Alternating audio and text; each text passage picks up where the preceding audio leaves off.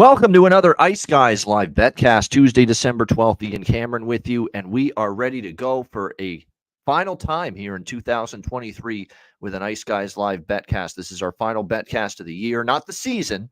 Some people I apparently scared the fuck out of them, saying with them thinking that this was it for the season. No, this is just the last Betcast for 2023. We'll have January Betcast, and then once we get to February, football season wraps up. We're going to have multiple live Betcasts coming up starting in February. So we're looking forward to that. Plus for the members on Patreon and the YouTube channel, assuming that we are going to be able to do memberships again on YouTube in January. We will have impromptu surprise spur of the moment betcasts, bonus betcasts in January and beyond as well. But we're excited about this card. I want to mention this before we get going. And actually, we've got a guest ready to go here already joining us on the Betcast here, Matt Ridge, and here's Alex P. Smith with us as well. But I want to get this out here quickly. Noah Gregor, this is like an emergency betting alert sort of thing here going on with this. But Noah Gregor's on the top line with Toronto tonight with Nylander and Matthews. And I got plus 800 with him at Betano to score a goal tonight.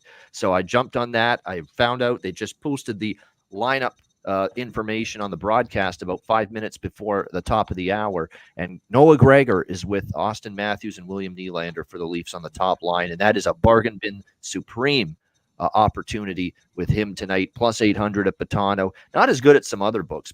The other books, a lot of them have it in the 450, 500 range. I know FanDuel's got 500. Still a very good price for someone that's going to be playing with, Matthews and Nylander, arguably the two best forwards on the team.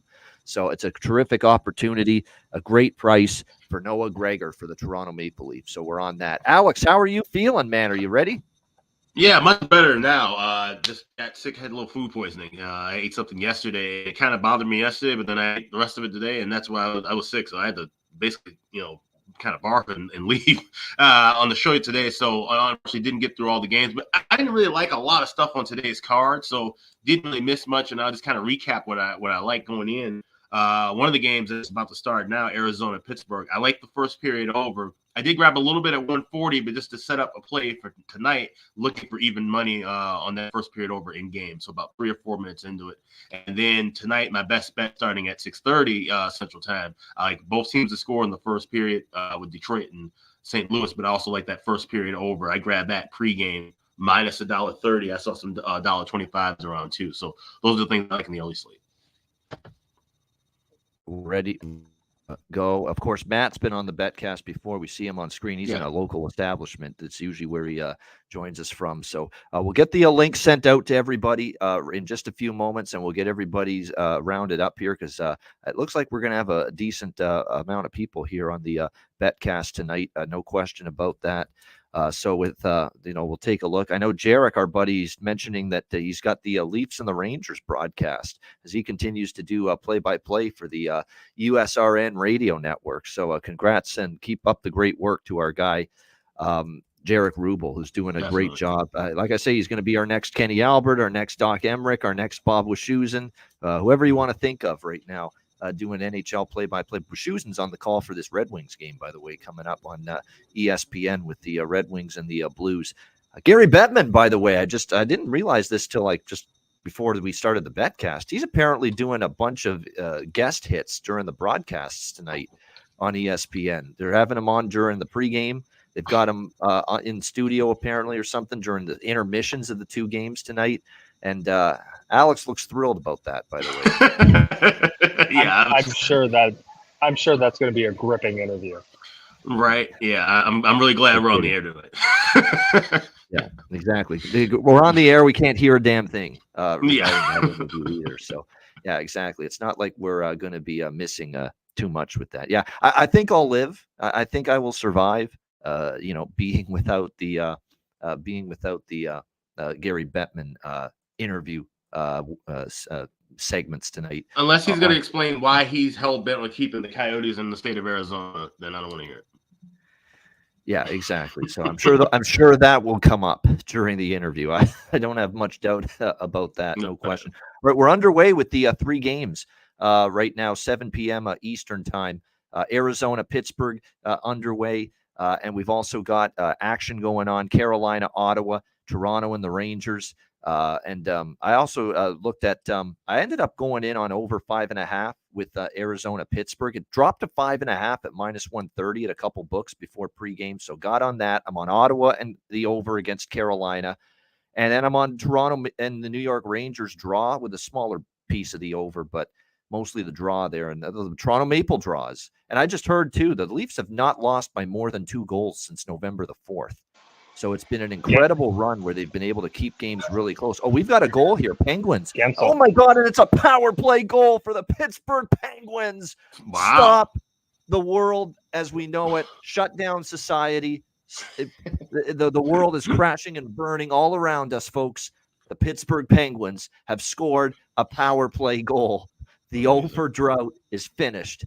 They have finally snapped the skid, and they lead the Arizona Coyotes 1-0. It looks like Jake Gensel will get this goal for the Pittsburgh. It looks like it's his goal from what I see here. So Jake Gensel, Pittsburgh Penguins up. It's a power play goal. Where's Sam Rosen when you need him for that call? And Sidney Crosby did a great job. He did a great job drawing that penalty too. Head of full of steam and ended up drawing the hooking call that led to that. So. And the thing about Sam Rosen is when he does the power play goal call for the Rangers, he always sounds surprised or shocked when he calls. Just in the tone of voice, it's a power play goal. That's how I feel about that right now with the Pittsburgh Penguins. It's a power play goal. I almost can't believe what I've just witnessed here. So there is your first. I was going to say because everybody's shocked about it. Yeah. Matt, it's shocking. It is. I mean, and really, Matt, there's no reason for this power play to be as horseshit. As it's been all season long. We've talked about this for 2 years. So I'm a Penguins fan. I'm from Pittsburgh. Just watching this quote unquote run that they're trying to do. They should have I've been jealous of the Caps rebuild for 2 years, and that's saying something. Yeah, that rebuild might get a lot worse, especially with what I'm hearing about. They're saying tomorrow that they might announce that they're moving to Alexandria, Virginia, and a lot of fans are not happy about that. What a bizarre location. So I live in Alexandria. Who's moving to Alexandria? The Caps and the Wizards. Yeah. They're gonna be they're doing a press conference at Potomac Yard 9 a.m. and Leonidas and the mayor and the governor are all gonna be there. So tomorrow they're doing that? Mm-hmm. So you might have some hockey in your backyard in about 3 or 4 That would actually be really sick. Yeah. But the DC fans aren't happy about it. The people who live in DC and close there, they're not too happy about what they're hearing. Here's the thing about DC local. 1-0 Toronto. So they're on the board. Local sports in DC is really weird. Half the folks show up in suits because they're coming off the hill, right? So are they fans or are they there because somebody they're trying to do a business deal tonight? Right. Yeah. Yep. Okay. You should see the amount of folks that show up to Nats games in July in a 3-piece suit. Really? That's interesting. Yeah. So it's an event. It's not necessarily it's an event for other things, not necessarily people just going there and watch a game. Okay. It's a social event. Now the Caps fans, you got to respect some of them. There are some good Caps fans in town. Sure. But it's a show.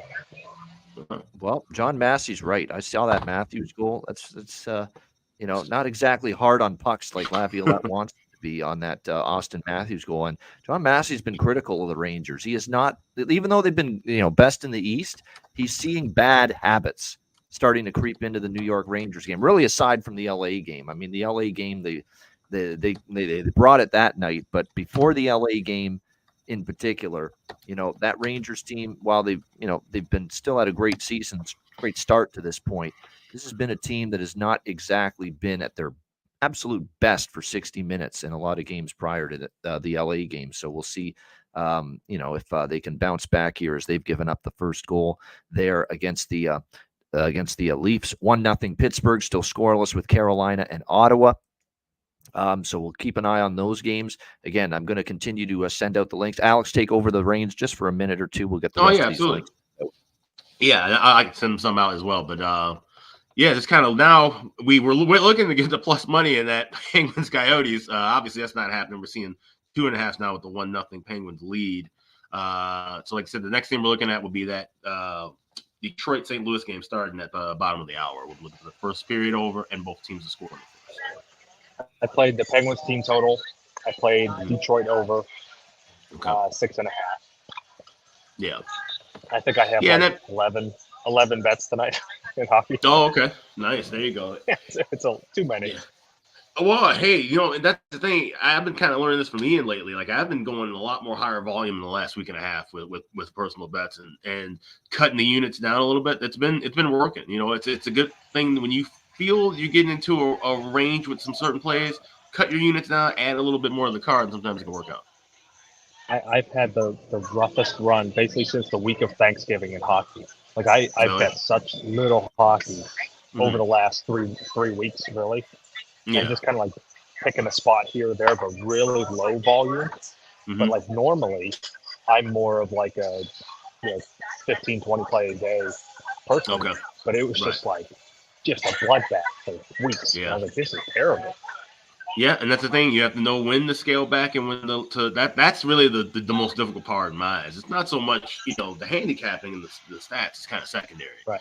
Being able to know, of course, when you can get the right prices and the right times, but then just knowing when to manage your own volume and bankroll, that's really the difficult part.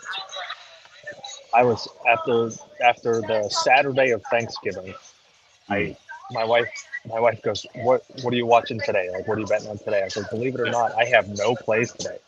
She goes, oh, this is she like looked at me. She's like, did you have a rough week? And I was like, yeah. That's because she knows and gets it. That's always a good thing. When I tell my friends that, if I tell my friends that, I'm like, oh, I don't have anything, going on tonight. I'm not betting anything. They go, really? Like, you're all right? I go, yeah. I'm like, nothing on the board, Yeah. So, yeah. Oh, wow, we got a lot because I don't like anything. Yeah, we got a lot of scoring here already. Yeah, somebody just said now it was Leafs 2-0. It's now 2-1. The Rangers just got on the board with a goal against the Leafs. And that was their first shot. The first shot on Martin Jones goes in. Yeah, well, haven't I seen that? Are we all in the fade Martin Jones trade tonight? I wasn't sure totally because he was actually good in relief against Ottawa. I heard he was okay down in the AHL too, but this is his first start, and let's see what happens here. But I would wait. I think goals already in New York. Rangers I think we can wait. Was plus money. Yeah, we can wait to fade Martin Jones. I think because obviously he's going to get more and more starts. With Wall's out for at least another month or so. Yes. So we'll, in due time we'll be getting back to fading Martin Jones and probably the full overs, first period overs like we were with his end of run with Seattle. Blake Wheeler, by the way, with that goal for the New York Rangers. So I've heard that name in a while. Yep, 2-1 for the end. And by the way, Rangers just took a penalty, so the Leafs are going on the power play right now, and so a chance to get the 2-goal margin back again. Wild start here with the Leafs and the Rangers. This is kind of what you expected. There's a ton of lineup changes for Toronto. Guys in and out of the lineup. Noah Gregor's up on the top line. You got a shift in the fourth line with Matthew Nyes out. I think he's one of the ones that's because they've got now the flu bug. The flu bug and the illness bug is ramped up for Toronto. They've got it running through the team now as well. And Matthew Nyes is out because of that. They're banged up on the blue line. They're on the second night of back-to-back games. Figured this could be sloppy, but I didn't think it would be this kind of start like this necessarily. But 2-1 Leafs, and they are now on the power play at the moment. Still scoreless in Carolina, Ottawa, and still 1-0 for Pittsburgh leading Arizona. We do have a game coming up. It's the ESPN game, so should talk about it a little bit because it is the game that will be available coast to coast on ESPN. Detroit and St. Louis, the first game of their doubleheader tonight. It'll be Bob Wischusen and Weeksy, Kevin Weeks calling it from St. Louis. Obviously, it's a tough spot for Detroit. I personally like goals more than anything in that game, especially early and the full game. I jumped on that first period over because I'm buying into it now after cashing in with that Detroit-Dallas first period over last night, that the first period overs for Detroit in the short term are really starting to roll. No doubt about that. I mean, maybe not earlier in the year where we're seeing a bunch of first period overs with Detroit, but right now we are. No question. So I'm on that first period over and the full game over, both in that game. Alex, I think you're on board with that too. Yeah, first period over was my best bet. I grabbed, like I said, anything $1.30 or better. 9-3 the last 12 games for Detroit to that first period over. So it's been a solid run. And St. Louis is on a 15-2 run. Just kind of quietly to that first period over as well. Theirs haven't been as smooth, and it's been a lot of them giving up 2 goals, not necessarily scoring 2 goals. But we're going with that. And with that being said, we're also taking a shot with both teams to score in the first period at plus 160. Like I said, just kind of looking at goals early, and we might jump in with some live plays after that. All right, liking both teams to score first period as well, Alex, for Red Wings and Blues. We welcome to the Betcast. I believe this might be someone making their debut on the Betcast for the first time because I don't recognize the face. I don't recognize the name. Dusty Pucks. I'm trying to think. Are you is this your first time on the Betcast? I've been on some of the ones where you just watch, but it's my first time being on here. But I was going to say, we got an Ottawa goal. So now we're rolling. There we go. Let's go.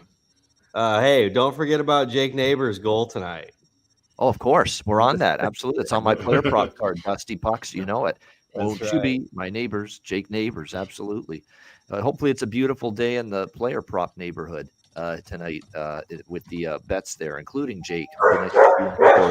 Yeah, Ottawa on the board. Josh Norris giving the Ottawa Senators a 1-0 lead against Carolina. And again, Pyotr Kochetkov in net. I have high hopes for the kid. He's going to be pretty good, I think, but right now is not the time to trust him because he's been up and down lately, and more so the defense in front of him hasn't been as good. And that's why I was on Ottawa and the over in that game, and they are off and running, as John Forsland would say, 1-0 for Ottawa there. Yeah. Hey, Ian, I was going to ask, you ever whenever I'm getting real degenerate, I like to take my goal scorer parlay it with the first period over for Alex. You know, you get a little boost on there. Whenever they score and there's no first period over, though, it burns pretty deep. But if you do hit it, I mean, it doubles your bet usually. So I like hitting that. Did you have that last night? I hope you had that with Essel and Dell in first period over. I mean, anybody who could have had that. Yeah. You know what's funny about that? My buddy always bets Essel and Dell to score when we go to the I'm in Dallas. We go to the Stars games. He always bets Essel and Dell to score. And I swear he never gets close to scoring. And so I sent that to him last night. I was like, Essel and Dell, baby. Down on the board. Nice. That's good stuff. I was shocked, guys. I couldn't believe it. We have so many great viewers and listeners, and I could not believe. I guess that shows you how much faith and trust you have in us, and we appreciate it. That had an Essa Lindell, Michael Carcone bargain bin parlay last night. There's like 4 people I've talked to that had them parlayed together, and I'm like, holy shit! Wow. Amazing. Yep. Amazing. Yeah. And I was nervous. If I had known that, I would have been really nervous because I fully believed in Carcone scoring. I even bet that myself, but I'm like, Lindell was truly a long shot, and we got lucky with that. I like the price, and he shows up against Detroit. That's now 4 goals and 11 assists against the Red Wings in his career. Yeah, absolutely, and that's what you saw, and that's what the people are saying. How the hell did Alex come up with that? Essa Lindell. It's because of his numbers against Detroit. What are you doing, dude? How he ended up coming out with it. I want to say hello to Goose. I saw him there. I just wanted to let him get into his car and sat down before we bring him in. Goose, how are you? Goose and his always unmuted microphone. Yeah, right. Ding, ding, I'm gonna promise to try and not be road rage tonight, but I won't promise anything because Calgary drivers are the worst. So anyway, other than that, I'm doing pretty good. I see my Leafs are leading, hopefully still 2-1. Yeah, 2-1 still, no change there. Rangers. There you go. Rangers got a big penalty kill though just now, so I fear momentum is swinging a little bit there. Well, shit! There's more cops coming into this place than you can shake a stick at. Holy Jesus! And I'm just getting out in time. Good. They didn't know it was me. Spirit, Goose. Holiday cheer. Come on now. Yeah. Well, actually, my holiday cheer is going to show up here Thursday morning when we're on our way to Montreal, me and the wife. Oh, nice. We've got our 4-day mini excursion to Montreal planned out. So I don't know about the rest of you people, but when we go on vacation or when we go on a trip, we always, stuff to go see, stuff to do, so on and so forth. We plan our stuff out because Joanne has mobility issues, so we have to be a little on our ball. Yep. We spent an hour and a half last night planning where we were eating for 4 days. Schwartz's Deli for takeout, some sort of sushi all-you-can-eat place. It's apparently dynamite. Gotta Couple get the pubs, heating couple schedule in this. order. I agree. That's important. That's Oh, important yeah. stuff. Yeah. But yeah, like we're literally going through like articles for the 50 best or the best brunch places in Montreal. So we found 2 of them. Okay, cool. There's brunch taken care of, right? Okay, what do you want to go do? Well, I want to get to. We're going to the Basilica, Notre Dame Cathedral, and I said, and I want to get to the Bell Center.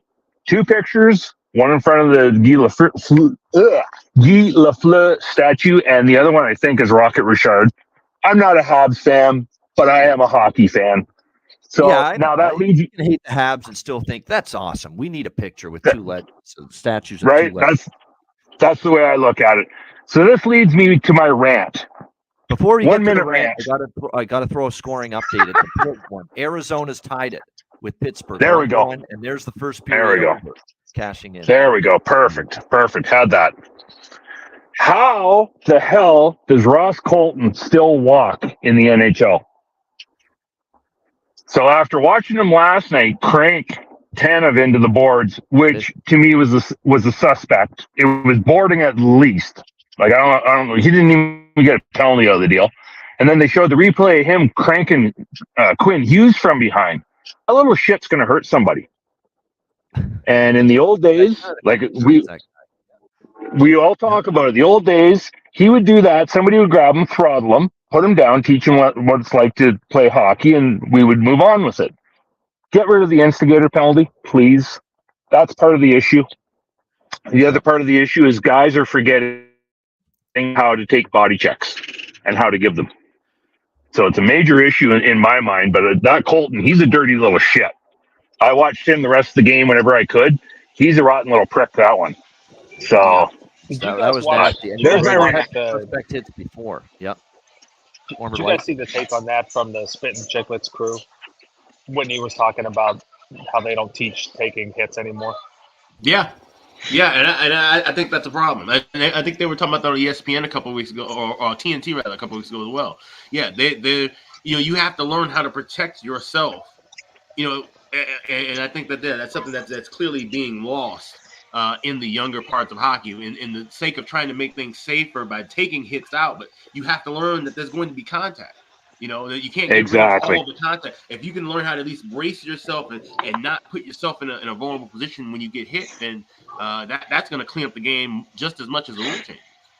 Yeah, exactly. I never played hockey or anything as a kid or ever, but I played football, and like they teach you, like you can't let yourself just get crushed. You have to, like, they teach you levels, and they teach you ways to get tackled so you don't get your head right. There's ways to absorb that hit when the guy's going to get you, right? There's ways to do it. Hockey's the exact same thing, right? I played both, more hockey than football, but like last night, and I got watching because I forget who I was listening to, and they were talking about guys cutting across the middle with literally no fear anymore. And I think those of us who are old enough or that have seen the replay, we always think of Paul Correa cutting across the middle, and Scott Stevens just tattoos him. Yep. And I see it all the time now, and I'm like, oh, I used to just drool when I played hockey, seeing somebody cut across the middle on me, because that was the first thing the old man taught me, was how to take that guy out, and I would just kill guys for that. But I see it now, and it's like, oh, one of you guys is going to get hurt because somebody is going to hit you, and you're not going to be ready for it. Yeah, it's so funny you say that. So every time, as an old man now, every football game I watch, you see somebody get tackled, and you're like, ew. Every time. Yep. Right. Yeah. Yeah. Yeah, but you got those are things that you have to learn. Though you can't instinctively have that. You have to absorb contact to realize that. I remember being a kid, actually just kind of learning how to fall, like I said, before getting ready to play football and stuff. And I actually watched some videos of like stuntmen, learning how stuntmen just take basic bumps and falls. And that was something that I used, and that's something I would probably recommend if I were to ever have, I don't have any kids, but if I, all nieces or nephews or whatever wanted to play sports, I would say, you have to learn how to, have somebody just bump you, and just feel body contact and get used to that before, playing a sport. Yep. Yeah, for sure. Yeah, no, and I got you know what? They don't hit like they used to. They don't know how to play a physical brand of hockey like they used to. Obviously, we know they don't fight and they don't brawl like they used to. There's a lot of things that it's just you got to adjust your mind and realize, hey, it's a different era of hockey right now. Well, I think that's spot on. Like you have a couple guys that have played both eras, Yep. but it's gonna go away. Like they're not getting rid of that instigator penalty ever. Like there's all the stuff that they put in to build this brand of hockey that they have. They're staying. There's no chance that they're going to do anything about that. Yeah. So then it falls onto the players themselves again to try and. I guess you're trying to educate the new core, right? Like, so you got your 21 to 18-year-olds, but these are guys like you play junior. Any of these guys play junior. I watch junior hockey all the time. They hit the shit out of each other. So if you're playing a year or two in junior, what are you like? Are you a doughhead and forget what you've done in junior once you get to the NHL? Like, this is what I don't understand. And like I say, and if you go back and watch the hit on Colton, this will be my last thing on this one. If you go back and watch the hit on Colton on Tanev has his feet the way he's supposed to be. You can tell he's coming around, and Colton sees his numbers. There's no way he should be hitting him. Do you give up on the play? No. You try and get an arm on him. You try and jostle him a little bit. Or you go but he plants him. Or you go from the side to hit him. You don't do it from the behind, from the back like that. But he literally Branson. Yeah. Yep. Yeah, exactly, right? And then I got into an argument. Actually, I got into an argument with Jimmy Devellano's son, Devellano from the Red Wings. Jimmy, I guess, is the father. But anyway, I got into an argument with the son online. He was moaning about the Perron high stick 6-game suspension. I'm like, how can you argue that? Yeah. Like, how he comes in and he smokes the guy. He literally is, it's not my stick's up and I hit you in the face. You can see the arms come forward. Like, he was trying to take his head off. He goes, wow, he's never been suspended before. I'm like, and? Well, it's going to cost him $70,000 in money. And like what part of that am I supposed to feel sorry for? Like shit. Again, I'm a hockey fan. I'm a referee. I'm a player. I've been a coach. I've done everything. That to me is that there's no reason you come in, you level them, throw your shoulder into him, put him on the ice, and then jump on him and treat him like a bitch. Go right ahead. But trying to take his head off with the stick. So finally we came to the understanding that it wasn't very nice of Perron to do that to Zoom. I'm like, okay, dude, that's where I'm going to leave it then.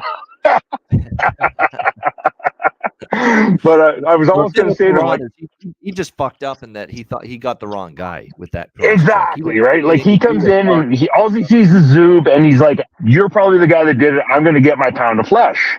Right. But 10 years ago, like the guy would have dropped his stick, grabbed him, and started hitting him. Yeah. So this is my thing is like, and I said to him, like, he used the stick as a weapon. I said, tell you what. I said, 2 weeks from now, I said, we're going to let somebody hit Patrick Kane like that. I said, what's your reaction? Well, and I said, there you go.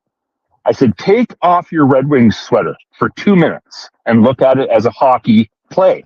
I said, it's not a hockey play. I said, 6 games. I said, he's lucky he didn't get 10. I said, because literally, I said, if he catches him in the throat, Zub's dead. He's going to crush his windpipe doing that. I said, now, is that what you want to happen? Well, no, but that's not the point. I said, no, that's exactly the point.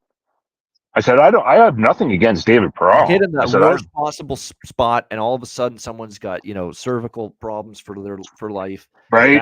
We all remember Moore from who did he play for? Was it Vancouver when Bertuzzi jumped on him and throttled him? Right? You know what I mean? Shit like that. Like, so anyway, so yeah, it was rather funny to have a conversation and a back and forth with Devellano, and I finally looked at the name twice and I went, oh shit, your dad's probably the vice president or the president of the Red Wings. Yeah, Jim Devellano, he might be related to him. Yeah. Well, and it very much is, because you can tell he was a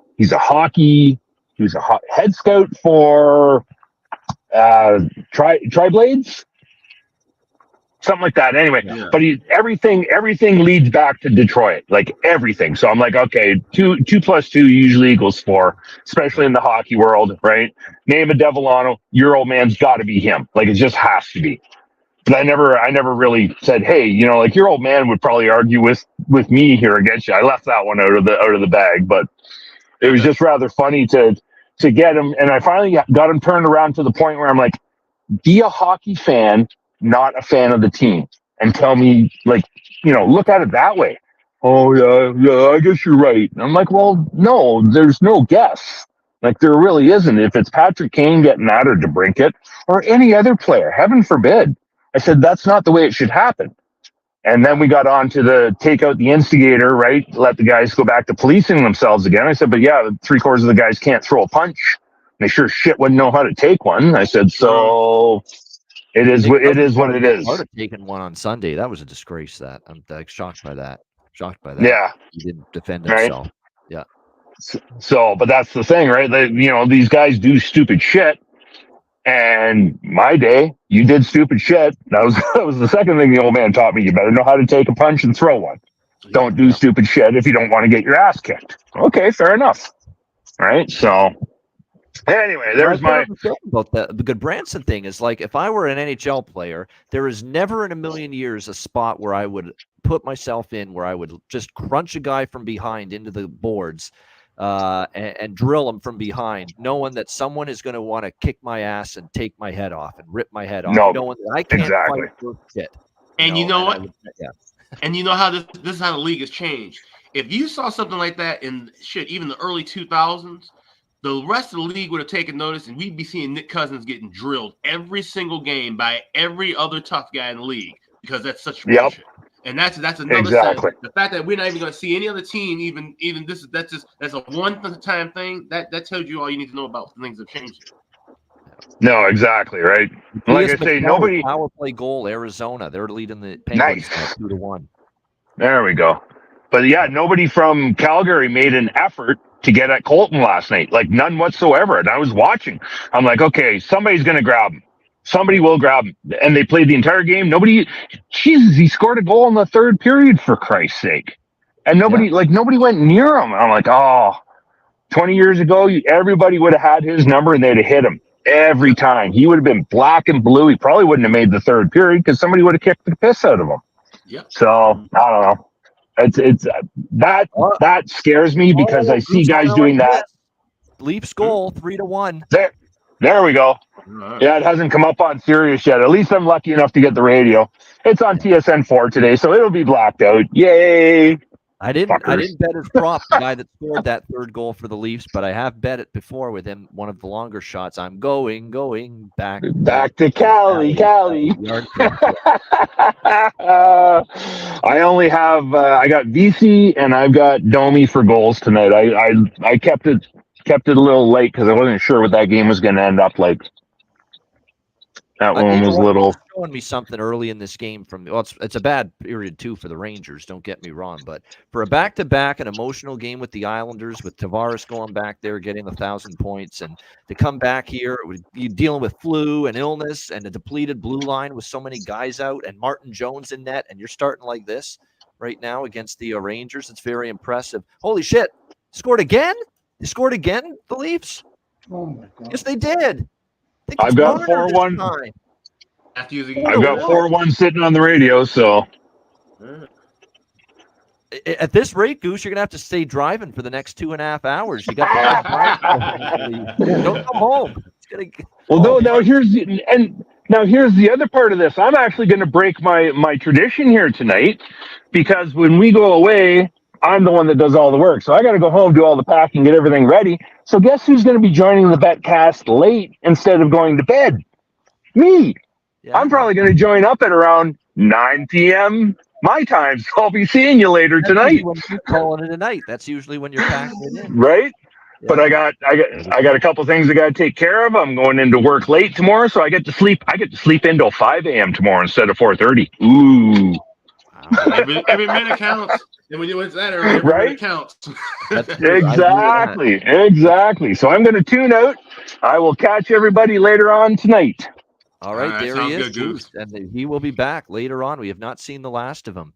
4-1 Leafs. What? And you know who's actually loving this on the Rangers? There's one person that's loving this, and he's not in the lineup tonight because he's hurt. Andre Miller, because they're finding out they miss that guy a little bit. Now, do they miss him this much? I don't know. You should be playing better than this in your own end so far if you're the Rangers. Yeah. But that guy is a really good player. I think there's not many that have improved as much in a shorter period of time than Andre Miller has for the New York Rangers, and there's no doubt they're missing him a little bit right now. He's probably seeing dollar signs in his eyes right now. Oh, my next contract value is going up a little bit right now. Yeah, and and it shows just how, like I said, responsible defensively he is. He doesn't put up the big points. I mean, he has scored some goals. We cashed a bargain bin prop with him, but like you said, yeah, his worth is his defensive playing, and that's showing right now. No doubt. It's bad news for the draw here because we need obviously the Rangers to get going a little bit here and settle down a little bit for them to entertain. I was a little worried. As much as I've been loving it, I've been on that draw run. I did play it small tonight, but I didn't. That's why it wasn't a full unit play for me because I just, those kind of runs can take a while. And thankfully for them, they're on the winning side of that. A lot of times when you see teams go on these 4 and 5, 6 and 9 runs to the draw, you usually see them get winded because they've been the ones playing so many overtime games. Think about it. They're not playing 60. They're playing 64, 65, 4-round, 5-round, 6-round shootouts, and that adds up. And then they usually have laying eggs. So for them to be playing well, despite having all that extra hockey played in the last 9 games, not too bad. Shorthanded goal, by the way, just now for Pittsburgh. So they have tied it with Arizona 2-2, first period of that game. So we need to be getting in first period overs now at plus money. So someone mentioned that in the chat. Yes, we are now jumping in and grabbing some more plus money with the first period over. All right, first period over, which I'm already on, which Alex. I'm already on it too, but I'm just adding a little more plus money. Yep, for Red Wings and Blues, and they're only 4 minutes into the first period, so there's still plenty of time there. Perlo, welcome in. How are you? Hey, Perlo. Good. You didn't have a Carter prop, I guess? No, Jeff Carter got the short-handed goal, by the way, for Pittsburgh. Jeff Carter short-handed goal prop. What was that, Dave? Oh, tie game in Ottawa. Carolina just scored. So Hurricanes knotted up 1-1 with the Senators. That means the first period overcasts in every early game so far. That better continue for St. Louis. That's all I have to say. Oh, I know, right? Yeah. I know you've said this before where, geez, all these games going over the first period, and I'm on the one that stays under. I've been there. I'll never forget. There was a Saturday 2 years ago, maybe 2 years ago, where there was 12 games, and I liked 2 first period overs. First period overs went 10-2, and the 2 that I bet lost.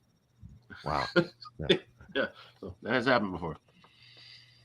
All right, I'm not going to wait around for this price to get any worse. Plus 340 on the draw. Arizona, Pittsburgh. I'm taking it. Yeah, might as well. That feeling of back and forth. Arizona's playing good, though, so far. They're really playing better than they did yesterday against Buffalo. It feels like a tight game either way. And if this game stays tied, if this game stays tied, the price is only going to get worse. So let's take the plus 340 right now on the draw. Coyotes and Penguins. Okay. That's a good look.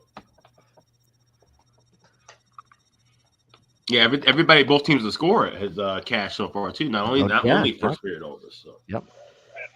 Alex's boy Kaner just rang the post.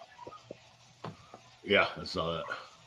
Yeah, Patrick Kane. Look, people are starting to make some. Well, I don't know if they're making a huge deal of it. It's only early, but I will point out that they are 0-3 with Patrick Kane so far. The Detroit Red Wings. They haven't won since he's played, so that is something to point out. That's all. Yeah. I was kind of wondering how that was going to work out because they had a really high shooting percentage before they brought Kane in. Wouldn't that be something if they just went on a gigantic losing streak? That's Patrick Kane. Yeah. By the way, Marty Necas got the goal for Carolina, so to tie that game. So that's the way that one's going. So that's the way it is. 1-1, by the way, at the end of the first period there with the Hurricanes and the Senators. So definitely. Blue score. Oh, yes, there. I just saw it. There we go. St. Louis 1-0. I got Blues minus the opening period. Was that Brandon Saad? Brandon believe Saad it with a was. goal. Oh my What's gosh, happening? I Like can tell by Jeff the Carter, face. Yeah. Brandon Jeff Carter, Saad, and Brandon Saad have scored goals. Is this 2016? all these random over the hill guys. Oh my gosh. Yeah, that's going to be his goal. I'm seeing the replay Yeah. right now. Yep. Point blank range. Usually, in the Hawks uniform, he'd miss that. It's actually a good finish there by him. Yeah. Yeah, amazing. Picked the spot. Very nice. All right. All right. 1-0 Blues there on the ESPN game. First of two on ESPN. Chicago, Edmonton is later with Chicken Parm. Buccigross is calling that game later. Blackhawks, Oilers with Ray Ferraro.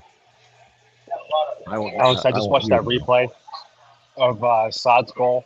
And he said when he was in Chicago, he would have just shot it right in his chest. Did you see it?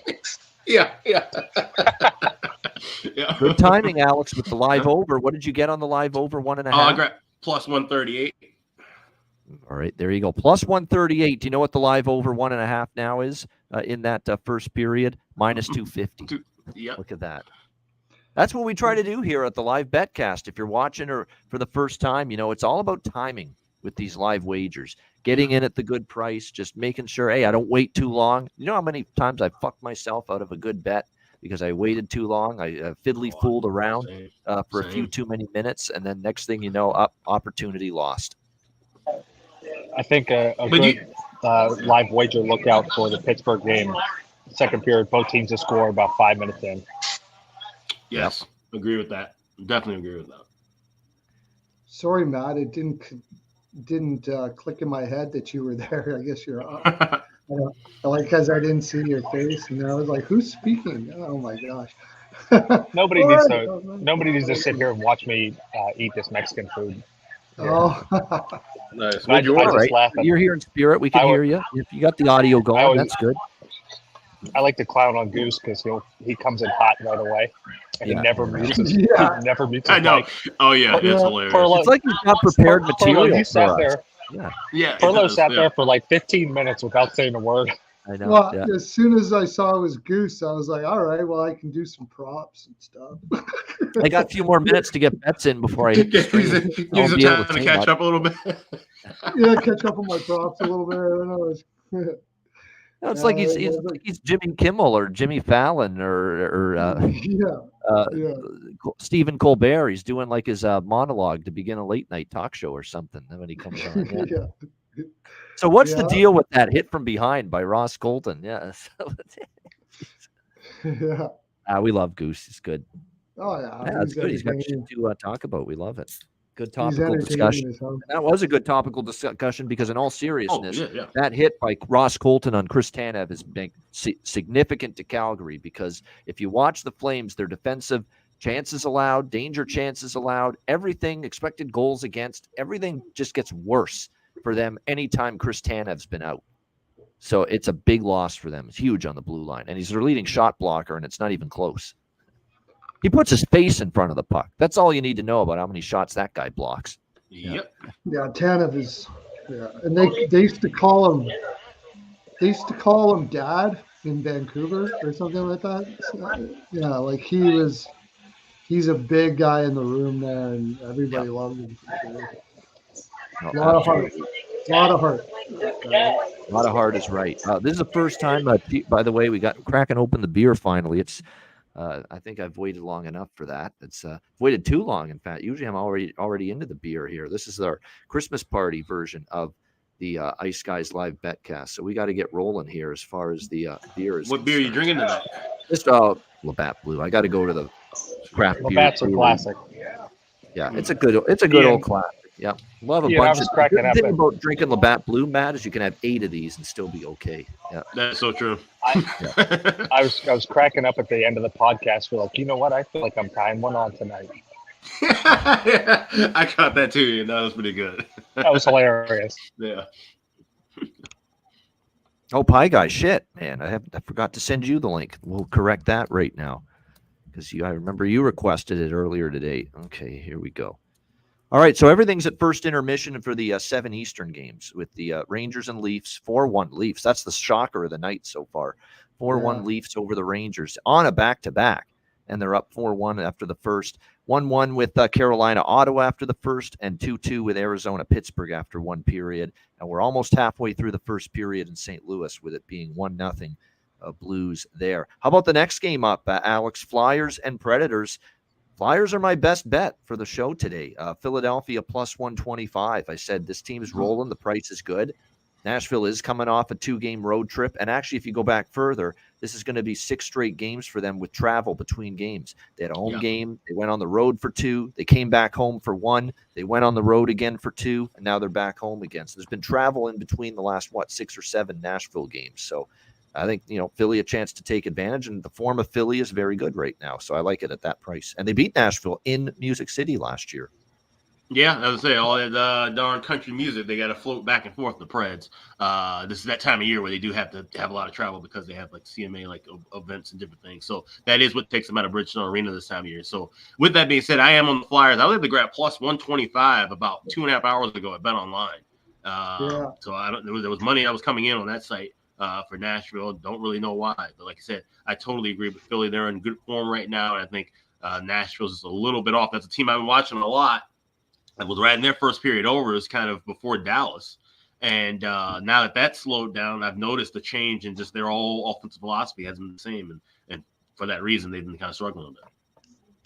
Let's take the Rangers to score a goal in the first 10 minutes of the second period against Toronto. Yeah, I like they need it, and they need it quickly. And you can just get a better price that way. You can take Rangers' next goal at minus 150 just to score the next goal regardless of when. Or you could hone in on the first 10 minutes of the second period and get plus 120 with that. So I like that. I think they know they got to press the issue now, down 4-1. And, I think Martin Jones will see a few more shots here in this beginning of the second. So that's what I'm going to be on here. My first official live bet of the show here. Rangers plus 120 to score a goal in the opening 10 minutes of the second period. Yeah. Someone asked about first period looks for Flyers and Predators. I will be looking for that first period over once it drops into the plus money range. All right, there we go. Good stuff. So do we ought to start wondering? By the way, hi, Pie Guy, how you doing, buddy? What's up? Rob. There you go, Rob Royer. Here he is. Yeah, can we get Mr. Ice on the Betcast? You mean Ice X? Yeah, he's been on a few times tonight. Ice comes on. Yeah, he's busy right now. He's Christmas time, and I was going to say I don't see him in the chat either, so I think he's maybe incognito tonight, unavailable. I'm messaging him all the time, and he's like, "I'm so freaking busy, I can't keep up." So he's pretty busy. Hi, Guy. How are you? Welcome in. Yeah. Doing all right. I had a really good weekend, and then my Dolphins shit the bed yesterday. And, that was shocking, man. No. I mean, they didn't play. They deserve to lose, game, though. They deserve to lose. But they deserve to lose. I know it looked like they put it away, but that was gift wrap. 2 turnovers by Tennessee. But still, you'd think 14 points up, that game's over, and they let Will Levis essentially go down the field twice to beat him. I changed the channel. I was about to go to bed, and I'm like, wait, what? Now I get it. He was excited that they won that game, and they came. Will Levis was celebrating like they won a Super Bowl. I mean, I know he was excited, but he was a little too excited for me. But no credit to him. He might have just completely secured his job for the next year and beyond. So I think that's kind of what he senses too. Like they're going to really start to buy in that I could be the guy, at quarterback for them in the years to come. So. That I think definitely is part of it. Yeah, we got a power play for Detroit. I should point out Detroit's going to the power play here, and this is a big opportunity here for all of us sitting with bated breath, waiting with bated breath on this first period over here. Although I don't panic anymore, even with 5 minutes to go on these first period over situations, because I know there's just so much time left, in all these games when it comes to the first period over, and you can all I think we're seeing more last minute of period goals than we've seen in a very long time. So it always gives you hope, always leaves the door open. Yeah. Well, that's when they're at the most tired, right? So getting that last. Yep.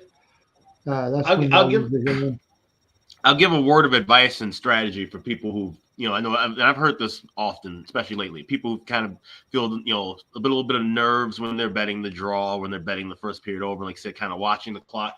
Don't watch the clock. Count how many shifts are in the opposite zone. Count offensive zone shifts. And that might be a little bit less pressure on you than just watching the clock. Watching the clock in any form of way can be nerve-wracking.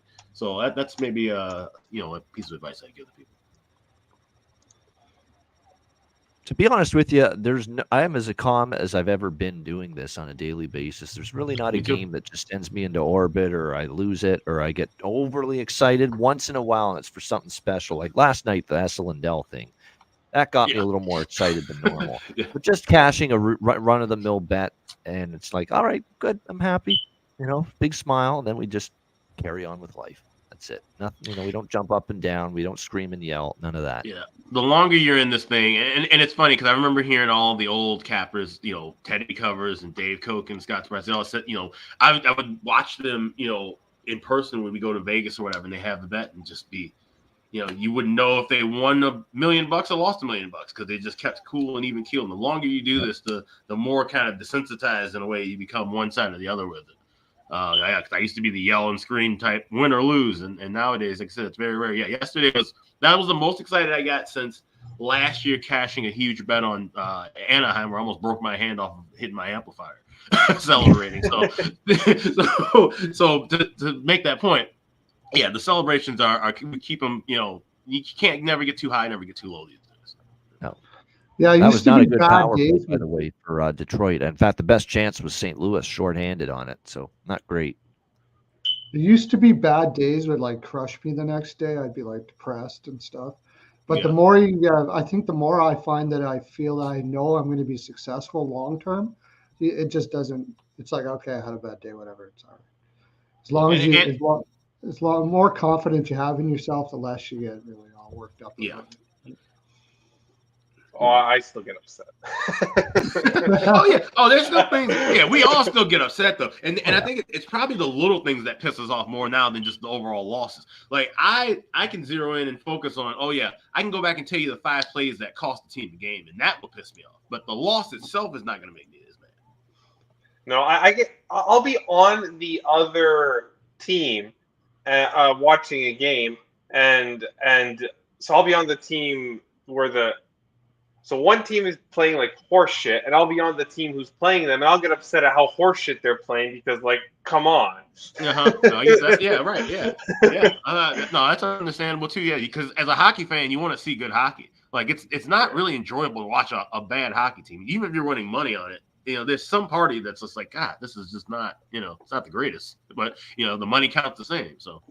Yeah, Exactly. It's like, I guess I'll take it, but I mean, like, come on, this coach is a moron. What are you doing in your own end there? Yeah, and by the way, I'm on the draw. I should point that out. Smaller portion on the draw with that Philly and Nashville game coming up, but primarily Philadelphia. Like I say, I'm buying into that. Somebody needs to change their smoke detector batteries. Yeah. Everybody's heard that beeping. Okay.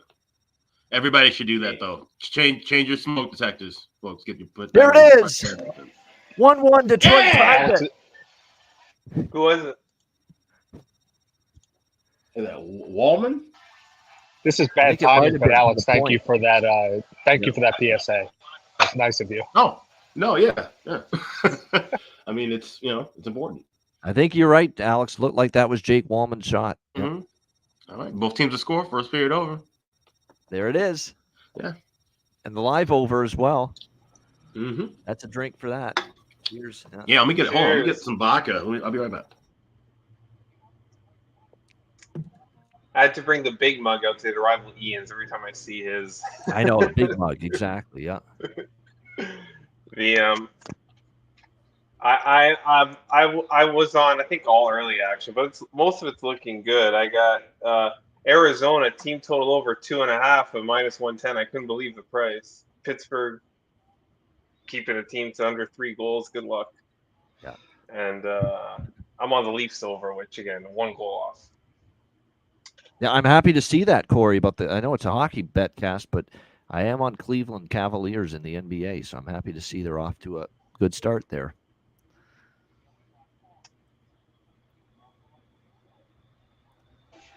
I think I have about 9 NBA props tonight. Too many. NBA props are hard enough to, spend time capping, and then you spend all that time, and then the person you bet is out. at the last second. The injury reports are nonsense. There's no frustrating sport more to handicap these days than NBA. It's not even close. I I will gotta wait on the say vodka. that, It so, wasn't like, in the freezer. I can't say that I'm like an NBA fan. Like, I'm not going to watch those, but to cap them and to bet them and then just let it sit and see what happens when you wake up in the morning, that's the way to bet NBA. That's primarily me. Like, I'll watch some NBA, but I don't watch a quarter of the NBA that I watch NHL. Not even a quarter. Yeah. I haven't been watching much of NBA or college basketball so far this year, which has kind of been nice as far as balancing time out. But like I said, I kind of get back to college basketball after the New Year anyway. These days. Yeah. All right, so we're 1-1 here with the that's both teams to score first period has cashed in every game so far. Mm-hmm. I don't recommend it though for some reason I don't feel it's going to happen with Flyers Predators, but Yeah, I wouldn't play. I would rather play first period over than both teams to score in that game. Still can't get into that mindset of, it's hitting every game so far, we got to bet it blindly for the rest of the night. No. Wouldn't play that in Chicago, Edmonton. Wouldn't play that. Maybe would play that in Winnipeg, San Jose. Maybe. Yeah, I was going to say that one looks like a good one. I had Edmonton team total over 1.5 or plus 155, I think. First period, that makes sense. Yeah, that's good. Oh, the Wings scored again? Yes, they did. Oh, yeah. Shit, 2-1 Detroit. Berggren? So just like that, and it's and it's a guy that I got it. Might be this guy's only on the fourth line, and he scored now twice in a row for Detroit. Didn't bet him though. I thought about it, but I said no. It's Berggren. It's Jonathan Berggren. Well, he's playing to get out of town. So yeah, I mean he's playing to showcase himself because apparently they're peddling him in trade discussions right now with other teams. He got the rebound. Well, I think that's just I think that's because he's behind the scenes kind of complaining that he wants to play, and so I think they're doing it for him more than anything. Yeah, he's right there, and he just shoveled it home on the back end there after a rebound kick to him. Yep. Those are two very fortunate bounces in this game. Yeah. You got to feel how frustrating it is for that kid. Like, keep him coming because I'm on over 6.5 there too.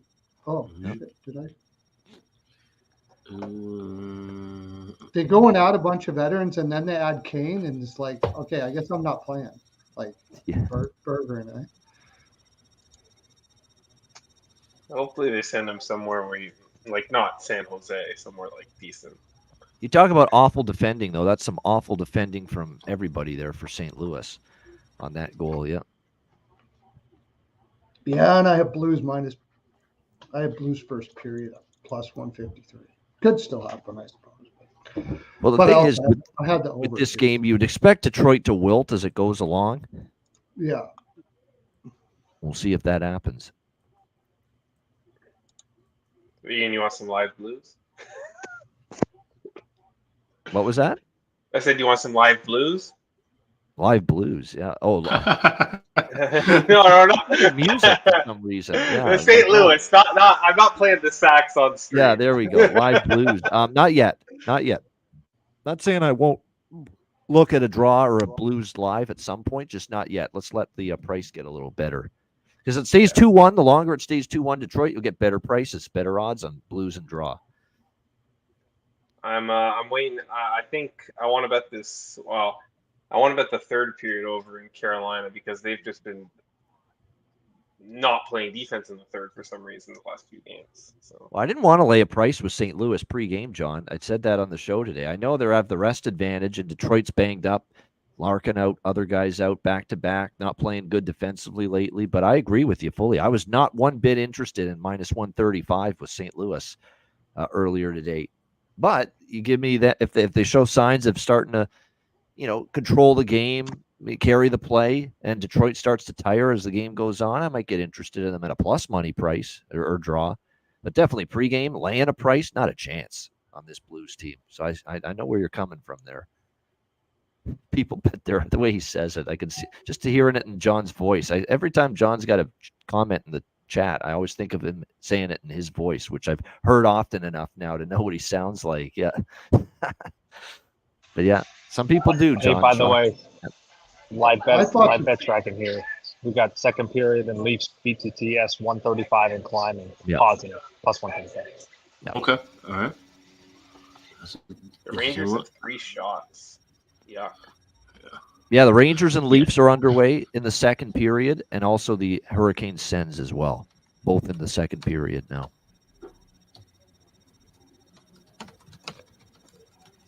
I'll tell you, the fact that St. Louis didn't control that first period is really concerning, though.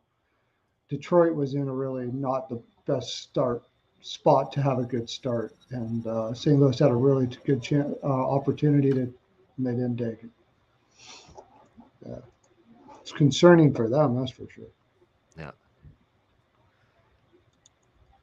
Sorry, I was Garrison's the goalie. Garrison's the goalie, Kristen, for the Flyers tonight, who's been better lately, so I don't mind having the Flyers with him in net.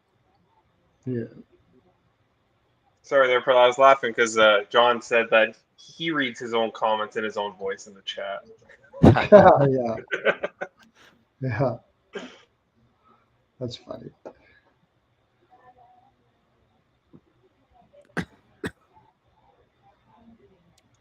Penguins my second buddy's period, text- both teams to score opened at plus 110, by the way.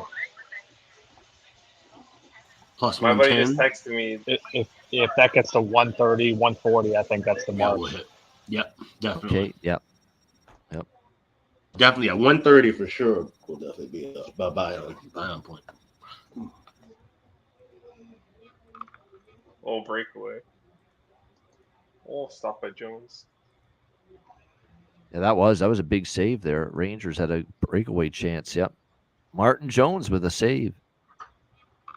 What do you know? He's seeing the beach ball out there. Yeah. We called him. He's the Martin Jones, of course, when he was at his absolute worst at times in the past. San Jose, in particular, and Seattle, we'd call him Philadelphia. beach ball Jones, Martin Jones. Yeah, I feel like we faded the shit out of him when he was a Flyer. Yeah, that too. Yeah, you're right. He was there briefly. Yeah. I almost forget he was a Flyer for a bit too. Yeah. Well, his that last Flyers couple team- of years with the Sharks too, it was just Yeah. that was unbelievable. In Philly, it was him and then Rasmus Ristolainen in front of him, so that didn't help. Oh, How I can't believe the trade discussions that are so hot and heavy for him right now. Like, have you not watched the guy play for the last 6 years? Takes dumb penalties. Doesn't really give you, he's not as physical as much as he should be. Sometimes caught out of position too much. There's a lot of negativity to his play, and yet it sounds like they're making him sound like he's the defenseman that's going to put you over the top coming up in this playoff chase. I got a question for the room. Trade to the Leafs. Yeah. I got a question for the room in the chat. Which contract do you think is worse, Jonathan Huberdeau's or Pierre-Luc Dubois? I think they're both pretty bad. God, it might be Huberdeau right now, honestly. Huberdeau, I would say. Yeah, it's got to be Huberdeau. It's because his fall has, you know what the thing is, and someone said a post on this, maybe it was sarcasm, but I think some of it might be accurate. He used to be a great goal scorer and a passer.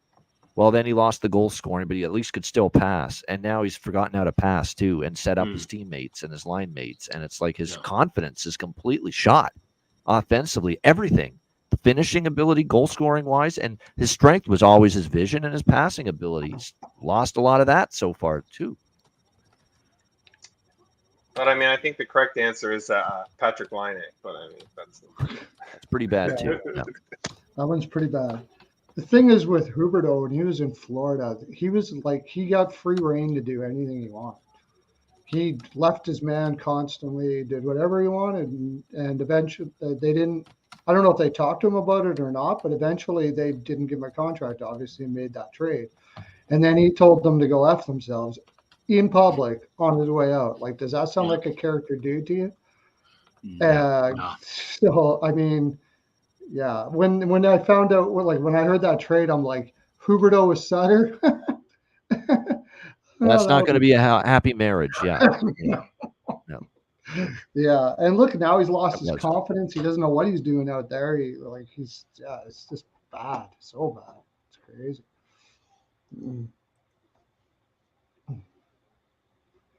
Oh, almost Rangers. Starting to get a couple shots now. Rangers are starting to come a lot. Well, they haven't scored yet, but they're now we might look for them to score next goal. Rangers to score next goal, I think, is a good play. I'm hoping they get it in the next 4.5 minutes or so. Yeah, exactly. Yeah. Let's see. What's the price of this? Yeah, I'm looking at 140 for second period. BTTS for Pens. Okay, all right, we're on that. So we're hitting that. Both teams to score second period, Pens and Coyotes, plus 140, and we're also going to grab Rangers to score next goal as soon as I can find the price. So we're on minus 140. That's dropped a little bit, actually. Minus 140 you can get now. They were. So I've been watching ESPN bet for the last 5 minutes, and usually it's like every 15 seconds you'll see about a 5 cent increase. They were holding it for like 30 seconds at a time. Like they were really didn't want to go up. They've been doing that. A lot of the books have been doing. I've been trying to watch timing of just like games that I don't bet. I'll just watch the live, see how the timing of things are moving.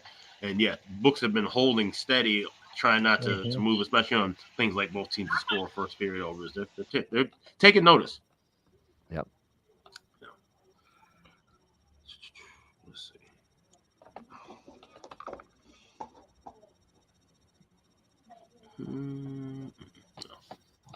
The shot props are doing good too. Ottawa going on the power play. So far, Nashville with an early first-minute power play coming up against Philly. St. Louis as well, by the way, on the power play. My friend is messaging me. He wants to let everyone know that he thinks Jake Wallman is being underrated by the bookies consistently as a goal scorer. Yeah, he's one of those guys that every 6 or 7 games he pops up and scores one from the blue line. Is he still on the power play? To that, yep. Thank you. Especially when somebody gets hurt, I think he slots in as the power play guy. So if that ever happens, then I think then you'd really get the value.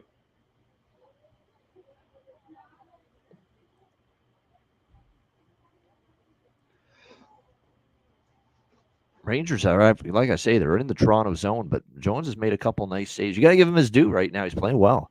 He's really had to play well, too, the last couple minutes because, like I say, Rangers pressing, but haven't been able to break through just yet. But clearly they've been a little more attentive and a little sharp and on their toes now compared to the start of the game, which was pretty much dreadful for them.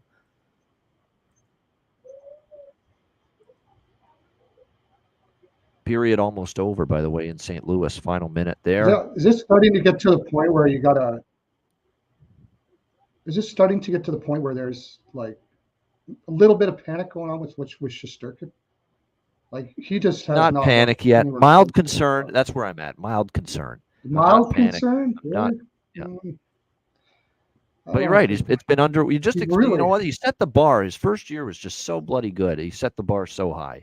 So anything where he's looking human looks like a massive decline. That's true. Yes, yeah. It just doesn't. He looks like his attitude is weird. Everything about him is just. He looks a little sullen, is the word. Sullen. Yeah. Like he's just. Like he put his arms up through the motions. But you're right. I look like he yelled at his defenseman today, and it's just not him. Frustration, I guess. Yeah. I wonder what John has to say on that.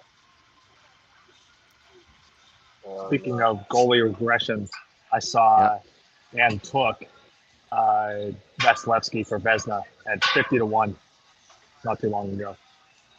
Oh, yeah? Wow. Looking for a big second half from Vasilevsky and the Lightning because they both are going to have a big second half. He's the one, right? He's the one that could do it.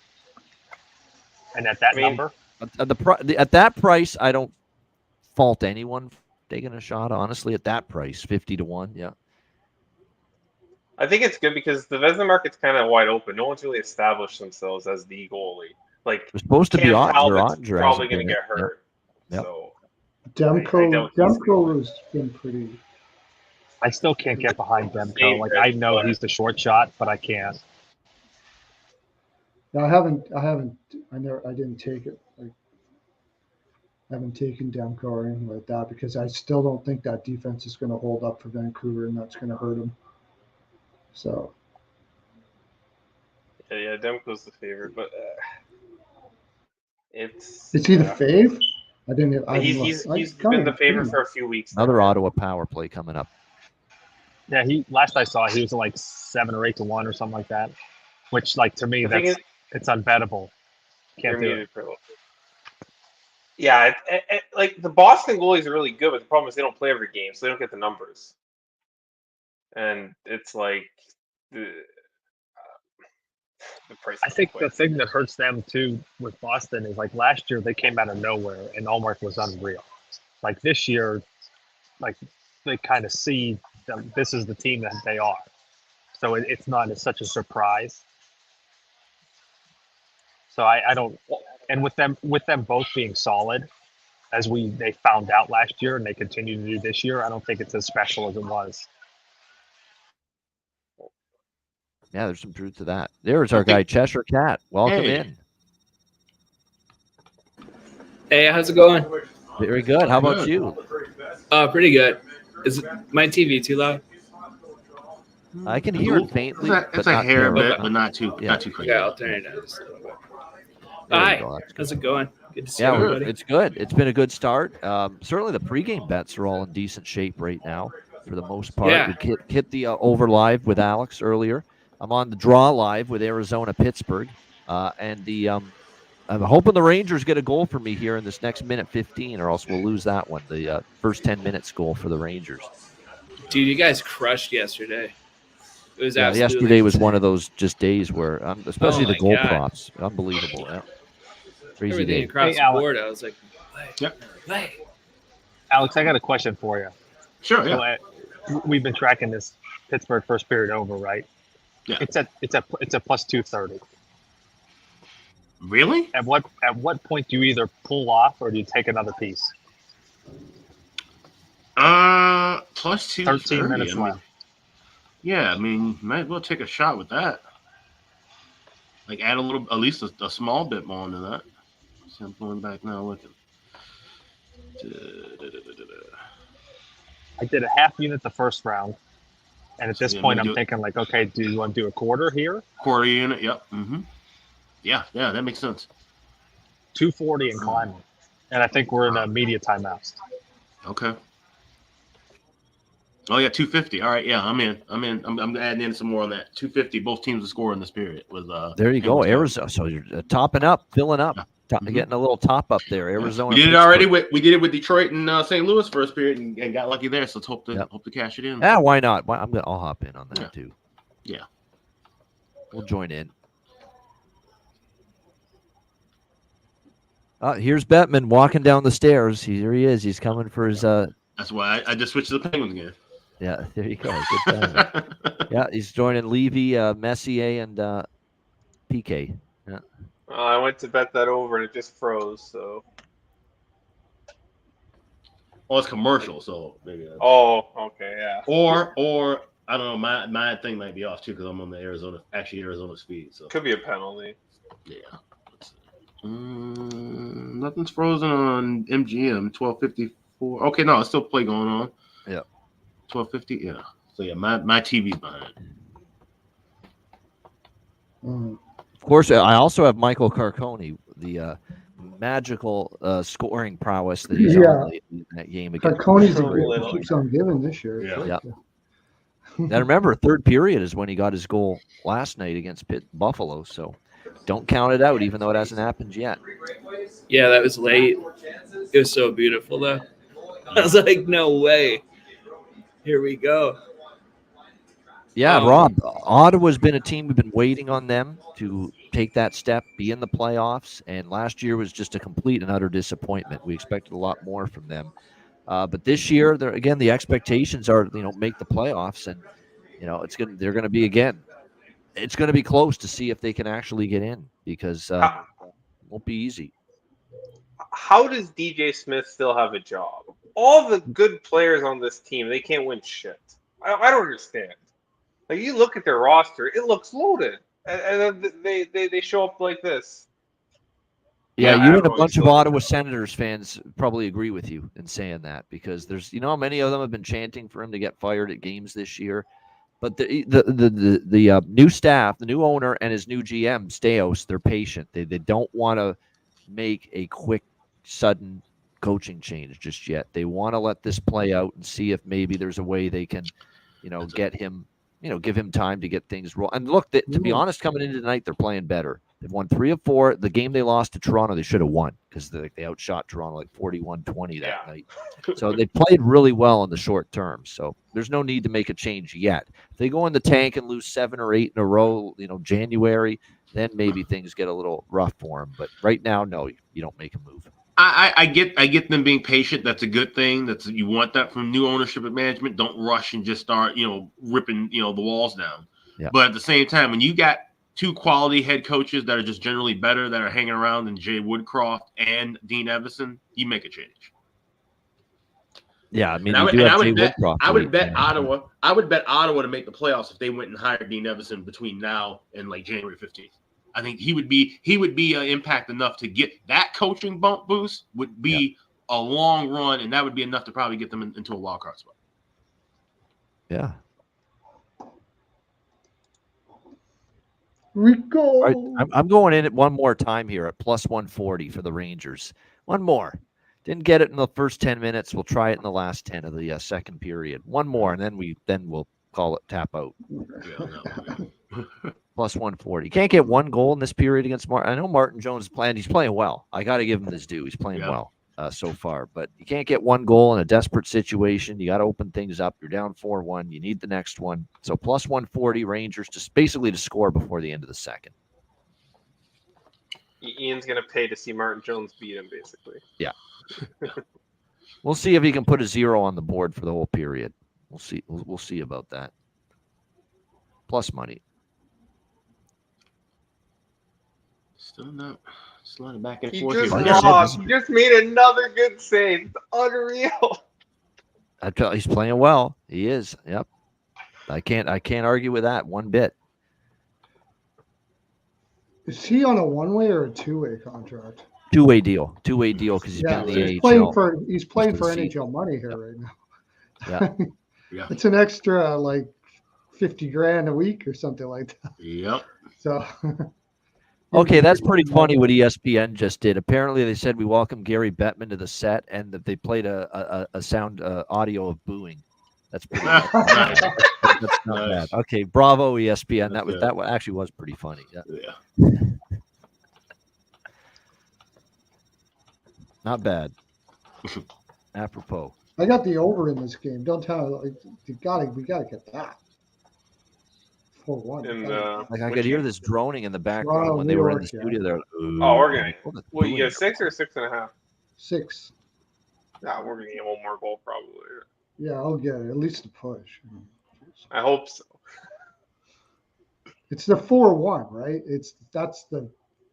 We got a 4-on-4. That's the thing. 4 coming up. That's here, the worst number for over. 4-1. Yeah, I know. 4. Yeah. I was gonna bet the Sens Canes third period over pregame. I'm like, oh, what if it's 4-1? I'll wait.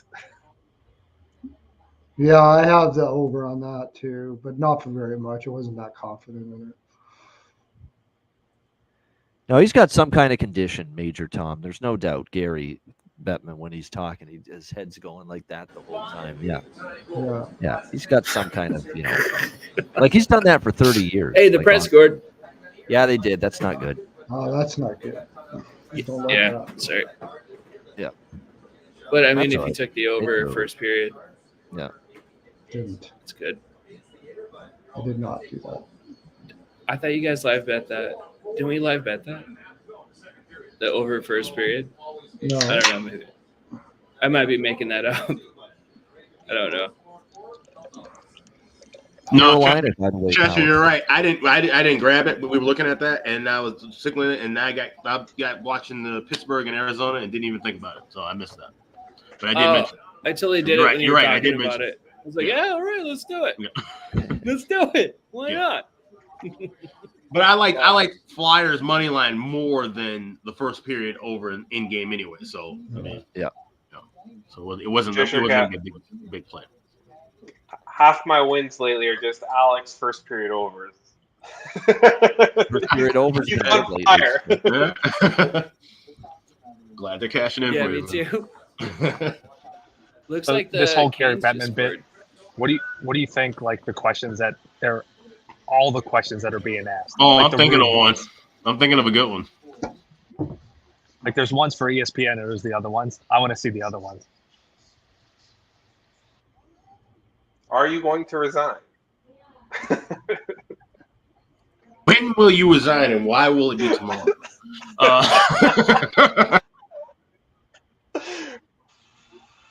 Alex, if you're Are frisky, the Coyotes moving Penguins, to Quebec? Penguins both teams to score is $5.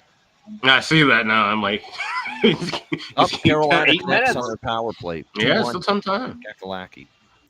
Beauty. Okay. All right, let's see. Good. I wanted one more goal, and then I want to bet that third period over when they shift the bet. And I might bet some third period sends. See, this is what John Massey was concerned about with the Rangers. It's a little too soft lately. And they've been kind of like that tonight. Just My concern with the Rangers was that when that quick game was like almost a little more emotional than maybe even it should have been, but it was like very emotional as well. it was. And It it's certainly kind of a was let- quick, and I think they kind of Yeah. rallied around it too. Yeah. Yeah. That was like a letdown spot, but then it was like, well, Tavares getting 1,000 points, but Tavares didn't go, crazy for that. It No. wasn't like that was more of an individual thing. That's what but don't get me wrong, I still bet the Rangers, but I did have that in the back of my mind that it was kind of a letdown spot for the Rangers there because of that game. But the back-to-back, yeah. This isn't hockey, but still relevant here. Barstool reported that Patriots decided to officially part ways with Bill Belichick. The end of an era. What? Wow. What? Bill Belichick Are you is out. serious? Yep. Earlier He gone. today, Wow. Holy fuck. I mean, it had to come at Big some news. point. God damn, he's been there forever. Wait until they announce he's going to be the GM. 3-1 Carolina, so back-to-back quick ones. wow. Now you're seeing why I did not bet Ottawa live. Everyone waiting in the chat. 3-1 Carolina. Oh, man. And I Oh, can see nice. after that I have 2-1 goal, Carolina. they were really starting to come on. And I have the And, over too. So now, that you know what it should- is now? They smell it. They smell it now. We can bust out of They this slump. still have to finally. hold on to it, though. But they have to hold on. They haven't that's been usually able to their do forte, that. but they've Leaky. blown. Remember the Calgary game? They blew a lead, 2-0 Yeah. up in the third. Yep. They haven't won in Thing- Canada yet this year. I'm not sure that's going to happen tonight This- though, because This that's is the technically last their game of that forte road usually. trip for them, though, right? That was like after a bad road trip, and you have that last game before you go home. You're gonna give her, right? Yeah. Like they had a bad road trip, so that's why I like Carolina the whole way here. But this could be coming back. Oh, it looks like it's under review. I'm just seeing it now. Yep. Hold the phone on that 3-1 goal. It I don't might think be, it's offside though. reviewed. It doesn't If look it's, offside. if this comes back, this is big. It might be a Sens live bet. No, it's good. They're It's dropping good, the yeah. puck. Yeah, it's It good. doesn't look like it's Looks like it's good, I think. Yep. Well, I have the over 2 in that game, so it's not Yeah, all I have bad. the over too. And now we just need 3 more Can for we that. still get a draw? I Oh, yeah. don't have the draw in that Ottawa game. I don't. Man, They this don't is flip fun. any draw This is so history. much fun. Yeah, I would say I didn't like that. I didn't like the draw on that either. I looked Yeah. at that. Yeah, nothing. Yep. Nothing said draw. Do you think the Sens can rally? I don't know. Or do you think they're just going to give up? I want to see how they finish the period. Like, do they have a few good shifts Okay. together, carry things a little bit, show that they're I not would trust shaken the by it. Senators more. I would almost trust the Senators more to come back than the Rangers. It's because the Rangers are kind of soft. Like John Massey's right. Yep. They're playing pretty soft. I don't know. They don't really have that fight to come back. And I haven't interestingly, seen it that much anyway. the Leafs haven't been that soft this year. I was going to look eventually at the Blues and the draw against Detroit, but I just saw a stat. Detroit or St. Louis is 0-11 after trailing in the first period of a game this year. Really? 0-11 when trailing after the Wow. first period. So then, should we look at Red Wings' second period money line? That's Ooh. I think though that you're if going to when get great St. Louis value on it because they're the scores- dog as it is. Yep. When St. Louis scores first, they're like 7-0 or something like that, and they scored first in the game. So it's weird. Yeah, My God, the Rangers are on another power play. How many chances are they going to get here? I mean, here we go, guys. Wake up. Here's your real. chance. Brilliant Wow. opportunity. You get this to 4-2 with Toronto on a back-to-back, 6th period coming up You might be in able to 2 do nights, it. and you get this to 4-2. You're back in the game, and you got the Leafs thinking a Chetkov little just bit. did like Yeah. an old school pad. But you got to capitalize if you're New York right now. I've seen him do that before with the Wolves. Yeah, he has some old school saves in his arsenal like that. Yeah, I love that. He even had his arm up like that and everything. It was Mhm. like the perfect old school pad stack. That's great. Oh, I love the pad stack. It's one of the best saves. It's just Yeah. Oh wait, who had the Scorpion save? Was it Kier Schmidt the other day in the Edmonton Scorpion save. Yeah, where so you're on your stomach and you bring your legs over your head to make the save. Oh, the Hasek. Yeah. Like the crab save. Right. Yeah. I think but Kier Schmidt pulled him off one of those in the Oilers Devils game on Sunday afternoon, and that was crazy. Yeah. Wow. And it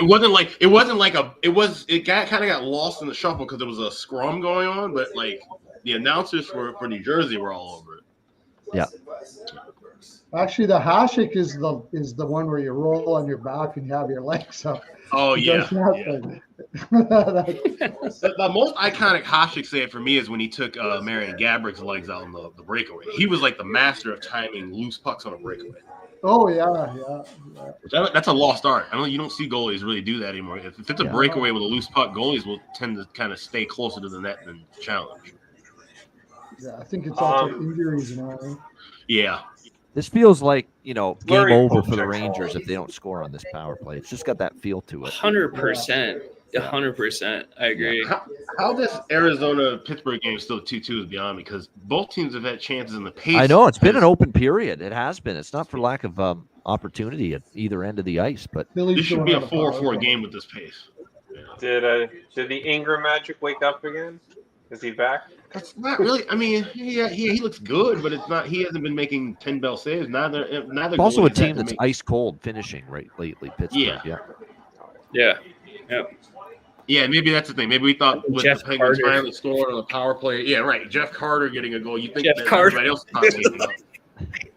Yeah. Jeff I haven't Carter heard his scored name for Andy. forever. Jeff Carter, Carter Blake scored Wheeler, for and Andy. Brandon Saad all have goals tonight. Yeah, Rangers can't even enter the Wheeler, zone too. easily on the Crazy. power play right now. Yeah, they're out of sorts. Yeah. I think Right, Alex. Denning is a good choice Penguins tonight. second period BTT yes $10. I'm surprised it's still even open at this point. I think they would just shut it down. After $10, they'd probably close it. So, I mean, I guess this is last call for that play if you really want to get it at this point. It's still 4 something left. There's still a ton of time.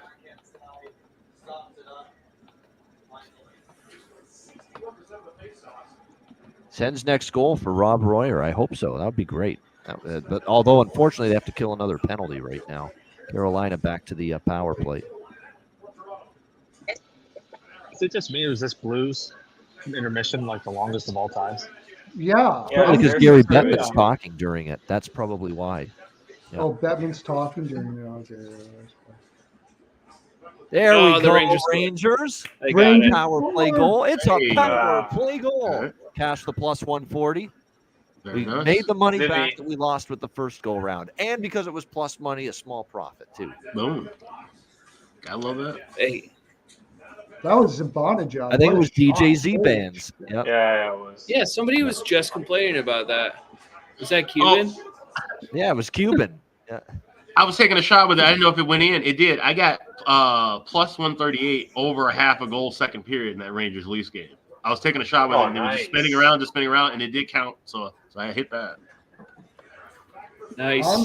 I'm now I thought it willing was in to the Wheel go. of Doom for a I'm minute. willing to take the Rangers money line from here. There we go. That's the great thing about these little. And the I'm, Leafs I'm mission. betting them more on the Coming back in the betcast game. moving forward. These interval bets for next goal, or not even. It's not even next goal. It's just betting that team to score in the interval, Mhm. and it doesn't matter if it's the next goal. Like Toronto could have scored, before the Rangers did there. As long Right. as the Rangers scored before the end of the period, I'd win.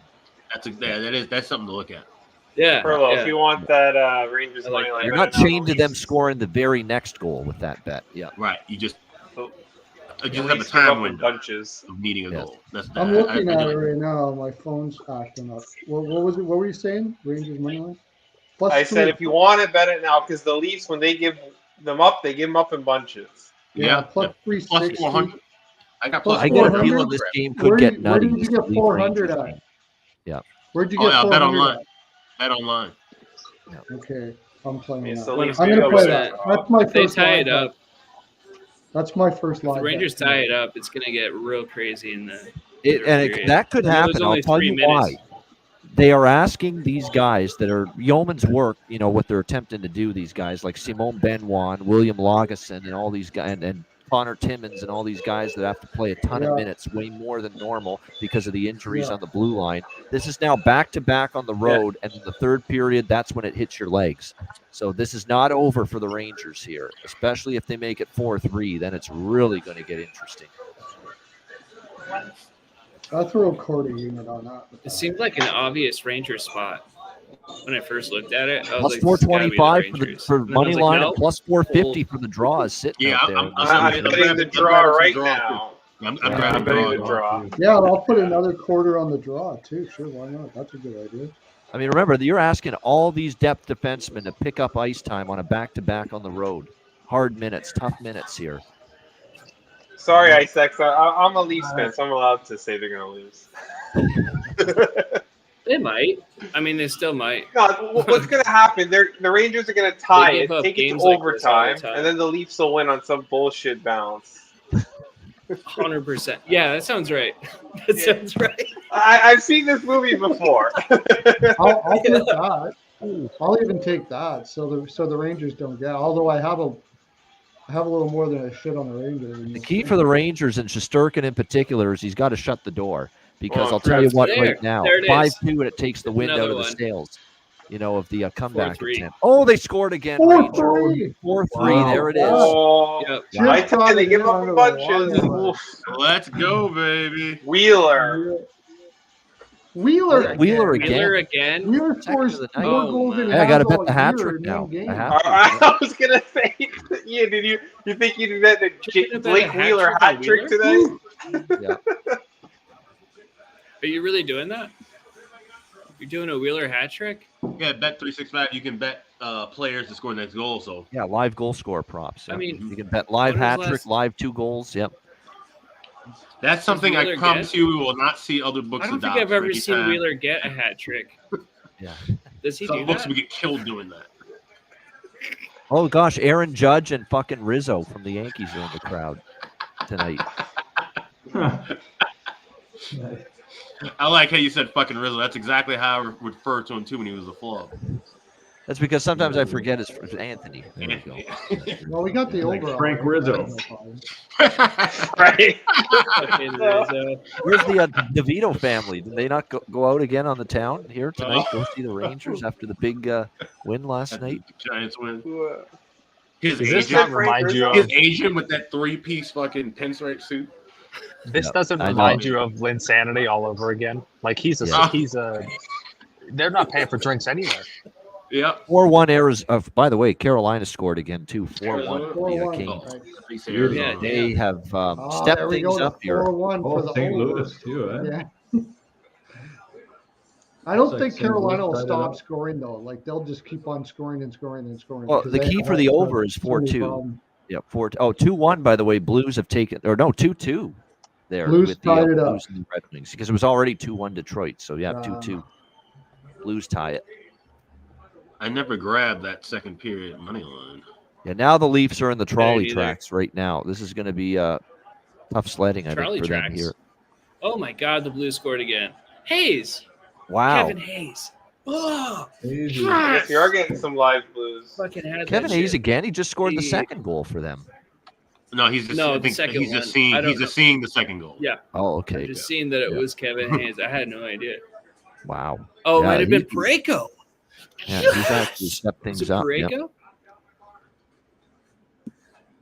What is it again? Now you Sick, got dude. Parayko. Who's going to score next? All right, we've I reached took- the end of the second in Madison Square Garden. So I did take 4-3. I took a Parayko tiny because it was shot. I took a tiny shot with over 1.5 and Flyers Predators plus 175 with 4 minutes left. Just hoping for a goal late. Yeah, Wheeler to score the third hat-trick goal plus 850. We'll do a couple Oh of. shit! St. Louis did score a third goal. 3-2 St. Louis. Yep, they have Yeah. indeed taken and it's Kevin Hayes again. What? Shit, It was Kevin Hayes. Oh, wow, it was. twice. He got the second and the Dude, I third goal fucking- for the Blues. Oh, What the okay. fuck is going on today, man? Wheeler, Hayes. I just had a feeling Hayes, about Kevin Todd, Hayes. like I said, Carter. is it 2016? Like what year? Is this 2013 hockey, not 2023? Yeah, like, Jeff Carter shorthanded too. I think. Martin Jones was looking good in net. Now he's struggling again. It pretty much feels like Glenn 2016 Denning's right now. getting a goal tonight. Yeah. I'm telling Yeah. you. Glenn Denning. yeah, Evan who Bouchard else? props are good. Maybe Rich Adam for Larson. everything. I like it. Oh, we got to bet. Shoot, If it's Susie was 2016, we playing. got to bet the Sam Gagne goal. I was about to say, should we just start betting the oldest Yes. player for Yeah, each I was team? just Yeah, let's thinking put that. Gagne later on. Gagne is great. Sam, How about Sam Jason that's it. Dickinson? Maybe he'll get That one sounds tonight for totally Chicago. right. Yeah. Yeah. Actually, Find the- Dickinson's not a terrible. Find the oldest player on the starting lineup tonight and bet them to score. That's right. the new trend tonight. Yeah. Yeah, exactly. The oldest Yeah, rickety it's I guy. mean, tonight. The Best reason I like night Gagne scored is for facing the Nashville. Hawks. So Mark Edward Vlasic scored for the San Yeah, I know Jose for Sharks. San Jose. Yeah. Yeah. That's what- It's on Vlasic. Yeah. is anyone even offering that? What is it, Phil like 20 to Kessel 1? was playing. Right, yeah. Some books aren't even going to have half those guys. John available. Massey saying, "Here's a secret: Martin Jones looked good when the Rangers had 3 shots on goal through a period." Yeah, Yeah. the third period. Yeah. Yeah. He looked really good. Yeah. Yeah, 3-2 St. Have any Louis. more There, Tom. secrets? Yep. Tell us all the secrets, man. Yep. That is true, though. I mean, yeah, that was. It's a nice comeback. If they come back and win, I'll be impressed. Because it's not I'll be really a Rangers impressed. They'll thing to put do. freaking. I want them to come back, tie it up, and win in overtime. Yep, me too. That's too. That'd be freaking beautiful. Nice 950. How about- bucks. How about Ekholm? Is he 3-point old night for enough? Sebastian Aho, by the way, much needed.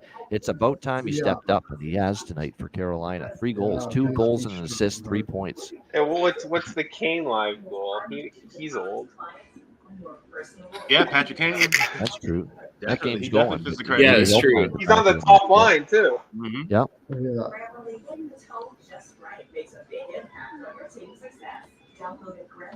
I'm just Oh, throwing I money did at- take Devin Shore in the Kraken game. I saw that there was a lot of value on that. So the question I He asked scored. Gary Bettman on Twitter, I'll read it. I said, Gary, with all these recent strings of dirty hits, will you consider finally repealing the instigator rule so that players can police themselves, Never. or are you waiting for someone to get seriously hurt and just find who did it $5,000? That's a good question. Yeah, Never that should have happened. been repealed a long time ago. Yeah. Man, that good Branson. I think I watched the video like 5 times. It's unbelievable. It's like straight out of WWE. The guy just gets back up. He had every right to be pissed. And then Oh, for man. Cousins to turtle twice. I mean, like I said yesterday, Yeah. it's an ugly, embarrassing look. Defend yourself. good on the Take NHL, medicine and look the man in the eye. And if you're gonna, at least draw. If you're gonna get your ass kicked, get your ass kicked. But you got to take the medicine if you're gonna lay a hit like that. Good on the NHL. They only gave Branson 1 game. Yep. They knew it was bullshit.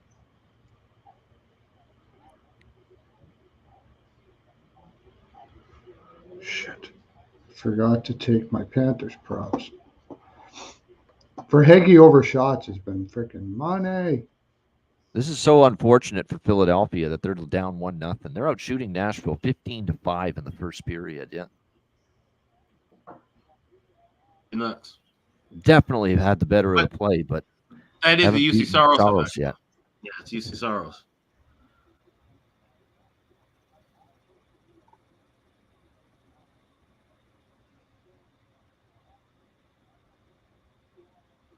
Yeah, he scored in the third period last night there, Cuban Michael Carcone. So don't ever count that guy out. Still a whole period left. Yeah.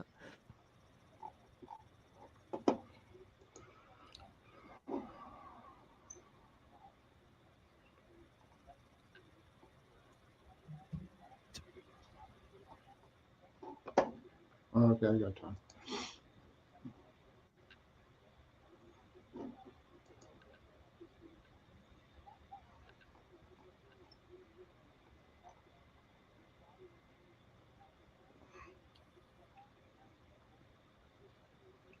I've been playing Verhage over 3.5 shots for like last 8 games. Speaking of that game, Florida and they're Edmonton. giving it to you at plus 125. Florida, Seattle, I should say.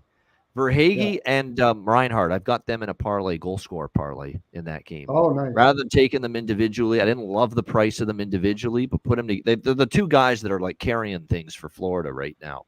So Verhage goal prop parlayed with Reinhardt goal prop plus 600 on that.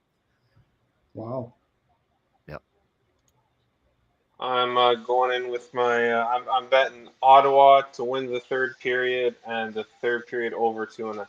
I don't trust Carolina to hold the streak. They haven't done it last 5 games or whatever. We got a Detroit power play coming up, and good lord, do they need it? They've been getting spanked this whole. You know what? I period. will take Ottawa. I will take Ottawa next goal plus 120 in that game because if they don't score the next goal, it's done. It might already be done, but if they don't score the next goal, it's done. And I could see Carolina just putting the clamp down and Ottawa just, going quietly into the night if Carolina gets the next goal. So I'll take a shot there. Ottawa plus 120. Official live bet. Ottawa plus 120. So one thing we'll have to do for the Betcast down the road when I finally get a little more time, we'll do sound effects and we'll put in some like brief little clips there. When we make a live bet, it's like a live bet notice or something. We'll put something like that together. How in the world do you play every time we place a live bet? I think I was on one of the. You can do a nice clip because I think I was on one of the Betcasts. I said, "Oh, I'm going to bet the Rangers to score the next goal," and then like 5 seconds after I bet it, the other team scored the next goal, and I was like, "Oh well, that lasted all 5 seconds." Yeah, it lost his first period over. But I was gonna say, I haven't really seen the Canes lock stuff down like they have in the past. This season. Yeah, they haven't been. Have you? They aren't as solid when they get into that kind of tighten up situation like they have been in previous years. Yeah, I don't know. God, I hate the Senators sometimes. All right, we've reached the end of the first in Nashville, 1-0. Get fucked. Yeah, Ottawa next goal plus 120. I also topped up a little draw plus 300 in the Leaf game, just small. I mean, I've already invested pretty good in the draw for the Leaf Ranger game, but a little bit more. You grabbed that plus 400 number, or was it probably pregame? It was plus. What was the pregame draw that I bet for the Leafs Rangers? Plus 350. No, I mean, what did you get for? What did you just grab live? Plus 300. Yep. Oh, okay. Oh, yeah. So right, because we get me and Pearl got it before that third goal came. Yeah, you got it. It was up to. I got a 310. I got a little bit of 310. I got a little bit of 400. Yeah, really good. Yeah. So we're all looking for hopefully a tie game there at Madison Square Garden. And this is the Toronto Maple Draws, who have gone to overtime in 6 of their last 9 games. Yeah. And I couldn't believe the stat. Nearly half of Toronto's games, I think 12 of their 23 of their 45 games or something like that have gone to overtime so far this year. Or no, not that much. 12 of 25 have gone to overtime this year. They've been consistently number 1 in the regulation draws the whole season, basically. Yep. And here they are, maybe about to drag the Rangers back into the game again. Yeah. Well, when you have a team who can't hold the lead, but they got all the offensive weapons to come back in the game, that's the criteria for it. Yep. Yeah, Doug, that's why I'm on San Jose in the draw a little bit in that game against Winnipeg later, Doug. They do have a bigger game tomorrow, the Jets against LA. Much bigger game, yep. Ian, I didn't even think about that. Coming off a long road trip, what is this? This is like that's a bad spot, but it's canceled out because Winnipeg's got like LA tomorrow night on Wednesday. Yep. I haven't touched that game. So I don't know what to do with that game. I might grab both teams to score in that. There's no way I can bet. I can't bet San Jose off of the fact that it is them coming home off of all. Yeah, doesn't it feel like they hit a wall? All those comebacks, all those heroics on the road. The Vegas game, the Islander game, Detroit game. This feels like they're either going to shock Winnipeg or they're going to get smoked like 7-1 or something. That's what I'm saying. It could be the mother of shit in the bed spots because we know how San Jose is off of a long road trip.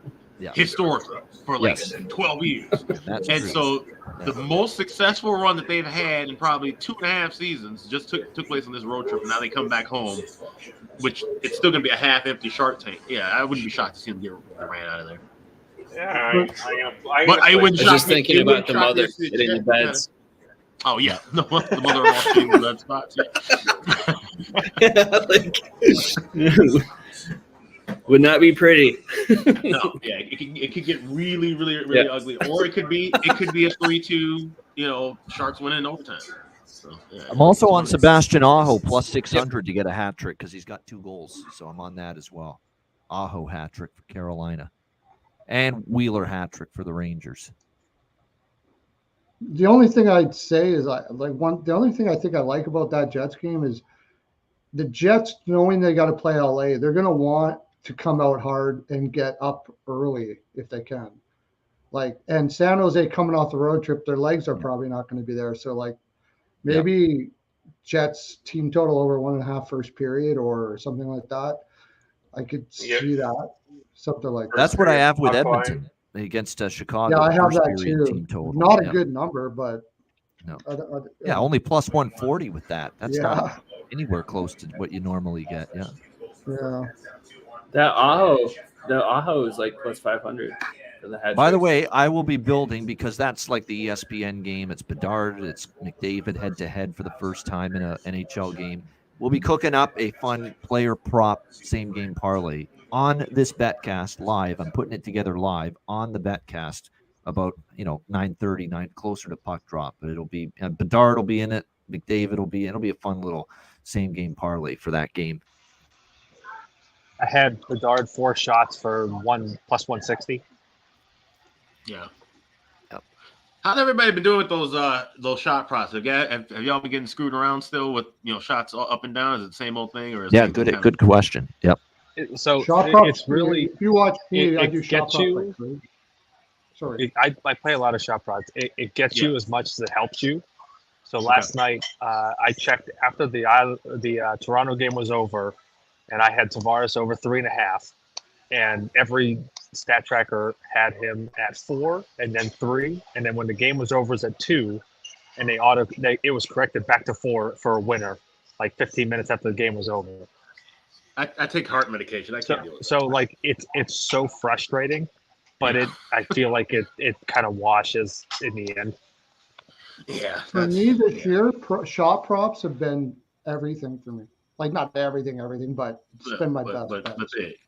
Shot props have been fantastic. So you get screwed every once in a while and it sucks, but people don't pay attention to them much. Yeah. What's that? It's been more good than bad. Yeah, I mean, you get screwed sometimes and it sucks. You're like you go to bed thinking you got it and you wake up and you find out they freaking took a shot away. That freaking blows. But Perlo, you just said it though. Like it's a very unwatched market. Like, it's a very unwatched market. Nobody pays attention really to good it. stuff on it. That's right. Mm-hmm. Yeah. That's why I like it. Is because it's unwatched. People aren't watching it, so you can find really good value out there. Yeah. And then they try to do I play juicy sometimes. If I see a guy is over 2 shots a game for the last 9 games and they're giving you -1.5 at -175, I take it. That's a high percentage play. So shot props have been good to me this year for sure. It's been some of my best bets, actual most money I put on a play bet. What was it? The Quinn Hughes shot props were insane for a while. They wouldn't move it. He was just 4 shots every game. The line at 2.5. Okay.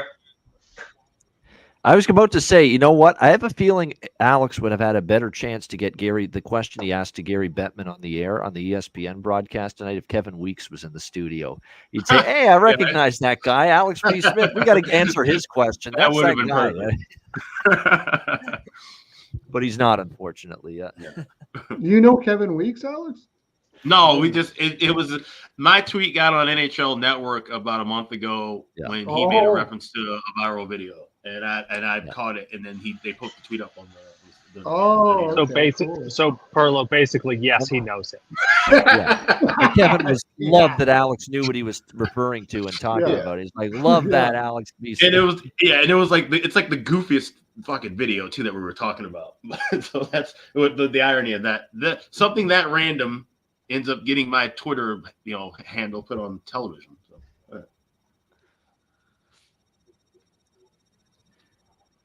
Yeah, I wouldn't argue with those looks in the chat. Hyman overshots, Hughes overshots. Quinn Hughes is still, he doesn't hit over 2.5 every night, but they still don't price that, with Hyman's the juice good they money. should.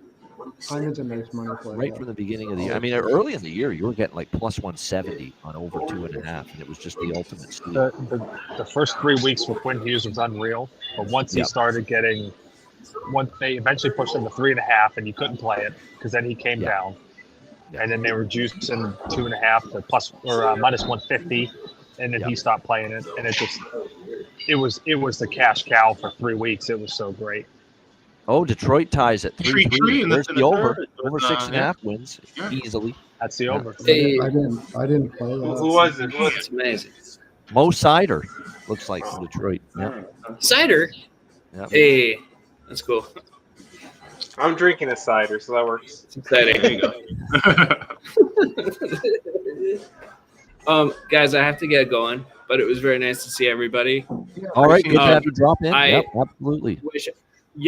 I wish everybody good luck on your bets. I'll still be in the chat. I just have to do some work and stuff. All right. So I'll still be here listening and popping in from here. Got to do that. See you again, Cheshire. Thank you, guys.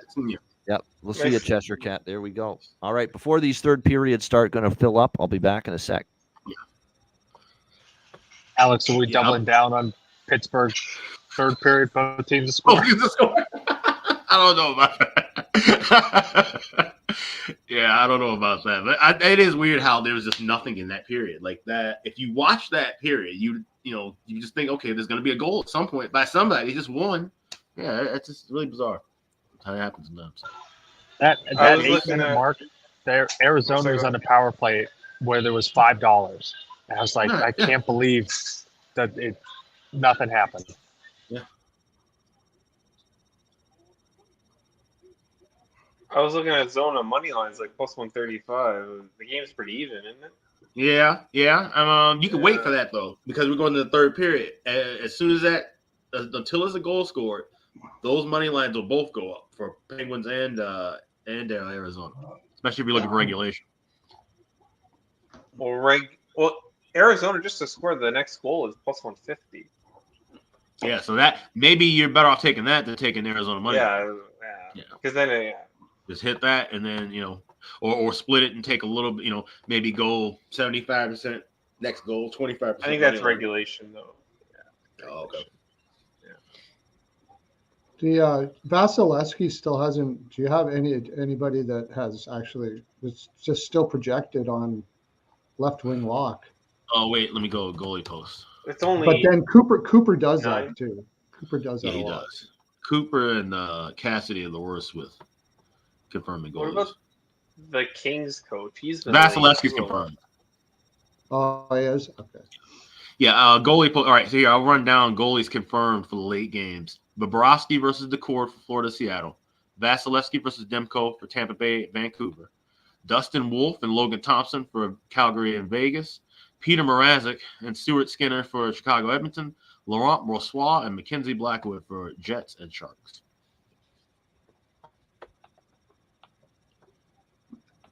I just noticed I'm going to play Panthers team total over 3.5. Well, that's not bad. It's plus What do you 100. do on that? Plus Paid 100. Plus 100. I think he's paying the Seattle defense more. Yeah. Well, I mean, but the Cord's numbers aren't great either, though. 392. Yeah. Same percentage at 896. Is there a reason why I shouldn't take that? What's the spot look like? I honestly haven't really looked at that game all that much. Florida's just infuriating. Like that sounds like a great spot, and then Florida wins that game 3-1. Florida's won 3 in a row. Second game of 5-game road trip. Yeah. For Seattle. Seattle's just brutal. They might try a long ass homestand. Yeah, and Seattle lost. What's is it 8 in a row? Yeah. Yeah. So I think they'll come out and that's why I think they'll come out and play hard here and might get 2 past. Maybe go both teams. I don't even know about both teams to score first. I don't trust Seattle's offense. I don't trust Seattle to do that. Yeah. How did the Leafs not score there? Florida first goal of the game, maybe. I may do that. Oh my God! And they're calling the Leafs for goalie interference. It looks like. Oh. Get back to that game. Yeah, third period starting with Toronto and New York Rangers. Actually, the way this is starting out, I think you could see a fistful of goals in this game. I was wondering about a live over in this too. Like we're seeing 9.5 plus money. Yeah, 7, 8, 9, 10. 3 goals. Can we see 3 goals in this period? I think so. You think all right. I'm gonna take a shot with that. I'm gonna go over 9.5. It's on New York. Penalty on New York. Okay. Yeah, over 9.5 plus 114. Live for Toronto and New York. Yeah, I'm gonna do I'll that. play that small. Yeah.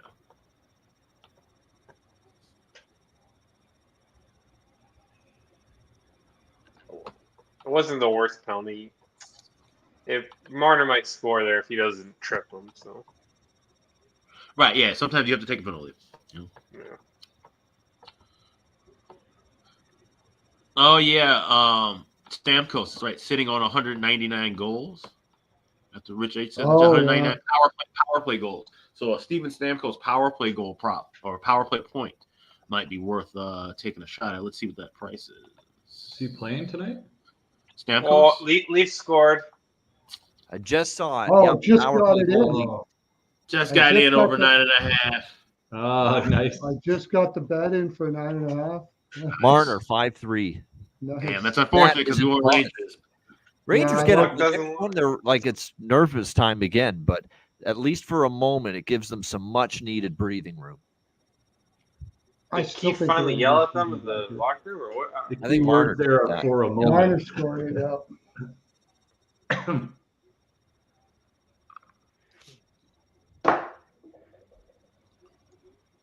Brian Matthews, Austin's dad, is the lucky man to sit beside Ty Domi in the dad's press box for the Leafs. Yeah.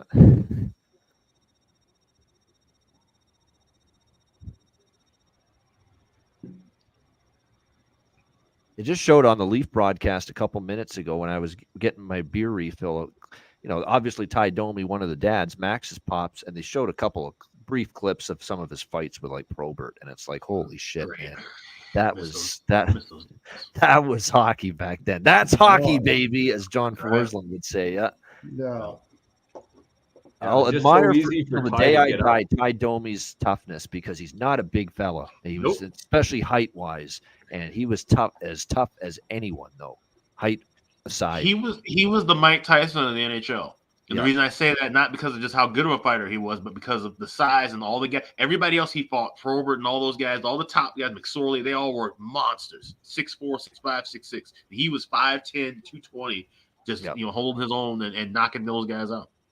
He just had a piston for an arm, man. That punch was freaking. Yeah, he would actually knock the fuck out people like towering over him. It's like it's crazy shit. Because he understood leverage.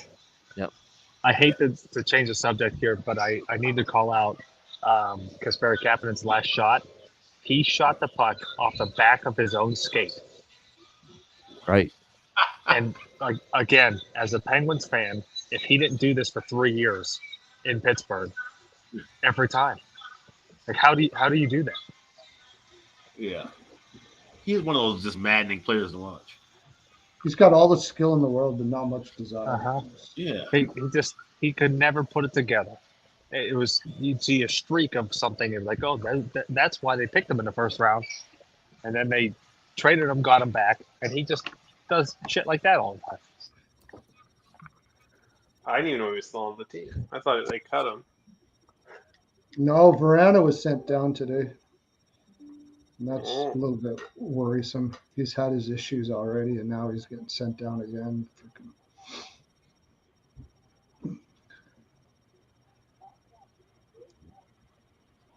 Well, I went on waivers. I don't know if they actually sent him down or I don't know. I think didn't we say our concern was 4-1 Carolina? Yeah, 4-1 Carolina. We're only a couple minutes into the third. We got a long way to go still. Yeah. Oh yeah, you have Ottawa to score next, right? Yeah, I didn't put Yeah. that in. Well, Nice to at least cast the over, and I have Ottawa next goal. It would be nice to The thing is, win though, that as well. it was 1-1 to like really late in the second. So it's not like the 4-1, like they've already started shutting it down kind of thing. Yeah. We have what I would consider some sad disappointing news. Unfortunate news. Our late night owl, John Massey, won't be on with us tonight. Under the weather. I think it's partially a real sickness and Rangers sickness. Rangers playing like shit sickness as well. Yeah. A little of both. Yeah. Yeah, that's for sure. Yeah. All of a sudden the fever gets worse. I get it. He's going down to MSG to yell at him after the game. The fuck are you guys doing out there? The Penguins are on the power play looking for a, dare I say it, second power play goal in the same game after snapping the 38 skid they had coming into tonight. It would be really funny if all their goals came off special teams this game. It would be. Yeah, it's just this is gonna be a tough third for the Coyotes. They've been on the road for a while. Oh, did they score? I think Penguins scored. Yes, they did. Wow. Wow. And a power play goal. Wow. Yeah. With I think 2 seconds left on it. Amazing. Holy shit. Where was that last period? This is going to be a tough one for the Coyotes. They've been on the road for a while. I think it was the old man again, Jeff Carter. What the Get out of Jeff here. Carter. No way. We got to bet him to get a hat trick. Penalty kill or on the power play at all. I just got it. Yeah, Jeff Carter. What's the Jeff Carter hat trick price, Ian? Oh my God. That I'll have to check here because we've got Wheeler and Aho hat trick pending. We'll have to wait and see here. They got to refresh everything. Yeah. Jeff Also, Carter. changing sports again, back to football. We have Antonio Brown giving George Pickens advice. Yeah, they don't need to hear from that guy. No. Oh my God. All right, Jeff Carter plus 1,000. Why not? Is Jeff Carter's dad actually there? Like he can stand upright? What the hell? Maybe that's he's playing for his dad, I guess, right? That's it, because it's Father's Night. He's 38 or 39 now. Something like Detroit power play now as well. Yep. Yeah, Jeff Carter's like 38 for sure. For sure. Yeah. I remember when the Penguins picked him up, and I thought it was such a stupid move. That first year, he played really well. In the playoffs, he was scoring every game in the playoffs. Yeah. And then he significantly got older overnight, but he was really good that first year. But they signed him like 5 years or something like that. Yeah. When he was a young man, it was fun to watch. Carter was fun to watch. Yeah. Didn't he get hurt early in his career? Like Philly or something? Or am I? Maybe. I don't know. I know that him and Richards did something diabolically bad and got traded within days. That when they got traded to Columbus there or whatever, or one to Columbus and one to LA. Yeah, they did something diabolically bad. Because I mean, this was an owner that usually protects its players and stuff like that, and they just freaking got rid of him within a week. Still don't know what it was, but yeah, well, exactly. Good point, Cuban. What do you have to be smoking to have a Kevin Hayes and Jeff Carter 2-goal ticket right now? Yeah. Yeah. Yeah, exactly. Oh, now you're smoking hundreds. One of those. No, you're smoking one of those wet blunts out in California. Yeah. Those who know. Yeah. All right, I'm on Philly next goal. Philadelphia Flyers next goal plus 110. Oh, that's I haven't been watching that game. Shit, it's one of my. This is getting like it's 17-5, 17-6 in shots for Philly. I hate that. Well, you know, Massey's going to say right now. You know, Massey's take a look at this Blues goal. When this Blues replay goal comes up, take a look at it. It's so unfortunate. Yeah, shorthanded goal.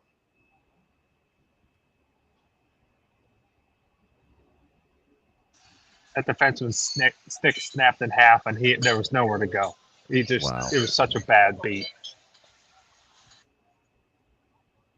That's a bad break. Yep. That's going to be Marco Scandella for the Blues. When's the last time he scored? With all these old players just popping out of nowhere. Finally, there we go. Yeah, we never even Marco thought about Scandella is Scandella. another old man. Yeah, he's been around the block for a long time. Yep. He probably hasn't scored a goal in 2 years. Yeah. That stick looks like a 8-foot long stick too, backhand top shelf. And he does a celebration like he does this all the time. Hey, don't they say act like you've been there before? Yep. Yeah. Well, they do. No, he went down and he did a little scoop the ice. He looked like a goal scorer with the celebration. That's what I mean. He looked Yeah.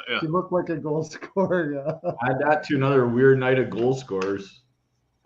Well, there goes the Philly bet. 2-0 Nashville. Fuck, man. I was just going to say, if Massey was here, he would have told you Nashville's going to score because that's what Massey get outshot like. That's a quick and paint. That's a quick loss. That's what get it out of the way. All right. Yeah, that pisses me off though because I got Philly too. I also got a little bit on Philly money line. One of those games, everything Nashville shoots at the net, goes in, and Philly's 19-8 right now in shots in that game. And here's the thing: we did take a risk betting Sam Ersson against UC Saros. Yeah, he had been playing a little better lately, but yeah. That's the story of the game. It seems like. Yeah. Not to say that Sam Erson's fault 2-0 on 8 shots. That's not horrific either. But my point is, UC Saros is standing up big for Nashville. Yeah. So Saros is playing well. Saros really well. Yeah. Saros at home is sometimes can just get unconscious. Good point. He is way better at home than on the road. It's not like a Carter Hart split thing, but he's. But there is a difference. Yeah, for sure. Oh, yeah, I want to say this, too. I've had to mention it. I was just going to say it as a laugh. He's no Vamelka or anything. But I'm going to put the end to this now. I was wrong.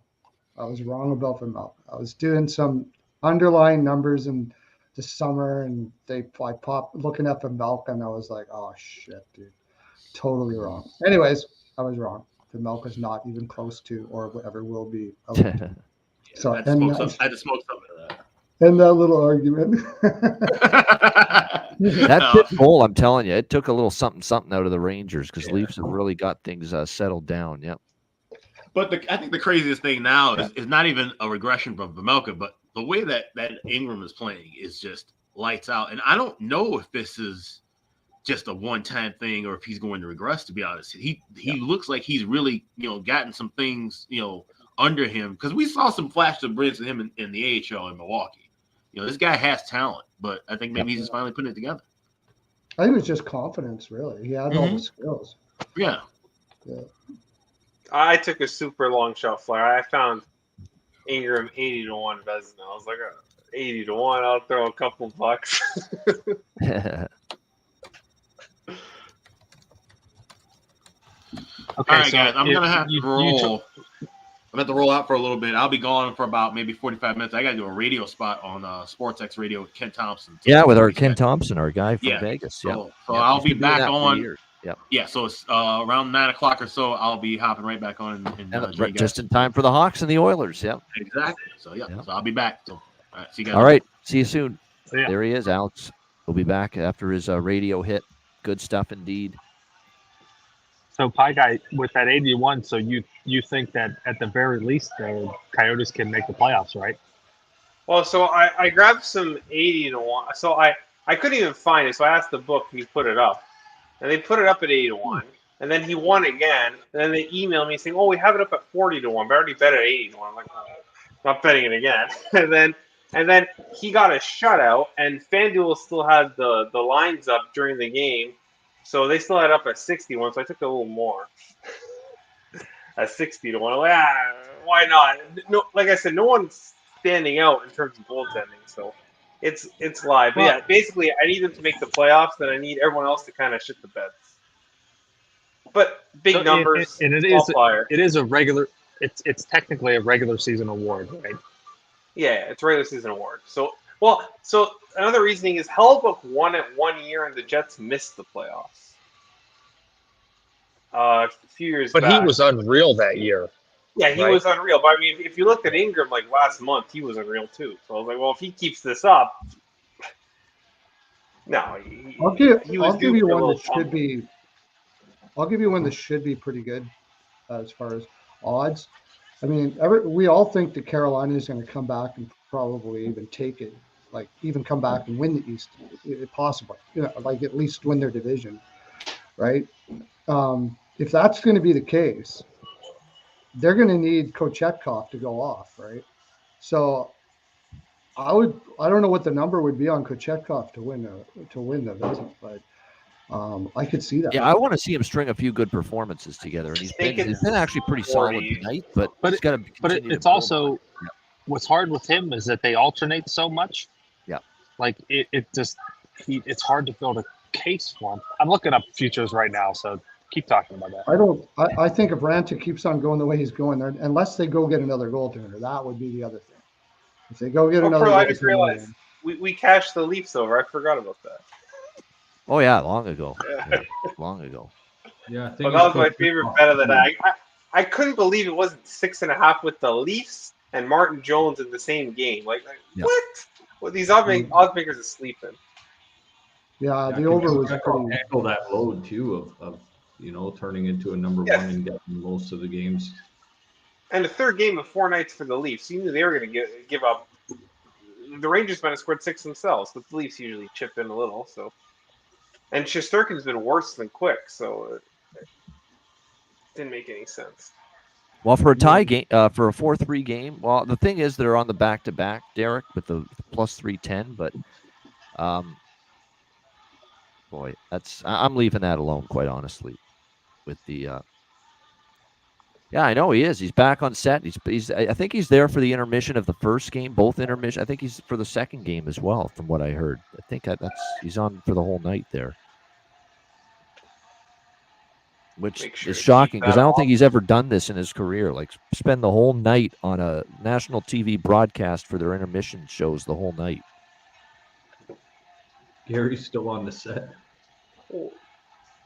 Well, they had the TV ratings are up, so he sees. You know what? I gotta show my face now that things are on the up with the league and our television ratings, which have been a lot better this year, by the way, so far, which is good to see, actually. That is good to see. Well, it's also they've been showing some better games. They've been showing Edmonton, and if people want to see Bedard's, they've been showing a lot of Chicago, so that helps. Yeah, they started out the year with Bedard. Yeah. Yeah, I hope Alex's question won't get on, but I wish it was. Because it's a great question. We need the fucking instigator rule out of there. Bedman's been asked that a million times, though. That's the thing. He's just tired of it. All he says is it's never going to happen. Because apparently it's going to hurt, like, the image or whatever. Like, there's enough people out there that I don't get it. Like, I don't get it. Like, that doesn't make any sense at all. It's just...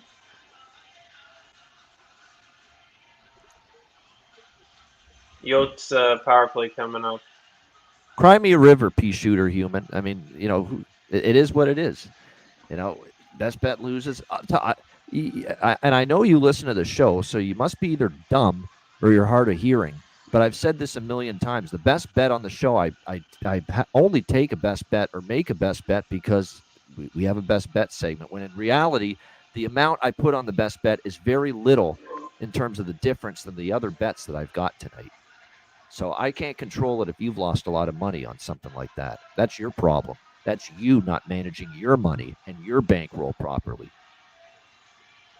Ian, you say it all the time. Yeah. All the time that you don't just drop a full bankroll on your best bet. It's like you make it pretty much. How many times do I have to say that? Other normal bet exactly, you have.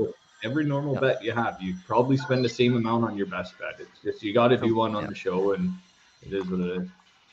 I get people all the time. It's probably the worst run I've ever had with best bets on this show in the 6 years right now, because I think I'm like 2 of my last 18 or something like that, which is awful. But To be honest with you, I'm still probably up money during that stretch because I'm a high volume bettor, and there's very little difference between bet A and bet B and bet C and bet D all the way down to bet Z.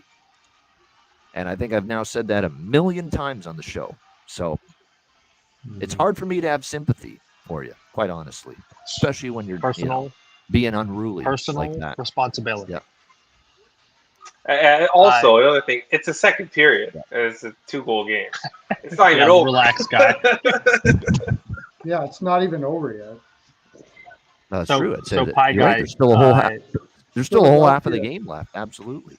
Philadelphia. It probably should be 2-0 Philadelphia, but unfortunately, shots on goal advantage doesn't win the game. Goals does. Yeah. Current odds for the Vezina, Connering's at 25-1. So you got good value on that. Oh, at yeah. least. Then you have Like they're doubling Nashville in shots on goal. At the 20 prices shots for I got, Philly, 10 for You Nashville. just need Yep. to be like in the conversation. You can hedge out with the whoever else is favored, right? I think I don't and see basically, anything wrong if with they make the playoffs, you have a chance. Like that's basically the what reason you need. they're in the game tonight. The shots are 40-18 for Pittsburgh. All right, Arizona power play. We have a chance here to cash the over for the game because I have it 5.5 in that Arizona game and the draw. Remember, I bet the draw live in the first period of Arizona-Pittsburgh. Well, I already got Pittsburgh. Big opportunity here for the Coyotes down 3-2 with the power play. And Ian, I got the Arizona team total 2.5. Yeah. And some goal props on the Coyotes. You were mentioning, and that was one thing I always really like Philadelphia, but on your show today, Ian, you mentioned like the travel for Nashville last little while. I see no reason to drop a little bit on Philly to come back in this game, or the draw for that matter. For which game? Nashville could run out of legs in the third. I think it's a very good. Yeah, I mean, look, there it is. Philadelphia expected goals for percentage in the game is 70 for Philly, so they're very, very unfortunate to be down 2-0 right now. But again, there's half the game left. I'm going to do 2-0 is a dangerous lead. If they get it to 3-0, they're in trouble. But as long as I'm it going to stays do that 2-0, I'm going to make that bet for our friend in the chat, specifically for him. Taking him right now. Taking. Yeah, of course. There's still lots of Philadelphia games money left there. line. Yeah. What's it going to be?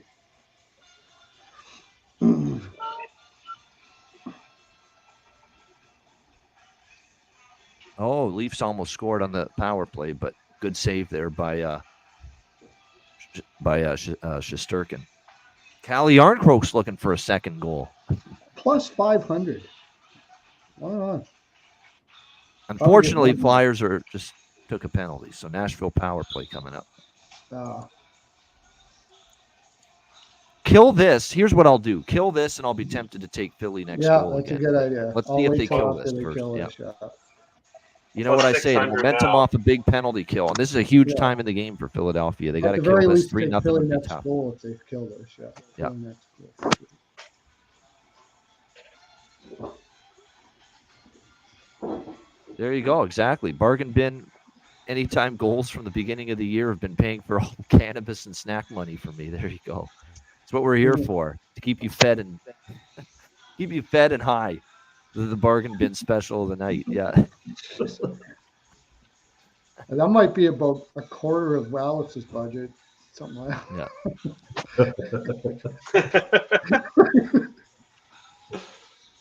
I was gonna say, Torch. You always say your team's got balls. Let's see it now. Yep. This is when you need it. Yeah. Up Arizona penalty, so their power play comes to an end. So 4-on-4, and then it'll be a Pittsburgh power play. 6 minutes left in the Leaf Ranger game, and 5-3 Toronto. Toronto's really defended well, and there's been a little air out of the balloon for the Rangers, really, after that early fifth goal that the Leafs scored.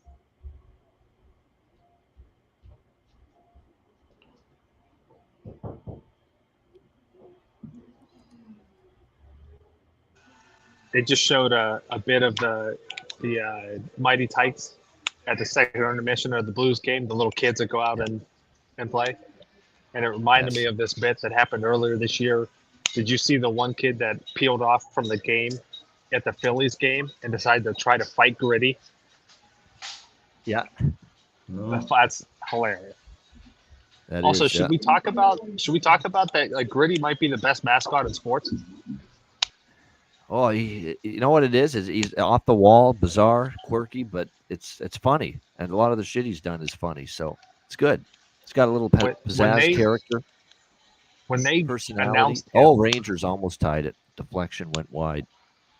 when they announced him, like everybody was all up in arms because it was like it was the most ridiculous mascot you'd ever see. Like there was like, how does this relate to Philly at all?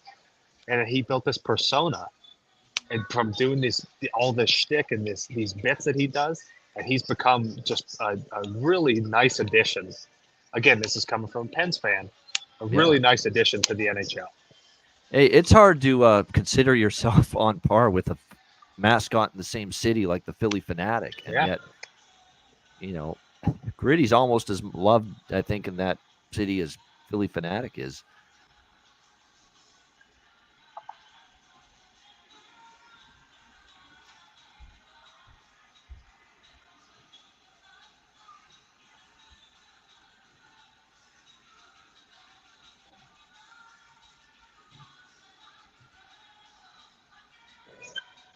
They just confirmed that they're moving the Caps, Wizards, and all of Ted Leonsis' teams to Northern Virginia. That'll be in my it's backyard. not just the Caps; it's the Wizards. It's all the teams he owns are going to Mystics, Virginia. I think. Yep. I hear the downtown Washington's not the greatest, like for putting a team down there. So I don't know if that's got anything to do with it. But So the way I always goof because when the Penguins come to town, if the Penguins win, there's the National Art Museum that's across the street from the stadium, from the arena, and all the Penguins fans just pile on the stairs and they sing and they chant and they talk all kinds of shit at the people, the other Caps fans coming out of the arena. I always said that they're moving them because they're sick of the Pens fans doing that. I think the Caps are going to get the better of us for the next couple of years, but that's here nor there. But there's not a whole lot down there in that area. Like if you, I don't know if you guys have been to DC or gone to sporting games in DC, but when I moved here, Nats Park was in a really rough area of town. And this was like, 10, 11 years ago?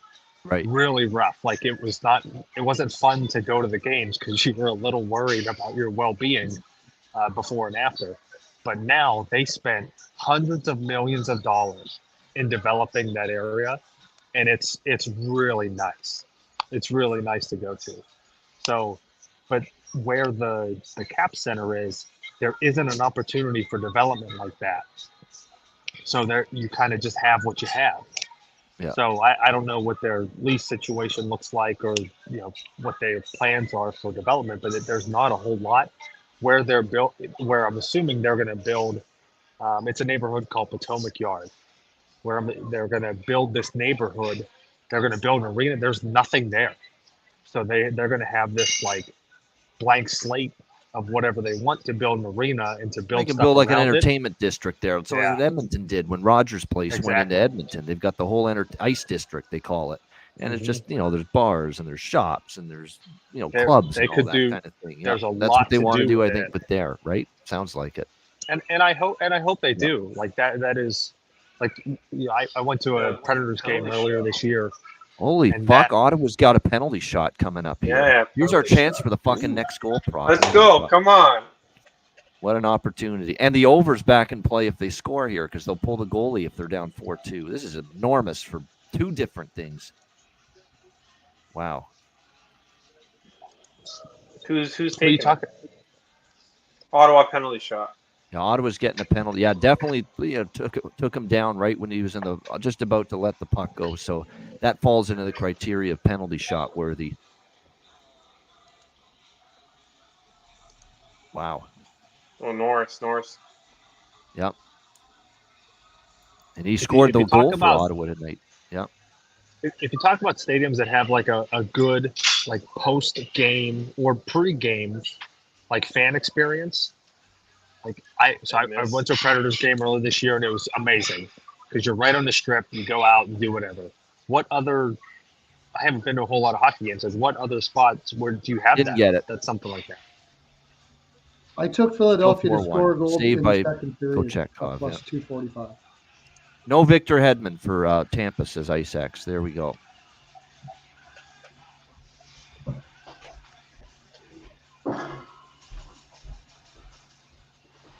I took Philadelphia to score a goal in the second period for plus 265. And they just about scored twice, like just about, so close.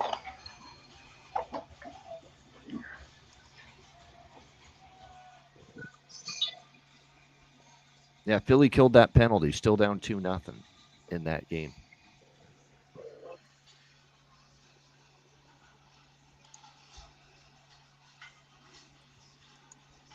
And the Rangers are also down to their last 3 minutes against Toronto. Probably going to be pulling Shesterkin very soon.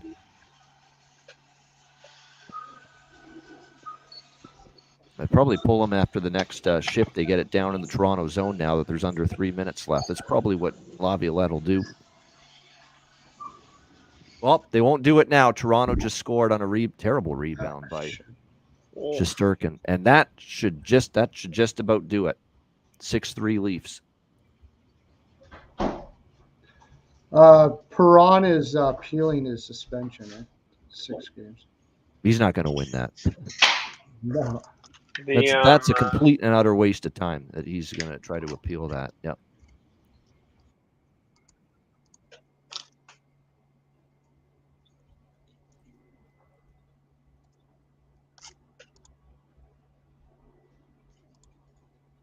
I mean, that's when you can tell Shesterkin's a little off right now. That's just a big fat rebound he gives up for Matthews on the second chance. He's been taking rebound control lessons from Vitek Vanacek there. Oh, yeah, the guy that can never corral a rebound. Exactly, yeah.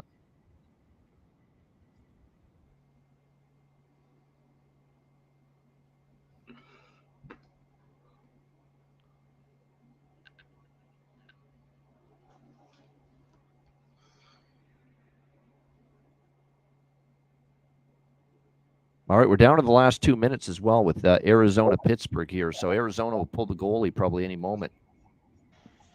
We got Pittsburgh team total over 3.5 sweating out here.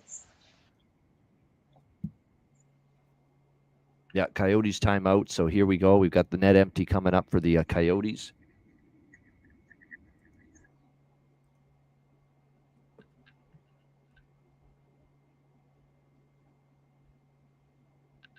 And the dads are whooping it up in the press box at Madison Square Garden for the Leafs. So they're a happy bunch tonight. It's a good gutted out game by the Leafs. Tough spot with, a lot of injuries on the blue line. And how did we miss the dad's angle? The dad's angle didn't help him last night. But I missed it too. When we were talking about well, you know what happened. Hey, Perlo, Tavares is the 1,000th point. The Leafs probably said, "Let's go party tonight. We're in New York. It's your 1,000th point." And Tavares, all seriously, like a usually serious guy, no, let's focus on winning tomorrow. That'd be my gift for 1,000th point. Yeah, I think that dad's angle might be the best. That might be the best one. Yeah. No matter what. He actually was really good, Martin Jones, because really the 3 goals, I mean, none of them were really bad. I don't think you could say he gave up one bad goal. Yeah, if it was anybody but Captain Sirius getting his 1,000th point last night, maybe they would have went out a little bit on the town. But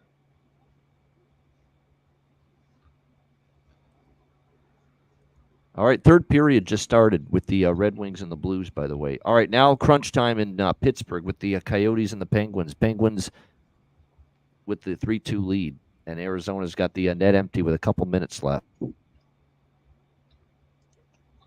on, Yotes. Come on, Yotes. Yeah, nice Yotes goal here. That's it, probably. The Leafs just cast over 9.5 for you guys. Yes. Oh, yes. We got the 9.5. Nice. That made up a little bit from my Rangers bet.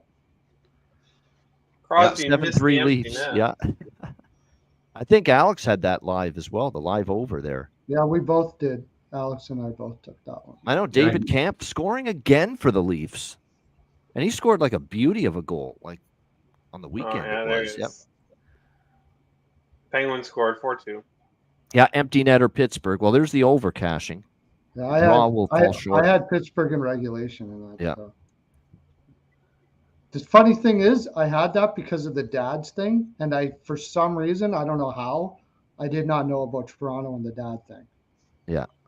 That steams my ass. How the hell do I live, eat, and breathe hockey from the time I wake up and go to bed, and I don't fucking know the Toronto? Like, jeez, shows you that I don't watch mainstream television hockey shows. So. Yeah, I was gonna say it's the most covered hockey team.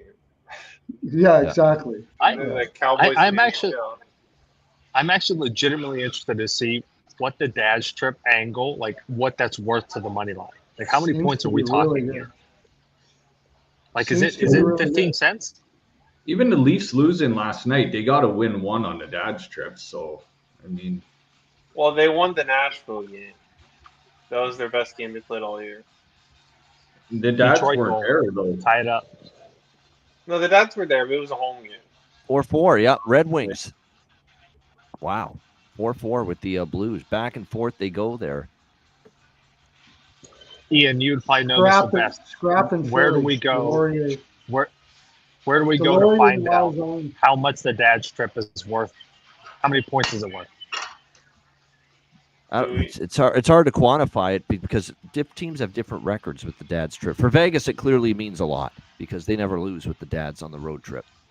8-0-1 is their record. Carlo, should we bet some live Philly after the fight? Yeah. Yeah, well, I already got Philly to score before the end of the second, so. Yeah. Third goal, Philly plus 110. I like it. Lauzon was just holding on there. That's a mismatch for sure.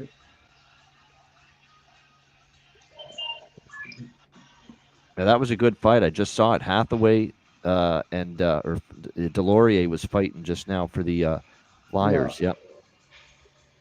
Lauzon was just holding on though, against Jeremy Lauzon. Yep. All right, Perlo, we cashed Carolina regulation and money line, Perlo?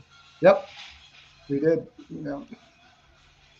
Yeah, well, Carolina on 4-1, so. And people will settle down a little bit now. But Carolina, they needed that. They needed that in the worst way, and snapping the losing streak and at least ending the road trip with a win. Don't now they head tell home. me. Oh, you gotta be fucking kidding.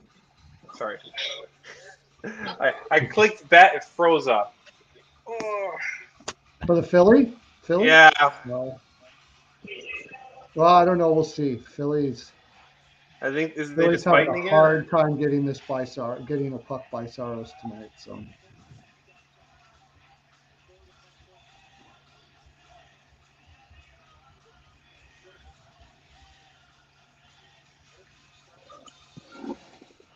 Maybe I'll just wait till the third or the second intermission. Don't deal with that shit.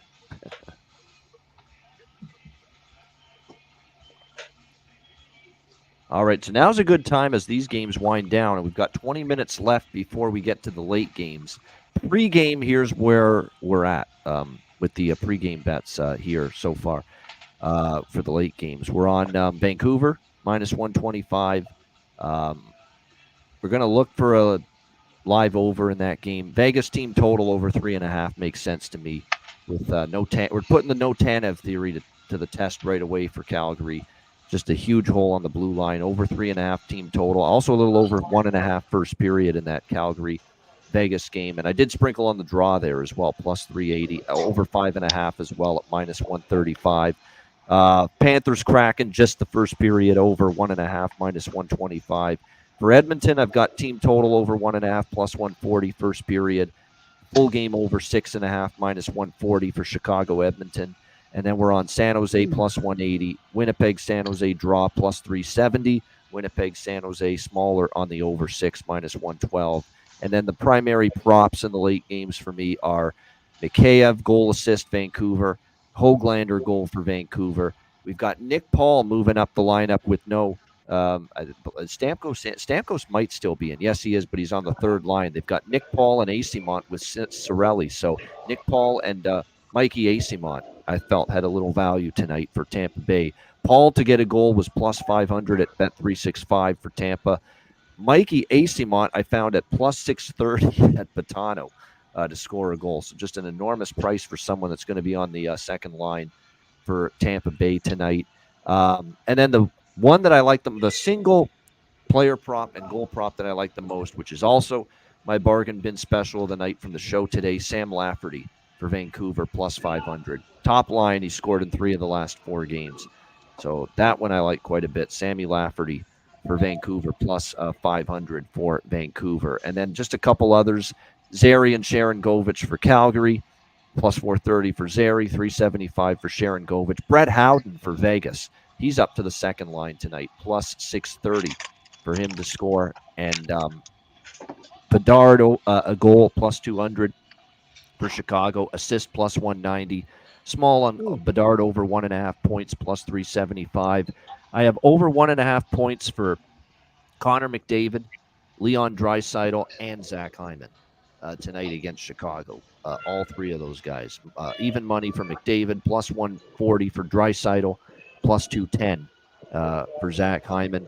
And then I got a couple small Winnipeg props. Perfetti, plus 230. Velarde, plus 215. Nemesnikov, plus 450. And Morgan Barron, who scored in 2 of the last 4 games, and he's on the second line for the Jets tonight. Philadelphia scores. Philly scores 2-1. Nice. There's that next goal for Let's Philly go. cashing in. You got Right it. back in the game. Nice. That was a nice one. I chickened out. I'm telling 'cause you they what, took down. next goal for teams after a crucial penalty kill that you Yeah. need to have, and Philly had to have that penalty kill down 2-0. They got it, and sure enough, they score a few minutes later. All It's right, I'm pretty playing good. that I took Pretty good it for by only betting. the second period at plus 265 or something. Yeah. So I was And there they are, back in the saddle, back in the game. So that's 2-1, and the second period is over. So they're going to the third, 2-1 Predators, and that's huge. Pep in the Flyers step now going into the third Beauty. period. I also Yeah. took Philadelphia money line at plus 500 too. Yeah, I'm going to top it up. Flyers and draw right now. I've already got Flyers and draw. I'm topping up just a Yeah, I'm little betting bit more on some each Flyers right too. Yep. Just a little sprinkle, but just a little. I've already invested. I don't want to go too much more, but I'm going to put a little I more got the Flyers and Flyers draw in already. the pocket here now that it's 2-1. Like really, they've outplayed Nashville. They deserve a better That's- fate. That's why you play till the bell rings. That's right. Like the The shots thing are is- 29-12 for Philadelphia in this game. The thing is too, I find when you crack Saros, usually you can get through to him after that. Yep. It's either he like shuts you right out pretty much, or you get one early and he shuts you down. But once you get one late, I find that Saros gives him up quite a bit. And that was Couturier. And don't underestimate the impact of that scrap that Delorier got in with Lozon. You know, Yeah. the fight to get the boys all amped up and fired up again. I still need another shot from Tippett and Konechny. I'll probably get them. who did he fight? Glory. Lauzon. Jeremy Oh, Lozon yeah. of Nashville. Yeah, defenseman. Another big boy. Yeah, he's not as big as Delorier. He was Yeah, I am on those two as well. I don't love it as much as I was on San Jose and the draw a couple times on that road trip. The Islander game, the Vegas game, and it cashed. Well, San Jose and the draw cashed against the Islanders, just the draw against Vegas. And I'm on it again tonight, but I'm not as sure about it tonight because it's a bad spot for San Jose. But you could question about it being a look-ahead spot and a tricky spot without Kyle Connor for Winnipeg with LA tomorrow night up for them. So that's an interesting game. Crazy as it is to say, Jets and Sharks is very, very fascinating tonight. It's one of the few times I'm head to head with you. I loaded up on some Winnipeg. Hey, you know what? San Jose is historically horrendous in a home game off a long road trip. Yeah. I That's put why most just on the throw some on first too. period though. Yeah, I First like the period, Jets fine. first period. Yeah, Yeah, I it's like mentioned plus that earlier. I 140. want to do that. Yeah. Plus 140 at minus 0.5 for the Jets. All right. I'll put it Yeah. on that. That's the only game I didn't have anything on. So. All right, boys, I'm taking played- off. We'll see y'all later. Oh, you're out, Matt? No, Okay, no. thanks for joining us, Matt. Yeah, heading Appreciate out. it. We'll see Merry you guys Christmas. later. Happy holidays. Thanks for joining us on our final betcast of the year. You all too. Good luck. Yep, take care. I'm gonna have to leave for about 2 hours and a bit here too. So, but I'll be back later. Yeah, all good. We'll be here. We're here right till the end of the Are you tying one on, Ian, or are you taking her easy? No, just I heard you. I'll pick it up. Probably I'll have a couple during the late games. We'll pick up the pace a little bit, but yeah, because I heard you saying that. Got 2-2 for the end of regulation pregame for Flyers game at 12-1. Aaron. Oh, nice. So, yeah, wow, good bet, because right now, win or lose, you're in a good spot right now. That is a good bet. Yeah, we've got life again with look, seriously, the Flyers, it's tough that they're down 2-1 because they've clearly been better. They've carried the play against Nashville, but now that they got that 2-1 goal, you're going to see that probably confidence flow through going into the third. And they know the win streak is on the line. So, you're going to get them playing with that sense of urgency.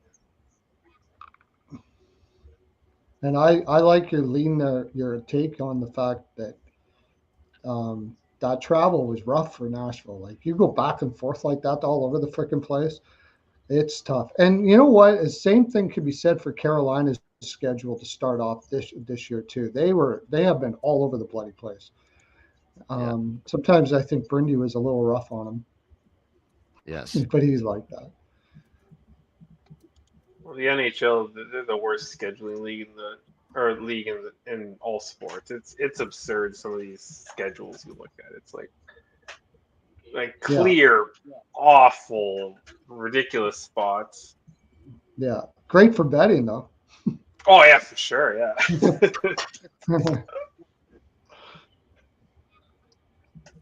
My favorite is when the East team is out west for like 5 games, and then they give one game like either in the Midwest or in the East Coast before coming home. Like, oh yeah, it's a scheduled loss. Yeah. Or you got like they're playing on a road. They're playing on an Eastern road trip, and they're an Eastern team, and then they fly them over to Dallas and then back to Pittsburgh. Or something like that. Like they did that to New York there this year. I was all over. I think it was New York, the Rangers. I was all over Dallas that game. Like, that is such an annoying spot for them. It's and then 5-4 Detroit. Holy shit! Red Wings take the lead. Wow, good thing I didn't bet that game. Or they'll have a team play one game in like 6 days, and then 4 games in 6 days, and it's like, what? Yeah. What are you doing? Yeah. I don't know how. Hey, there's a goal prop, Robbie Fabry for us, our old friend. I forgot about Fabry. Did I have Fabry? I don't think I had Fabry today. Ian, Fabry went to the same high school as me. Oh, really? Yeah. Yeah. I think you mentioned that. Actually, now I remember. Yeah, you did. Yeah. I do remember you saying that. Yeah, that's pretty good. Nice claim to fame, buddy. I completely forgot about Fabry. Yeah. So he was in my one of my buddies' class, I think, or his year. It's funny. My mom, growing up, she always told me she grew up in Sudbury. She went to high school with Ron Duguay. Oh wow! It's going back a while, but I remember my mom telling me that when I was a little kid. The Sultan of Flow, right there. Ron Duguay. Yeah, now we need a Jake Neighbors goal for St. Louis. That's the one I'm waiting on for them. Yep. Yeah, or a Kevin Hayes hat trick. I did take a shot with that. I don't think it's going to happen, but never know. That's Perlo's favorite. We didn't get the. I'm shocked, Ian. We didn't get the Carter hat trick. Oh yeah, just stunned by that. So stunned, I only bet a couple. Tiny bet. Yeah. But it's just I bet every player that's looking for a hat trick to score, and I know I'm not going to hit occupancy. Oh man, but it's just something you end up looking to do. Occupancy, what's up? How are you? I couldn't hear you there. How are you? He's got it muted. He's muted. You're having sound No, issues. we can't hear you. Shit. Can't hear you, dude. We'll get with occupancy in just a moment. But, yeah, there's a wild one here in St. Louis. And for the Blues, I mean, just, you've got this Red Wings team depleted right now, missing their captain, Dylan Larkin. playing in Dallas last night and having a hard time dealing with them right now. Couldn't hold a lead multiple times in this game, the Blues, and now Detroit up 5-4. We're seeing a couple of teams tonight with some real guts and some real heart and some resilience. Showing like the Leafs in a brutal spot, shorthanded on the blue line. They win. The Detroit's trying to do the same with a shorthanded group tonight. So, all kinds of situations here where teams up against the wall in brutal spots are rising up and playing well. Dylan, I want to address his comment right now in the chat. What do you make of? I was going to save that for tomorrow. I didn't mention it today because Colorado wasn't on the card tonight, but I was going to save it for tomorrow. But it's bizarre.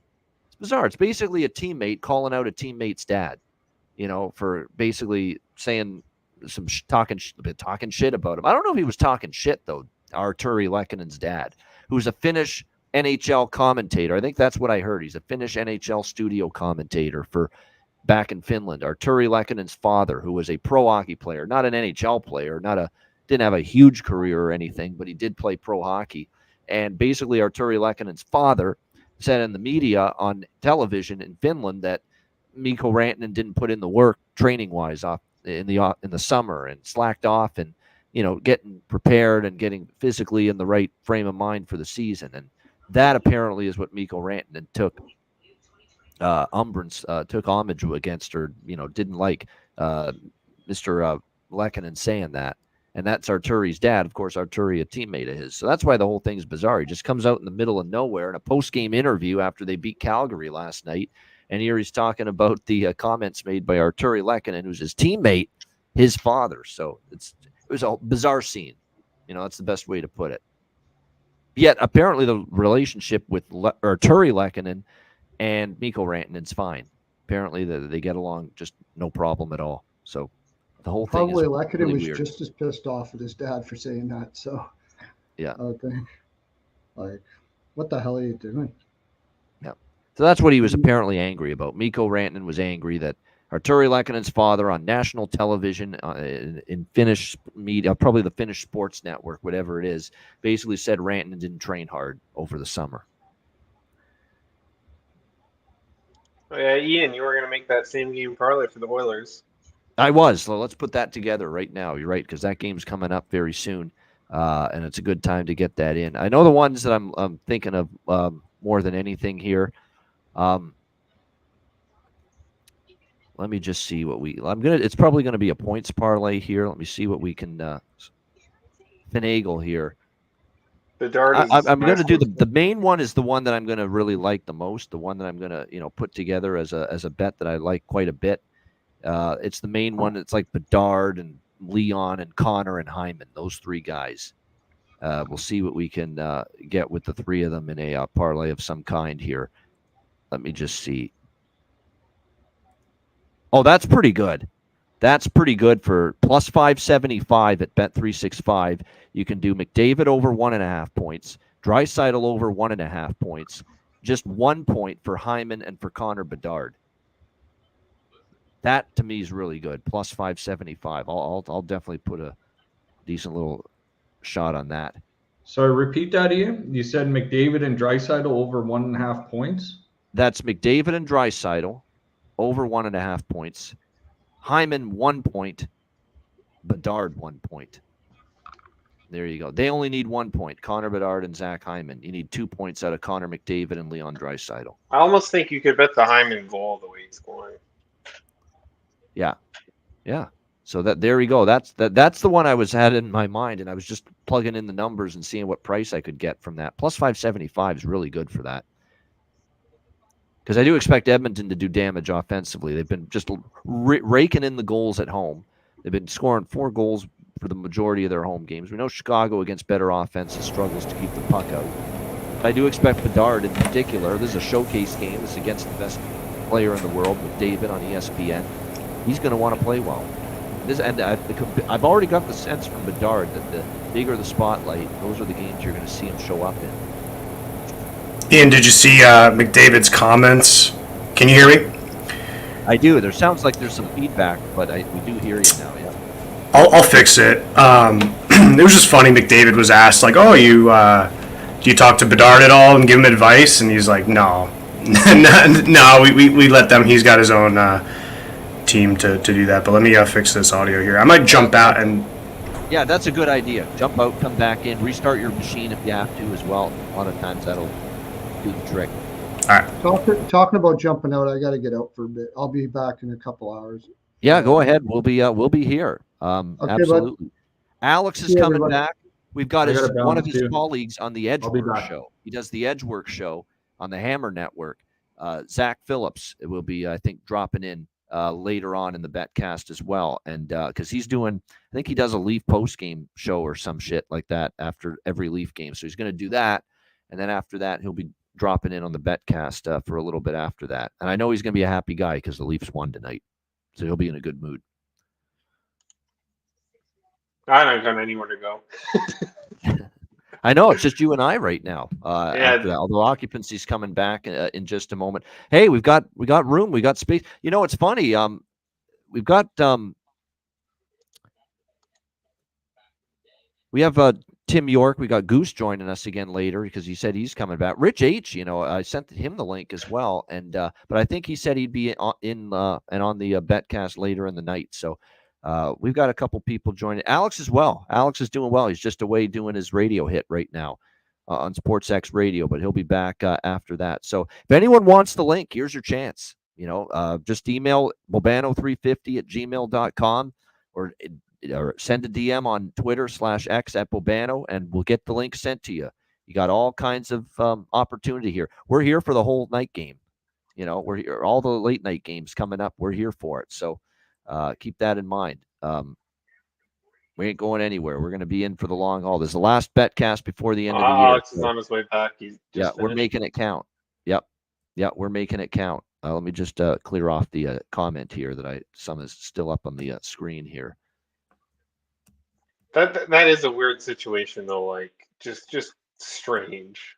Yes, I agree with that. It is strange that's ongoing, no doubt. With just out of the blue, right? And it just mentions what Arturi Lekkonen's father said about him in the media. It's just the whole thing. You're right. It's just a little odd, a little bizarre.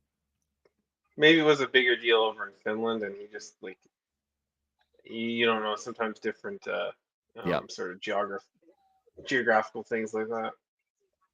Yeah. All right. The excitement, you know, it's going to come fast and furious here because we've got a little lull right now. Just the Blues game? Just the Blues game, which is still 5-4 Detroit. We're waiting on the third period to start with Philly and Nashville. But then we've got the set of 5 games within this next hour that are about to start. 4 of them are going to start like in the next 20 minutes here. Tampa, Vancouver, Calgary, Vegas, Florida, Seattle, Chicago, Edmonton. And then we got Winnipeg, San Jose at 10:30 Eastern. All right, Alex is back. How's your buddy Ken Thompson doing? How's he been? Good. That was a great spot. We talked about all things hockey and talked a little NFL as well. So shout out to Ken Thompson, SportsX Radio, all those people. I told them all. And Ken actually retweeted the link too. So hopefully some of those people are coming over. So. Yeah, absolutely. So we're doing the Betcast thing here. Just to recap, I mentioned all the I'm not going over all the props again. Hopefully everyone paid attention because there's too many things. I'll throw out the two. I'll just, you know what, to make it easier with these games start, I'll throw out just the couple props that I like the most.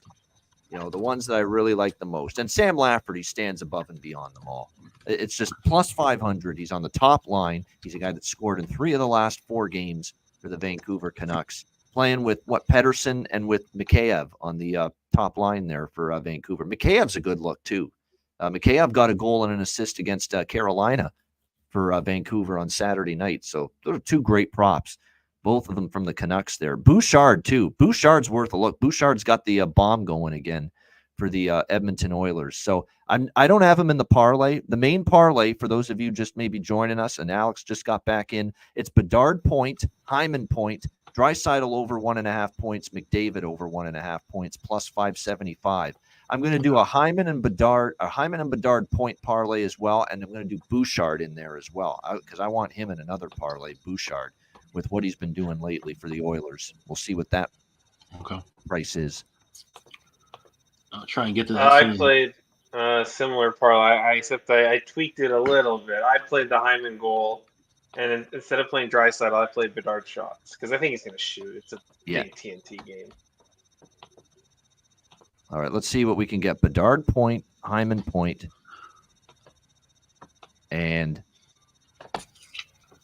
Bouchard point. That's a good one. I'll take. It's not a great. That's not the great price like the plus 575, but still plus 230. Yeah. Bedard point, Hyman point, Bouchard point. That I like. And then I'm going to do one where it's just 1 point across the board. And the great thing about Bet365 is they've now got the availability of the milestone props, which is phenomenal. The player milestones where you can just do 1 point. That's all, the bare minimum. McDavid point, Draisaitl point, Hyman point, Bouchard point, Connor Bedard point. Let's see what we've got with that. Plus 300 on that. Oh, I really like that. Wow.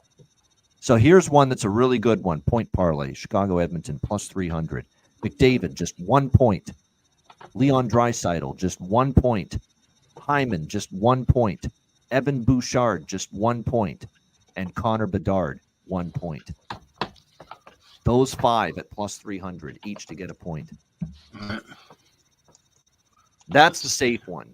That's the one that's, that's well within the realm of possibility. 1 point Bouchard, 1 point Bedard, 1 point Hyman, 1 point Leon, 1 point Connor McDavid.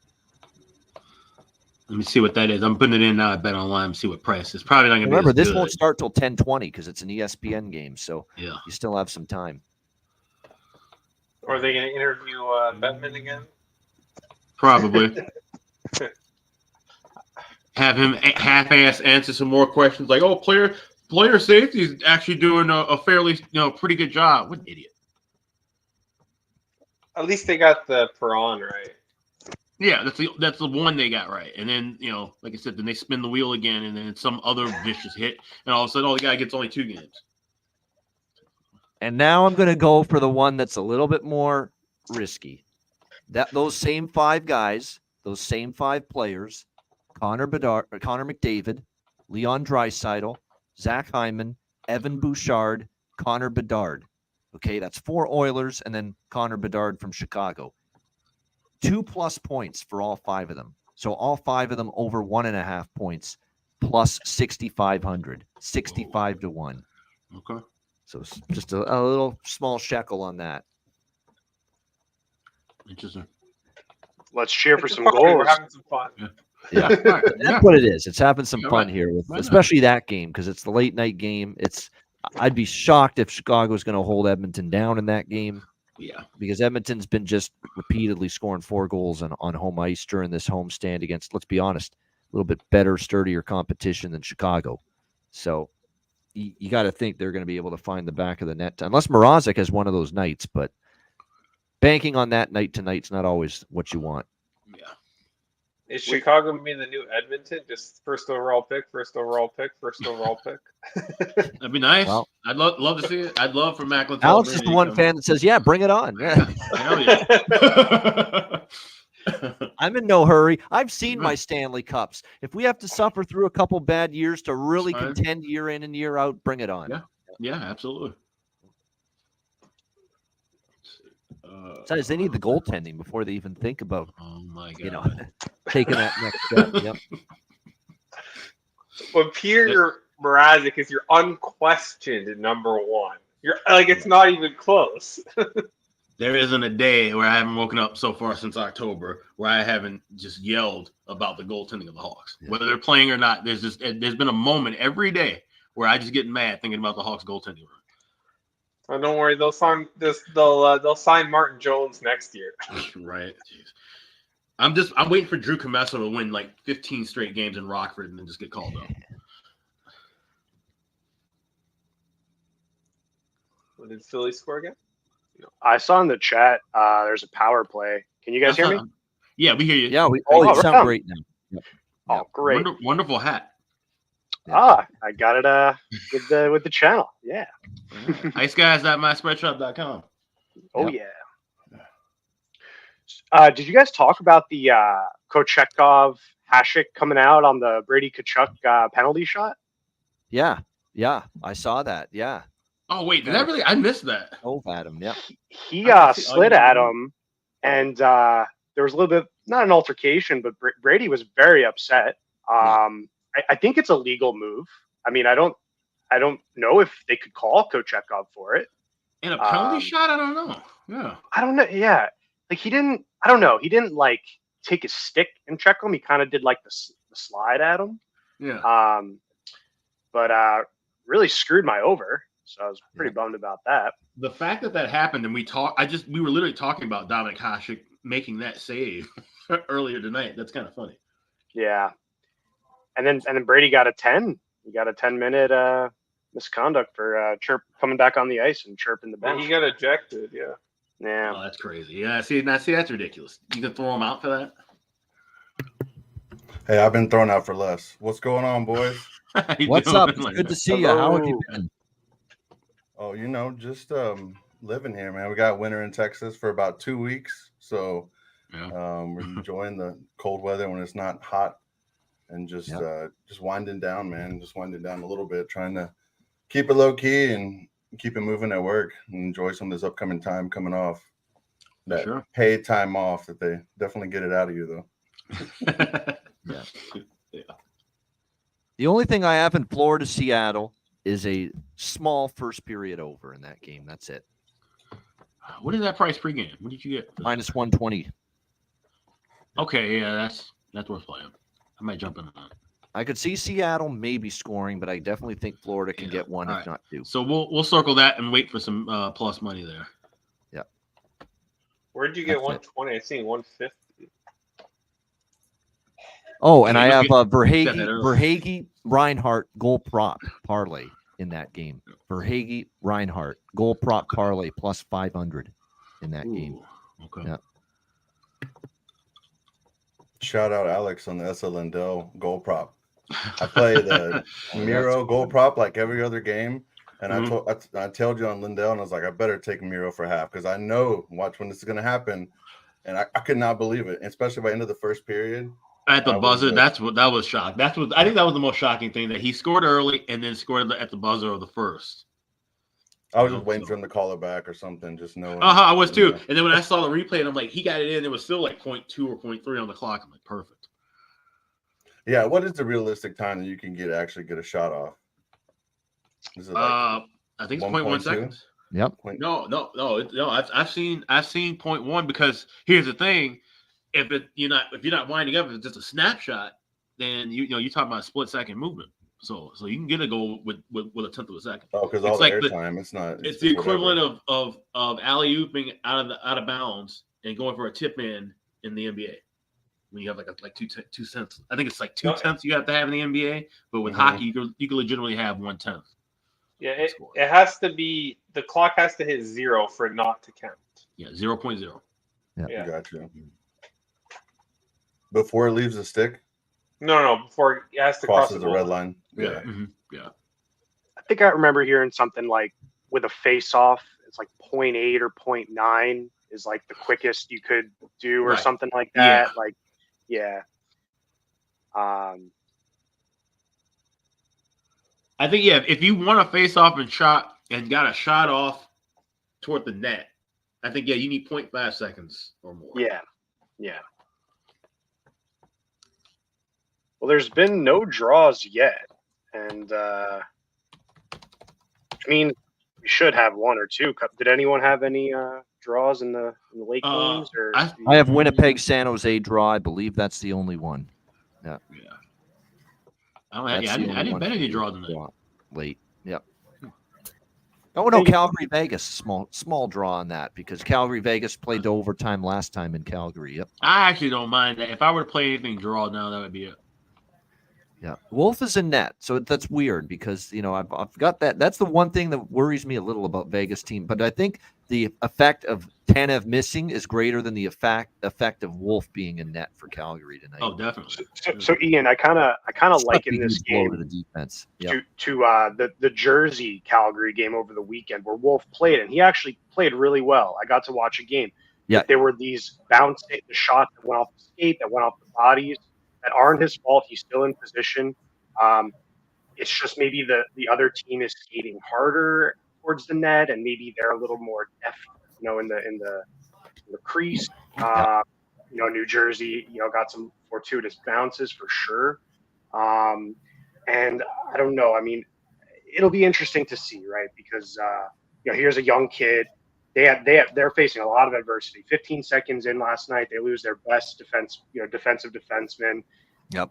Tanev goes down, and now they're traveling, over the Rocky Mountains essentially to get back on the ice and play in the barn. Holy shit! 1-0 Lightning. They've struck lightning strikes, as Dave Randorf would say.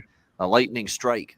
This one's not in overtime, though. That's trademark saying. Lightning strike in overtime when Tampa wins in OT. Great play-by-play guy, Dave Randorf. But 1-0 Tampa about a minute in. Braden Point with the goal.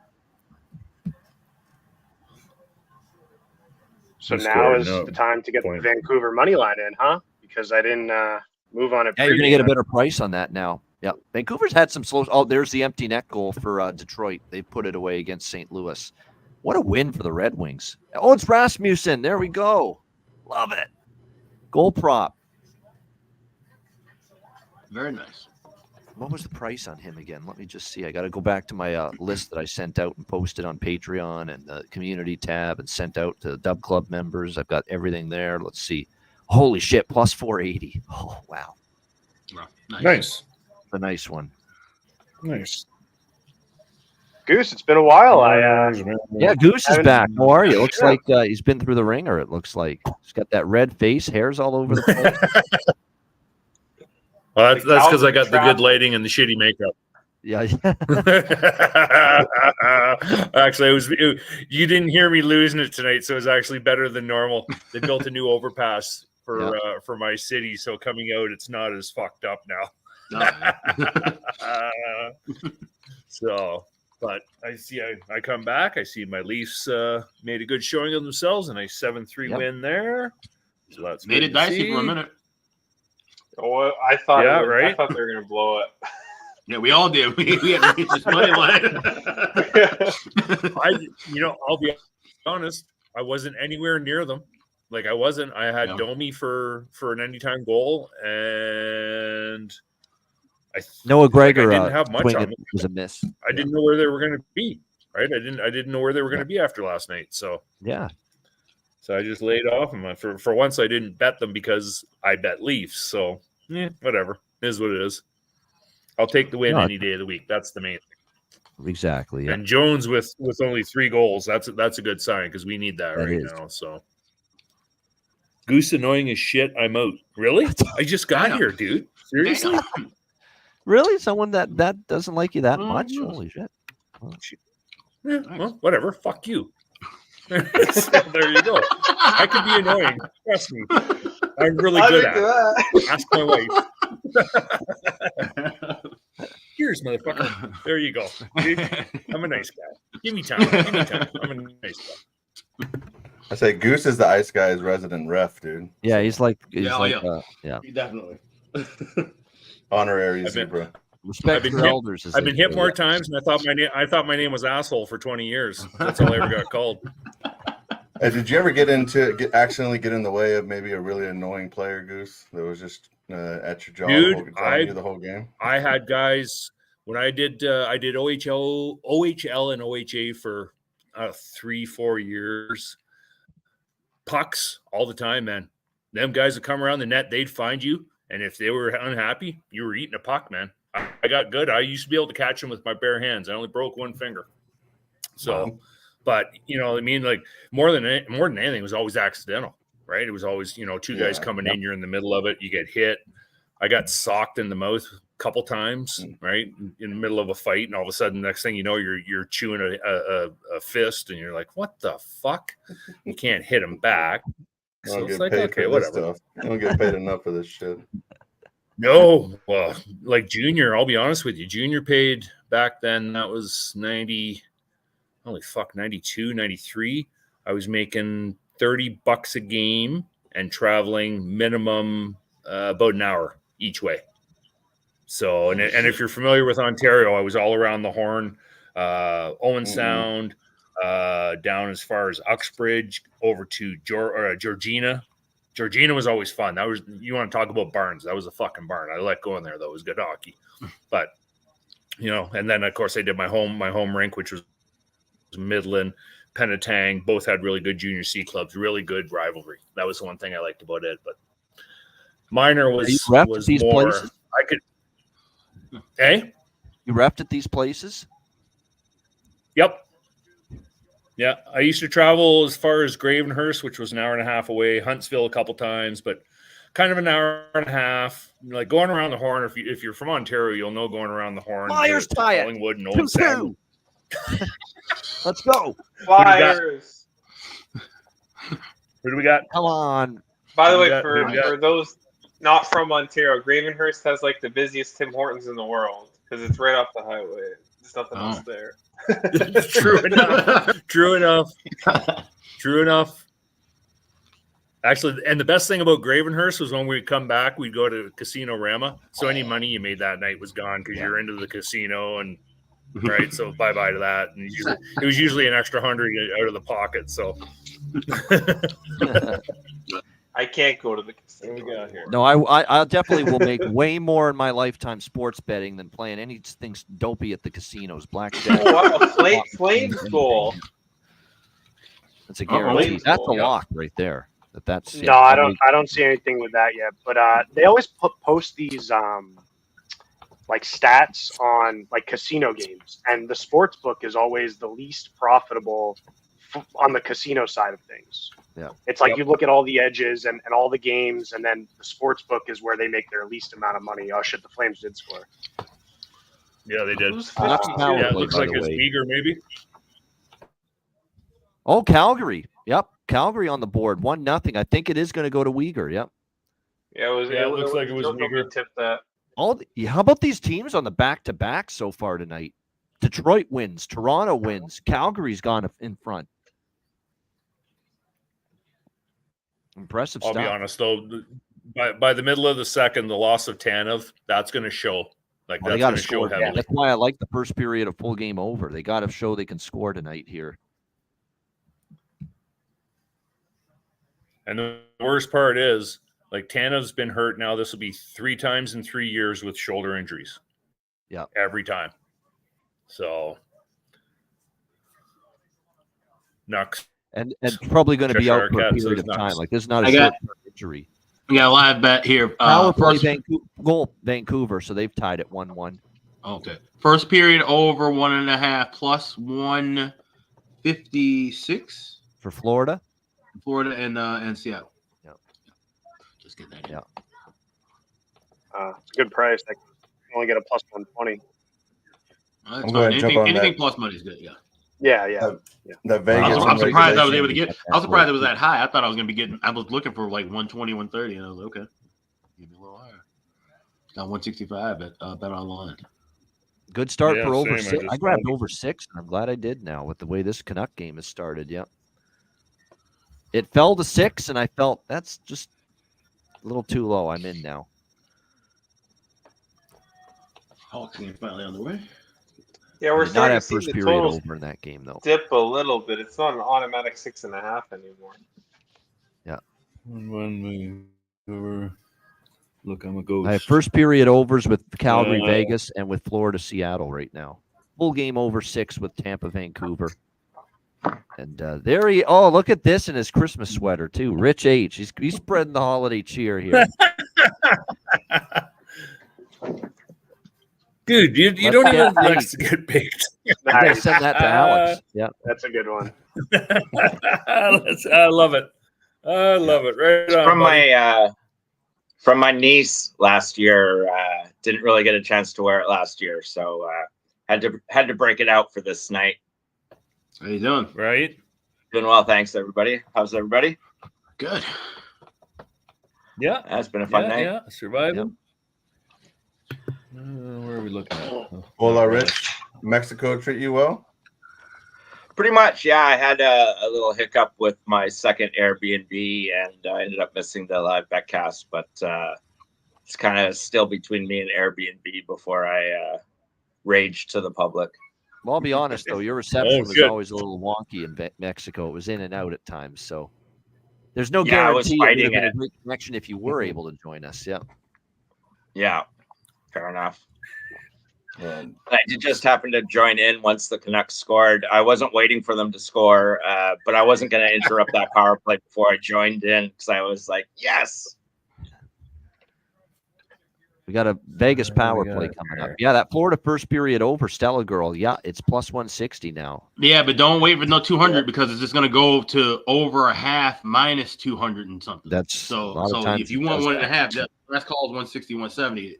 That rarely hits 180. Hawk score. Black. Connor Bedard. Wow. Oh, wow. Right on. How about that? No, better Connor. Get the goal. I was just going to say that. Yeah. Yeah. Well, there we go. Nice.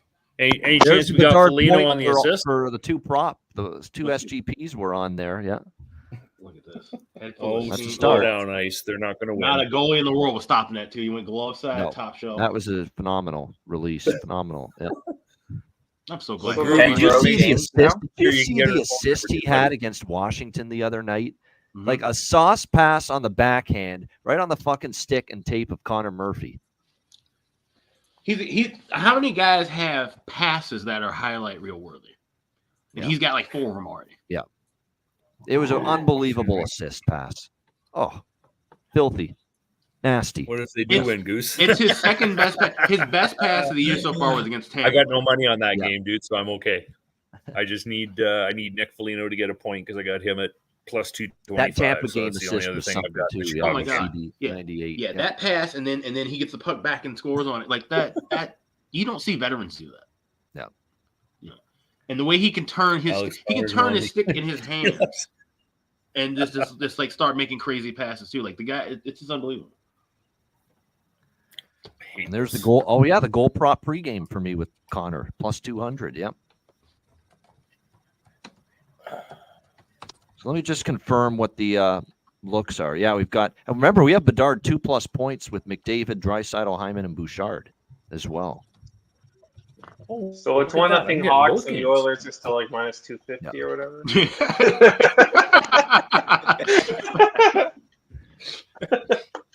So I have Bedard, Hyman, at least a point with Draisaitl, McDavid over 1.5 points, and then I have Bedard, Hyman, and Bouchard to get 1 point plus 230. Then we got the 300 prop plus 300, which is McDavid, Draisaitl, Hyman, Bouchard, Bedard, all to get a point.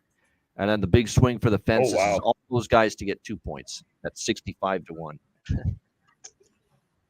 Vegas doesn't look too good. Yeah, a little disjointed here on that power play. I got to say, they didn't get a lot really generated. Florida, by the way, is on the power play right now. 1-1 Tampa, Vancouver. Still 2-2 Philly, Nashville. 7 minutes to go in the third. Anything but Nashville and Reg. Please. Please. Anything but Nashville and Reg. And I'm happy there. Give me the draw. Give me hopefully both, but at least one of them. Yeah. I mean, Ian, shouldn't you just grab some Nashville and Reg at a plus price and just secure something? I could. I'm not much of a hedging man, though, usually. Yeah. You have some faith in Tortorella that his team is going to lock show down those balls. Exactly. Yeah, 100%. How can I hedge against a coach that says his team's got balls? So it's hard to. Not really a hedge though, because if you go into the draw now, you just got both sides. That's true. I think that makes sense. I think I've been given the scenario here. Yep. Well, I'm sure Cheshire guy could hedge against Tortorella. Okay, so you know what? Nashville. Let me just see here what we've got here. No hedging. Laugh out loud. Yeah, no doubt. I said plus 375 Nashville in regulation. Yeah, a little on that. A little bit. Take the Miller's Coors approach. All the beer I feel very disgusting doing this, but I'll do it for a little bit. Yeah. Because that's the one result that's just a killer for me in this game without betting that is Nashville in regulation. Yeah. Fuck, seriously? Oh, there he is. Okay. Cop with a point. Right. That's good. Cider finally showed up. Okay, good to see. Yeah. Oh, fuck. How do we not take Edmonton minus 1.5 plus 130? Don't know. You know what's funny? Edmonton's down 2-0. They're still or 1-0. 1-0 Chicago, and they're still minus 250 right now. Yeah, I know. Yeah. That tells you what Chicago's been up to lately. Yeah. Well, it tells you that nobody has any faith in Chicago, right? And they've got more faith in Edmonton after the 7-game win streak, right? To show up even though they're 1 down, right? So, excuse me. The largest game day. All right. Well, at least I'm getting the 2 Alberta games tonight. Of course, same as always, had to listen to the Leaf game on the radio, so that's okay. When we get ESPN games in the States, who carries those games in Canada? It's usually picked. Well, nobody unless probably Sportsnet picks it up. Oh, okay. Probably TSN, if anybody, though. Is it? Wouldn't it be for ESPN? That would make sense. Yeah. Yeah. Right. And of course, I get TSN regional doesn't have blackouts any out here. national. No, TSN can only have regional games. They don't have any national rights. Sportsnet. Yeah, no, but Rogers paid billions of dollars for the national TV rights. So, but if ESPN is carrying a game that's within the region, then TSN will grab it, will they not? yeah, but you'd still only see it if you're in the region. Right. Oh, okay. I got you. Oh yeah. Right, Like I came home tonight. Like Toronto's on TSN 4. Well, I check it. No, It's only a Leaf Blackhawks, region go fuck game. yourself, The Leaf right? region. Okay. Yeah. Okay. Yeah, exactly. That's what I Right. was So wondering. same as always with me. Right. Same as always with that. So Yeah, I That's got why the came Leaf home, game, but I I'm blocked out of Edmonton. Same thing. Yeah. yeah. See, and yet I've got both Edmonton. I got both the Edmonton and the Calgary game on. And I came home. I got what game was on? I got the Detroit. I had the Detroit St. Louis game on, surprisingly enough. Right, which was our early ESPN game. So yeah, exactly. Right. So, but because we're St. Louis's regional, it kind of translates into Calgary kind of. Yeah, deal, so. and in Toronto, the Pittsburgh game was on TV. It's weird up here. Yeah, There's national it's just games. weird. There's regional games. There's games nobody gets. Yeah. That's interesting. But most of the national games, many of the ESPN TNT games will get carried on Sportsnet or somewhere here. Yeah. And then again, just depends on where the teams are from, right? So. Yeah. But in the playoffs, you get all the games. Which is weird. Yes. Yeah. Playoffs is the only time where they actually, hey, let's let everybody watch everything. Yep. What a stop sense, but Demko just whatever. now made on the Tampa Vancouver game.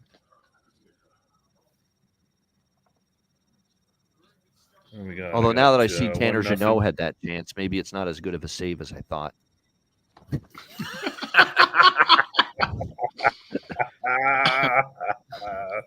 So we got Not 4 exactly minutes known left for in the high-level Philly finishing Nashville. lately, Calgary. We got 4 minutes left in the Philly Nashville game. Still tied 2-2. All right, let's go Flyers. Let's go Flyers. Jack Eichel penalty. Calgary on the power play as well, up 1-0 already. As we count down the remaining 4 minutes here in Nashville, 2-2 still. Philly and the Nashville Predators. You know what? I'm grabbing Flames minus $1.11 money line. I got a feeling this might be a good Wolf night. Yeah. I'm gonna keep watching it and wait a little more. But Alex, maybe wait till the power play is over because they just showed the stat. Calgary's 11% on the power play. Yeah, that's what I'm saying. Yeah. Dude, I jumped in on Vegas Live after Calgary scored. Oh yeah, which makes sense. That makes total sense. Yeah, that's what I'm looking at. That's what I'm Vegas breakaway. Yeah, big save there. I got no faith in Calgary, so. What do we got here? They might win. They might win you the first 55 minutes of the game. Yeah, right. I was pretty disappointed with my Calgary money line ticket last night. I was feeling pretty good at 5-3 lead. Yeah. And then the walls collapsed, and I didn't protect it because I looked at the draw. I mean, the draw would have actually not cashed in that one, but I was looking to protect it. And, yeah. It's And then, National Hockey League. It's not like Colorado's going to just take the 2-goal deficit and not try. They're out there. No, for sure. Yeah. Which game's that, Cheshire? What game are you looking at, buddy? Power play Lightning.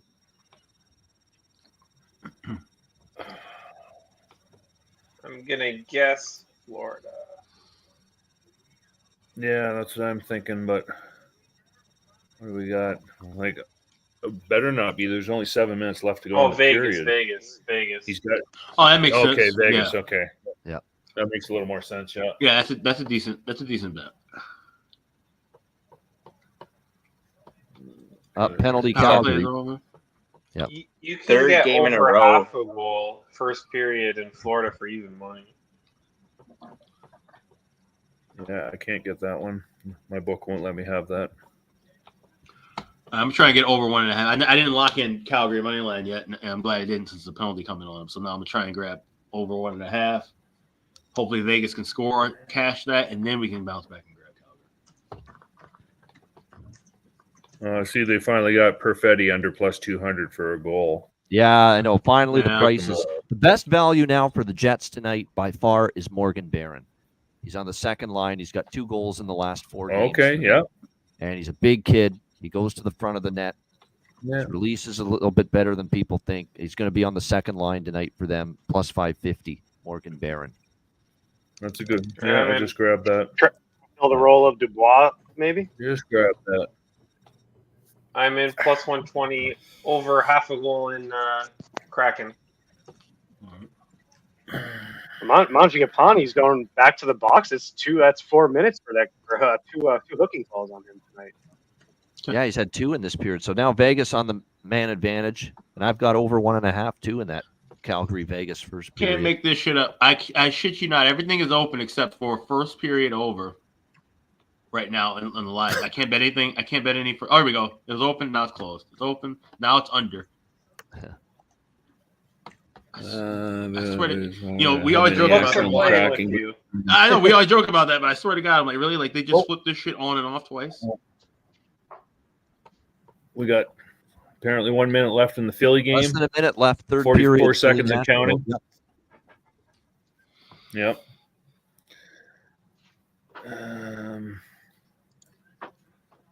Actually, I know.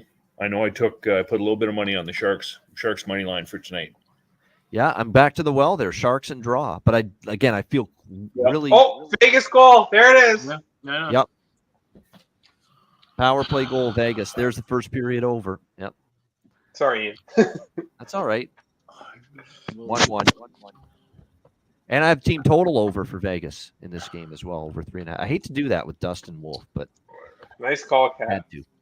It's not about Wolf. This is Well, about it's not so much. No, right. It's not. Yeah, I was going to say it's not so much Wolf. It's the fact that Calgary's defense is very suspect, and they're going to get tired as the game goes on. Yeah, and they played a lot tough minutes, Yep. tough game against Colorado. They had to work their ass off. High pace game with Colorado last night. Yeah.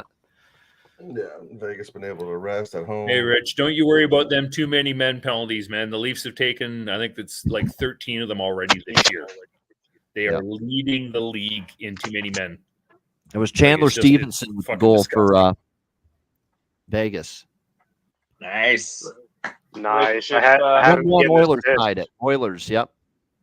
1-1. Oh, Nuge McDavid assist. There's McDavid point. All right, so that's 2 out of the 5 with just the straight up point parlay, which was what? Plus 300. McDavid, Draisaitl, Hyman, Bouchard, and Bedard. We've got Bedard and McDavid now. Yeah, you know what? Actually, I almost bet both teams to score first period in that Chicago-Edmonton game, and I didn't. Yeah, see, I didn't like it. I didn't trust Chicago to score. Yeah, just needed Chicago to score first. I did. Great bet there. It was a good price, Chris Otto. Chris Otto, are you able to come into the stream or not? I know you're busy, but there's a spot for you if you want. I need Mrazek to make 31 saves tonight. Yeah. The Marchessault assist not to tonight get hurt. was plus 200. I took a piece of Jonathan and Stone. It was plus 100. I just thought that price on Marchessault was a little. Bouchard assist. Nice. That's both no, teams March- to score March- first period for all 3 of the 4 10 p.m. Eastern puck drops here. Yep. And of course, I have the first period over now on the game that's scoreless. That's scoreless. Nice. Yeah. We said eventually that situation will pop up. You know Yeah. it will at some point. There it is. That's okay. I forgot. I rolled the Arizona game, the Chicago game, and the Calgary game. All of them over 1.5 in the first period, and that just hit for me. I was gonna shout out Otto in the chat. He put a round robin. I don't know if anyone tailed it, but it was over 1.5 in the second period in Philly, Toronto, and Carolina. And I think I don't know how he round robined it. I did a 3-legger at plus 242. That was so. Shout out to Otto. Thank you for that. That was really helpful tonight. Nice. All McDavid and Bouchard got points on the Nugent Hopkins goal. Yep. Wow, that's wonderful. That means 3 out of the 5 in our point parlay have come through already. McDavid's on the board, Bouchard's on the board, Bedard's on the point board. We only need Draisaitl and Hyman for that plus 300 point prop. Oh, so there you go. Are you singing it though, Chester? You got to be singing it, dude. Yep. So what do you live bet Draisaitl goal and Hyman assist, or Hyman goal and Draisaitl assist? Shit, if you had just the 2 big. The age-old question. Yeah. If you had the 2 Connors here in the Connor Bowl, Bedard and McDavid point parlay, that's already a winner. Plus 103. Yeah. And I think that was boosted. I feel like that was I think MGM had that as a boost. Yeah. So I'm sure a lot of places probably did, because that's the kind of all I need is Draisaitl and Hyman now to get a point. Mm-hmm. That's it. Oh fuck! Hips are killing me today. Oh, Hyman scores in the third period, says Groovy. Oh no. Preds? Flyers lose. Yeah, it looks like it. Unfortunately, yep. Preds won in OT. Sam Ersson was going to let us. Of course, he's been playing really well. Let's see. Philip As long as it went got it. overtime. At least we got the draw out of it. No, they're one good. Oh, wait a second. They did not blow the whistle on that? I don't know. He kind of went in and poked it after Nashville. Are they challenging? No, I don't know if they're gonna, but it looked like he was down. You have to. It's overtime. Why wouldn't you? Yeah, that means NHL, Toronto automatically look at it if it's a game. They're walking off. They're walking off, but it looked like he might have poked it in. Just switched it. So Chris is in the chat. He says, Chris Otto says, I play the Trixie, so the 2-pick RR and the 3-pick parlay. So in regards to the one that Occupancy was talking about that he posted earlier, I would think. Yeah, that's what that is. I just ran it back and watched that. Yeah. And watched that goal. No, Ersson thought he had it. He didn't. Yeah. Yeah. Yeah. Same with me, Ice. Although I did have Philly to win that. That's great. That's important. Yeah. Oh fuck! I'm fucking dying today.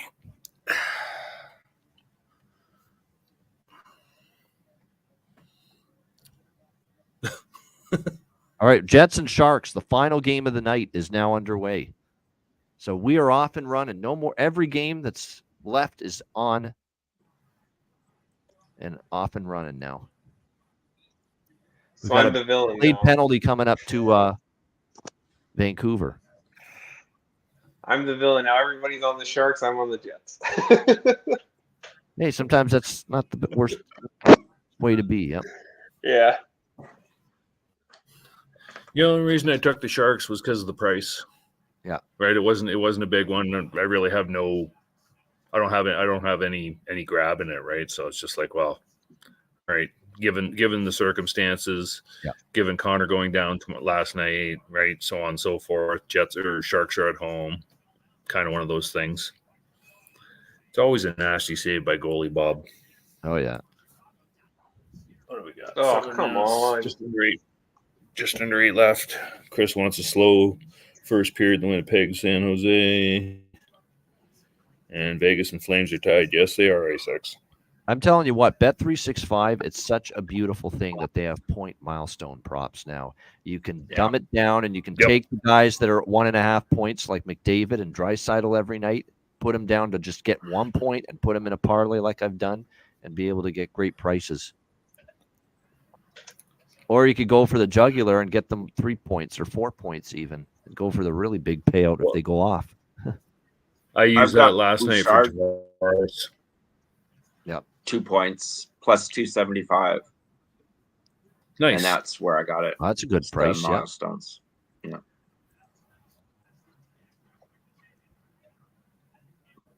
It's the coffee effect. Yeah. Yeah, those are good too. The shots on goal milestones, the block shot milestones, no doubt. Yeah, and Aaron going for 2-1 Oilers at the end of the first. You know what? Let's see if I can find that here at a live correct score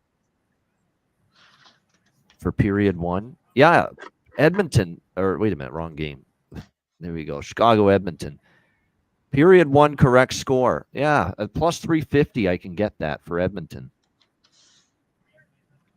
That's Why a not? 2-1 for 2-1 Edmonton after the first period. Yep. Plus 350 on that. Yep. Sure. Yeah, I'm getting plus 300 on bet 365. It's plus 210 just for Edmonton to win the period. Oh, what a stop, Demko. Another save. I gotta respect that. Holy shit, he robbed the Lightning twice on their power play just now. You know what though? I'm gonna go the other way as well. I'm gonna take 2-1 Chicago. Yeah. Plus 600. Bettman on the idea of a in-season tournament. We kind of like our regular season. Teams feel like they're in the playoffs. We're looking at best on best international competition. Ah, that's good. He shot that down. Yeah, I don't want an in-season tournament in the NHL. No, thank you. No. The only reason the NBA needs is because they rest half their players half the games. Like, who the hell's going to remember the Lakers winning fucking NBA Cup? Seriously. People are going to say, 20 years ago, I was there when they won that NBA Cup, that in-season tournament. Come on. Hey, Ian, to be fair, I think the only NBA bet I've made all season was the Lakers -4 in that game. So, like, oh, they're the only team who cares about this crap. You know what's ironically enough, the last NBA bet I made was the under in that semifinal, because when I saw how crazy that court looked, I'm like, there's no way. And sure enough, they ran. They got the big blowout win, and that under catch for like 10 points. I was hitting Wembanyama's double doubles for the first, I don't know, 7 or 8 games. That was cashing just like clockwork. You take that, not to make this NBA, and I'm only going to briefly make it NBA, but I just want to say it since you brought up Wembanyama. If you take that guy off the team, they may not win a game. San Antonio. They're horrid. No, they're horrid. and what could this be? Just to kind of wrap it up, because we talked about Bill Belichick being gone earlier, but how interesting would it be if Greg Popovich gets fired too? We're talking about 2 legends that could be out of their respective sports in a year. Yep. I mean, I don't care. I don't care if it's a rebuild. This is awful, even for, like I said, Spurs standards. I can't imagine Popovich can just even stand watching this shit, let alone being, the organization lets him stick around. But they would say he resigned. Of course they'll say he resigned, but we all know it's There's no way. That guy, there's no way. John Wooden could come from the grave and wouldn't be able to get a bunch of wins with this team, so it's not his fault. But this is why I don't get the Belichick part. The defense is still good. No. It's just they he's have no not. clue. His time is coming. Yeah. Someone's gonna give him some money. Oh yeah. Oh well, no, he's gonna be the GM. I promise you, he's going to still be the GM. He sucks as a GM. Up the ladder. Executive assistant. Yeah. Well, he's been the GM coach for what, the last 7-8 years, something like that. That's right. Yeah. So he's No. the coach. No, Goose, you forget the GM was his dog. He's just the coach. I thought he had the magic 8 ball. Should I trade for this player? Yes. Okay, cool. Hey. Do you know what? Chicago's held their own in this period. They played a nice period here in Edmonton. Yeah, they're out shooting the Oilers right now, 12-6. And it's not like Edmonton's just like lollygagging either. They're playing well. They're easing their way into the game right now. Yeah, definitely. Oh no, 420. We were just talking about coaches that probably have outlived their time frame. Like Belichick is definitely one. Popovich is another. Right? There's probably 3 or 4 coaches in every sport that just they need to go. Right? There was a report earlier that Belichick's gone. Oh, was there really? Oh, He is okay. gone. He's out. I didn't realize around, that. Around 6:30. Yeah. Yep. Oh, okay. I didn't realize that. Okay. No, I just 420 villain They're had making a change. No one Yep. else is reporting anything about Belichick. I'm No, like, I've seen it multiple places. So it's gotcha. Nah, they won't fire him till the end of the season because their season's fucked anyway, right? So they'll, you know, we've mutually decided Bill is going to either step up or step away, one of the two. That's the way that'll go.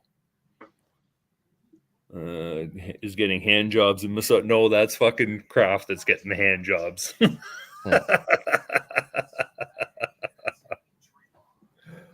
Oh shit. All right, we're at the intermission, Florida, Seattle. We're at the intermission, Calgary, Vegas.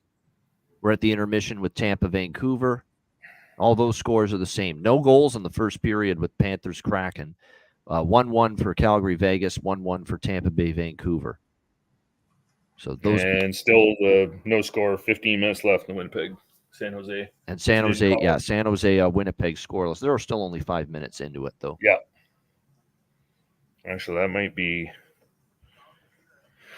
Is this the Laurent Brossoit, by the way, keep that in mind for the Jets tonight.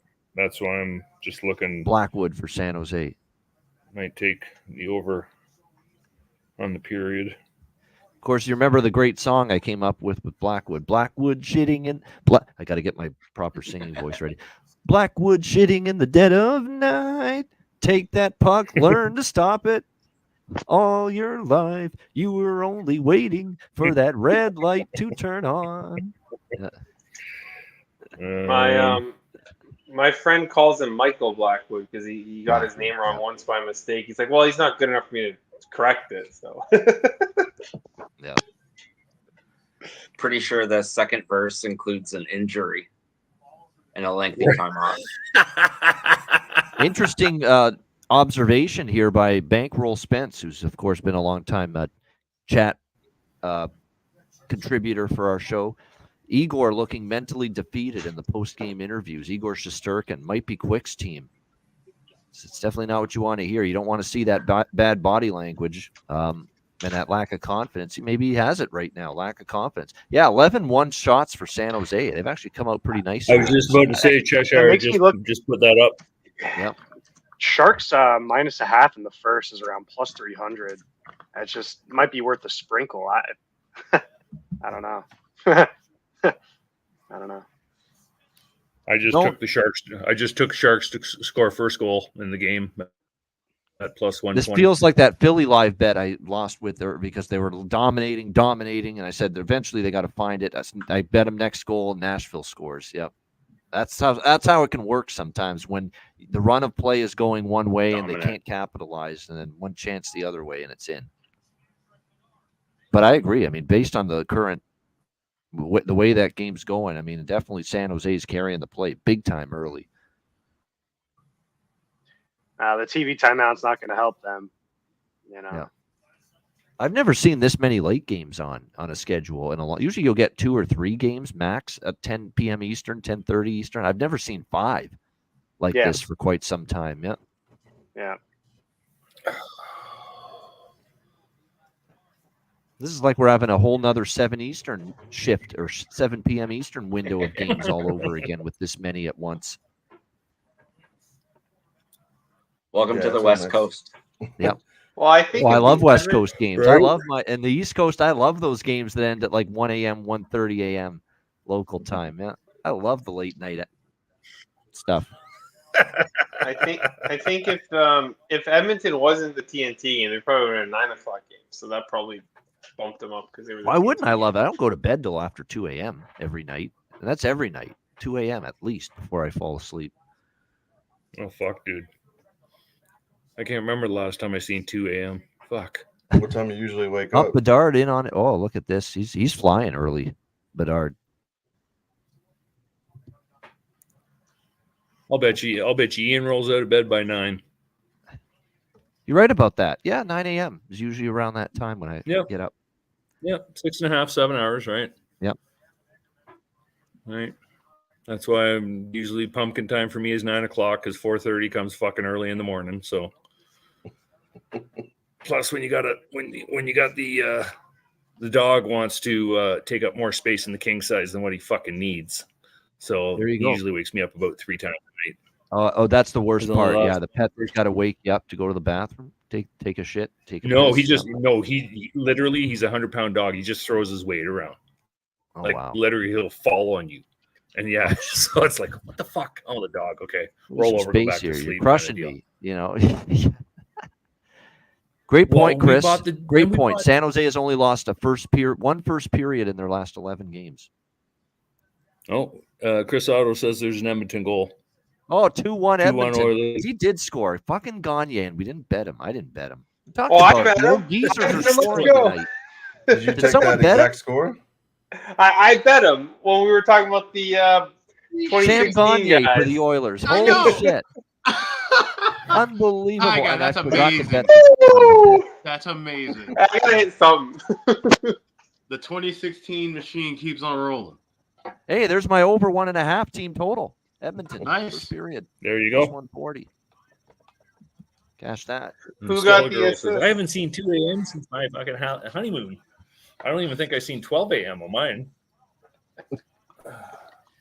Gagne provides a Gagne for yours truly. Yeah. Because Friday night I was up to like 2:30 writing an essay about Shakespeare. So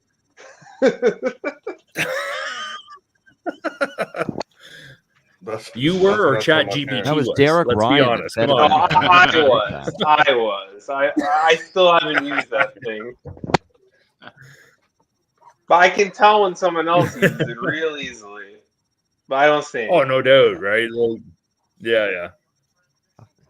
Yeah, I hear you. What are we doing in Calgary? That was a wonderful pass by Derek Ryan on that Gagne goal. And Gagne just a perfect shot. Can't even blame Mrazek for that. It was a really good shot.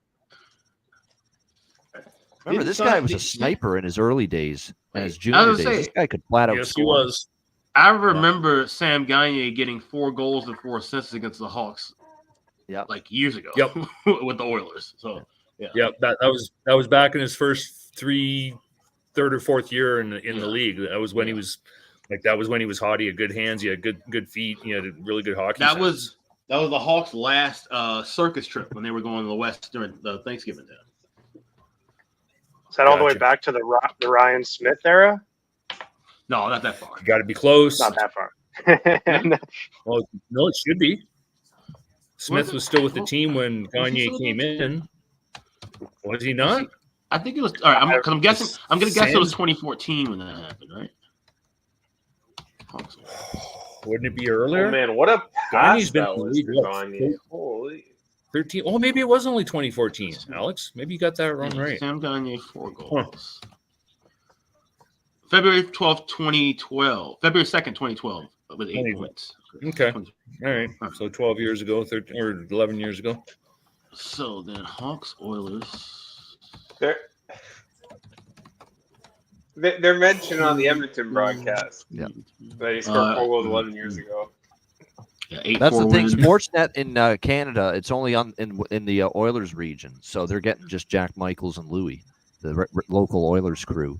So nowhere in Canada are you seeing the ESPN broadcast. Yep. Oh my God, this look some of the names of other guys that scored in that game. Patrick Sharp had 2. Taylor Hall for Edmonton. Ryan Whitney with a power play goal, and Cam Barker with Edmonton against the Hawks in that contest. So, Cam Barker. yeah. There's a fucking name from the past. Holy shit. Lightning first I'm period. going with Oilers, Florida. cash. I'm going with a couple bets here. A couple big plus money bets. Both teams to score plus 500 in the first 10 minutes of the second period of Florida Seattle, and a little bit on Florida to get the goal. Florida to score in the first 10 minutes at plus 120. Come here, sweetie. Come here. But I also think Seattle could bang one in here. The boys. They know they got to No, wake come up. They only had 3 shots on goal in that first period. I'm seeing a Sharks goal. Yeah, the books closed the odds down. Yeah, Sharks Connor goal. Kenny says it's Josh I Bailey, got- Reclamation Project, former Islander, getting the Sharks goal. Yeah. I got that plus 295. No, like, get your face off there. Minus a half. Come here. Quarter unit. Everything helps if they can hold on. Shocking news. The best player on the ice in the first period there for Chicago was Connor Bedard. Like, he was flying in that first period. He scored the only goal. Did they score again? Is it 2-0? The books just closed the odds again. My stream is a good 120 seconds. No, I've got the game on. Or is it 1-1? Say hi to the boys. Say hi to the boys. Say hi, guys. Say hi, guys. Oh, there you go. Nice. There you go. That's my son's Nice dog, pop. Nala. Yeah, she is. Nice. She's super smart, but super stupid all at once. She ate. She got into a box of paintballs. She ate 150 of the fucking things. Oh yeah. My dog used to eat grass every day. I'd come home and clean throw up every day. He just eat all the grass. Well, it's like no problem finding the shit. It wasn't good. The paintballs put her into emergency for 24 hours, and she went through, I think, 5 IVs, and yeah, it was just a mess for a while. Hey, you got it wrong. It's not the Josh Bailey of the Islanders. It's another Bailey that scored for San Jose. Justin Bailey. No, Justin Bailey. Got my Baileys mixed up. Yeah. I was going to say Josh Bailey's not black, so that's the dead giveaway there.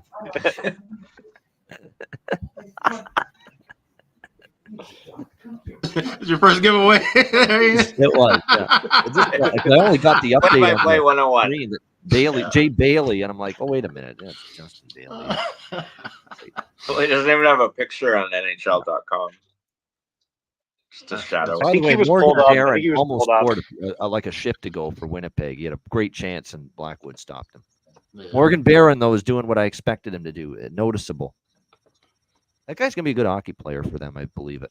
Barron, yeah. Yeah, right, Josh. Yeah.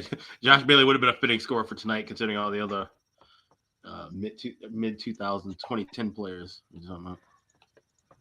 Should we bet the Mike Hoffman goal? He's the last one, right? Hey, Mike Hoffman's on a mini heater the last few games. Actually, yeah, he is. So, yeah. Shout out the other team and winning. So Barron had a great chance. Perfetti had a great chance. All we can do with these goal props is we can handicap that they're going to get opportunity. You know, we got to hope for a little luck that the puck actually goes in.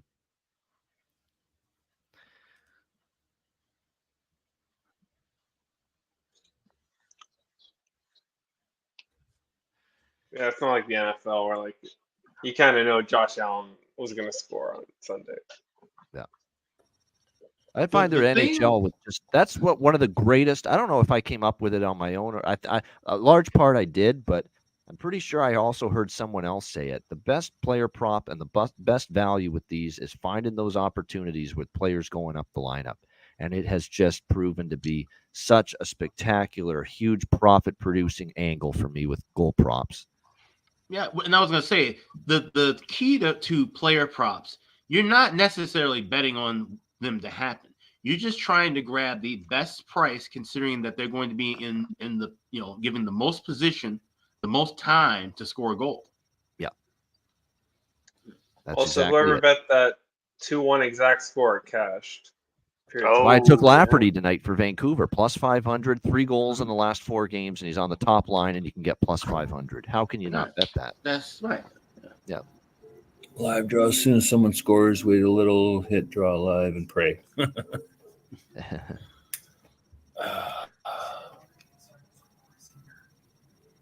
Excuse me. I still like Lafferty. Yeah, I took Lafferty for anytime goal. Yeah, Pup's okay, CFL fan. She I'm pretty sure that when the atomic bomb gets dropped, it'll be her and the cockroaches that'll survive because she's that stubborn and that smart all at once. But like I say, she's stupid. She'll put her head in a hot oven and she'll do it repeatedly if there's food there. Like it just blows me away how crazy the dog is. But she's smart at the same time, right? So. That Quaker commercial in Canada cracks me up, where they rebuild the snack stand in the rink, and then they just got all they have is like oatmeal. Like, Yeah, I think the guys would have rather had their chips and hot dogs back. You know what I'm saying? Right? Just a bunch Yes, of I did. Hey, come here. What, you never heard a goose fart? The Gosh, Bettman's in the studio all fucking night. Pan on my Back to the first intermission in the Chicago game now. I'm glad to see my microphone's really good, you guys. Oh yeah, we Hey, hear everything. And in the night. Major Tom, a lot of us are in Canada. We have to deal with goose shit everywhere, not just farts. right in front of my university. They left the shit right on the fucking sidewalk. Say hi to the boys, Omen. Say hi, Omen. No, that's Say hi to your the dog, right, Goose? boys. Yeah, that's the other one. That's the other one. That's our boy Almond. You're not really stopping going. They're going back to the All-Star Game player draft format this year. They're saying, yeah. Celebrity captains, says Bettman right now on ESPN with that. Yep. Spice it up. The All-Star Celebrity Games are usually I'll peek in on it for a few moments thing for years for me, and it's going to probably stay that way. Yeah. Hey, did y'all see that KHL goalie getting in on the 2-on-1? That was pretty wild. All-Star game. That was pretty cool. Right, there's been a couple of years where people have been saying, "Ian, where's your All-Star Game Ice Guys preview show?" I'm like, "The All-Star Game week, All-Star weekends for time off for Alex and I to recoup and regenerate, and replenish, and re-fucking charge our batteries." Yeah. I got hired in Pluto in Denver 2 years ago for the All-Star game. Last year, I don't even know what I did last year. I think I stayed in bed. Yeah. So. Believe me, we're here every regular season game day, no question. All-Star weekend, we're out. It's our little siesta. No doubt. Yeah. And it always falls on the weekend before the Super Bowl too, so there's no football to worry about or anything. Like good weekend. I'm keeping my eyes open for any giveaways for the All-Star game. For me, it'd be that's an hour north to go see my mom. So if I can get a free flight into Toronto, then I'll fuck off up north and go see my mom instead. No, that's awesome. Now, you know what? Yeah. See that? Now, something like that. If the All-Star game was ever in Chicago, I would totally be all over that. Like I said, to win a prize like that. Yeah, that would be cool. Well, we won, me and the wife won a trip to the 100th Grey Cup in Toronto, which was back in 2012, I guess it was, 2013. 3 nights in Toronto, right? Airfare plus 500 spending. So my mom and my dad, who was still alive at the time, they drove down to my uncle's place, which is just outside Toronto. So we went over and saw them for the day, came back into town. We went to the pregame. We saw Big Sugar. The guy looked like he just crawled out from underneath a bridge and was a crackhead. Like, I'm telling you, the full Adidas suit, the sweaty bandana. Just crazy. Well, so it was Big Sugar, April Wine, and Kim Mitchell on the Saturday night pre-concert. Yeah, it was a good show, right? But I'm telling you, man, I've seen Big Sugar. How does 3 anyone times. not like He's a Roller, a high roller, baby? Right? Who doesn't like that song, April Wine? Great song. Well, I used to be. Did you ever, Ian, have you ever been to the Key to Bala? No. No, it's a good spot up north. Again, Pie Guy might probably know up in Graven or just short of Gravenhurst, place called Bala.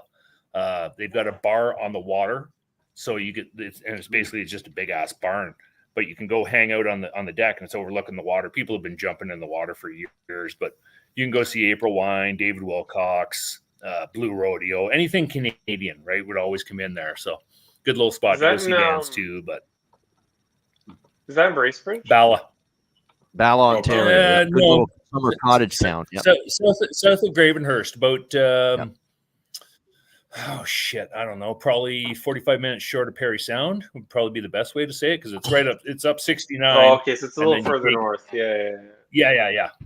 Right. So it's like I say, it's I guess what is now 400. Take the 400, and you go in on County Road 112 or something like that. I can't remember, but it's a little hole in the wall sign. If you're not looking for it, you'll miss the fucking thing. But good spot to go for a summertime concert. They always have really good shows in there. So yeah. There's a couple of good concert venues up north. What about or what is it, Oronto or whatever it was, where Ora Medante, where Rolling Stones played. I remember. Yeah. Yes, at the racetrack. What the hell's the name of it? I haven't been there in years. Yeah, we used to go and get into a lot of fucking trouble there too. Honestly, the April Wine catalog of their tracks and their albums and their big hits, it's a great collection. It's great, just old school, good old. Yeah, you can't go wrong rock. with it. Really good. Yep. Can't go wrong with it. Yeah. I don't know if you guys go a little further south is Saratoga Springs. A bunch of my buddies would go see shows upstate New York. The Kraken scored. Kraken scored. Okay, That's 1-0 Kraken. There we go. I'm Yamamoto, on I my think. both teams to score in the first 10 minutes at plus 500. Very nice. And again, that's both teams to score in the first 10 minutes at plus 500 of that second period for Florida, Seattle. 6.5 to go. Which I'm hoping cashes because now I need Florida because I've also got Florida plus 120 to score in the first 10 minutes. So need Florida badly Ian now. Stone That would be and Love great. by Journey, Stone anytime goal plus 300 for Vegas. Yeah, okay. Lived in Saratoga Springs for a year. I heard good things about Saratoga Springs. I saw a lot of people betting Eichel for the Hart. I don't know if you guys think that's live or not. It's not the That worst bet in the world. that but seems like a long shot to me. Yeah, they're looking Right. for long shots, but they think Yeah, David's right, but- like weak on the case, right? So I mean, here's the thing: you want to try to grab one of the finalists, right? So you know it's going to be a McDavid, and it's more likely going to be Kucherov. So yeah, Eichel would be a shot. You at least grabbing him. You can grab him at what plus 25 or plus 30 to 1, and then you they were grabbing higher than that. Okay, so then right. Then that gives you wiggle room to play with and grab somebody else when they go down to the 3 finalists before the awards. Yeah, exactly. Just was that Kadri? Yeah, it looks like Kadri just scored. Yeah, 2-1 Calgary. Wow. Yep. What the fuck was that? Flames back on top. They got to keep scoring here because give Dustin Wolf and this defense missing Tanev a little run support. They need it tonight. Yeah, the only way they're going to win tonight is to outscore their problems. He is a great play-by-play man too. Rick Ball. There's many, but Rick Ball for Calgary is great. I like him. Did the Panthers score? No. They jump on that both teams to score in the Tampa Power and play, Vancouver game for plus 140. They have the puck right now, though, in the Seattle zone.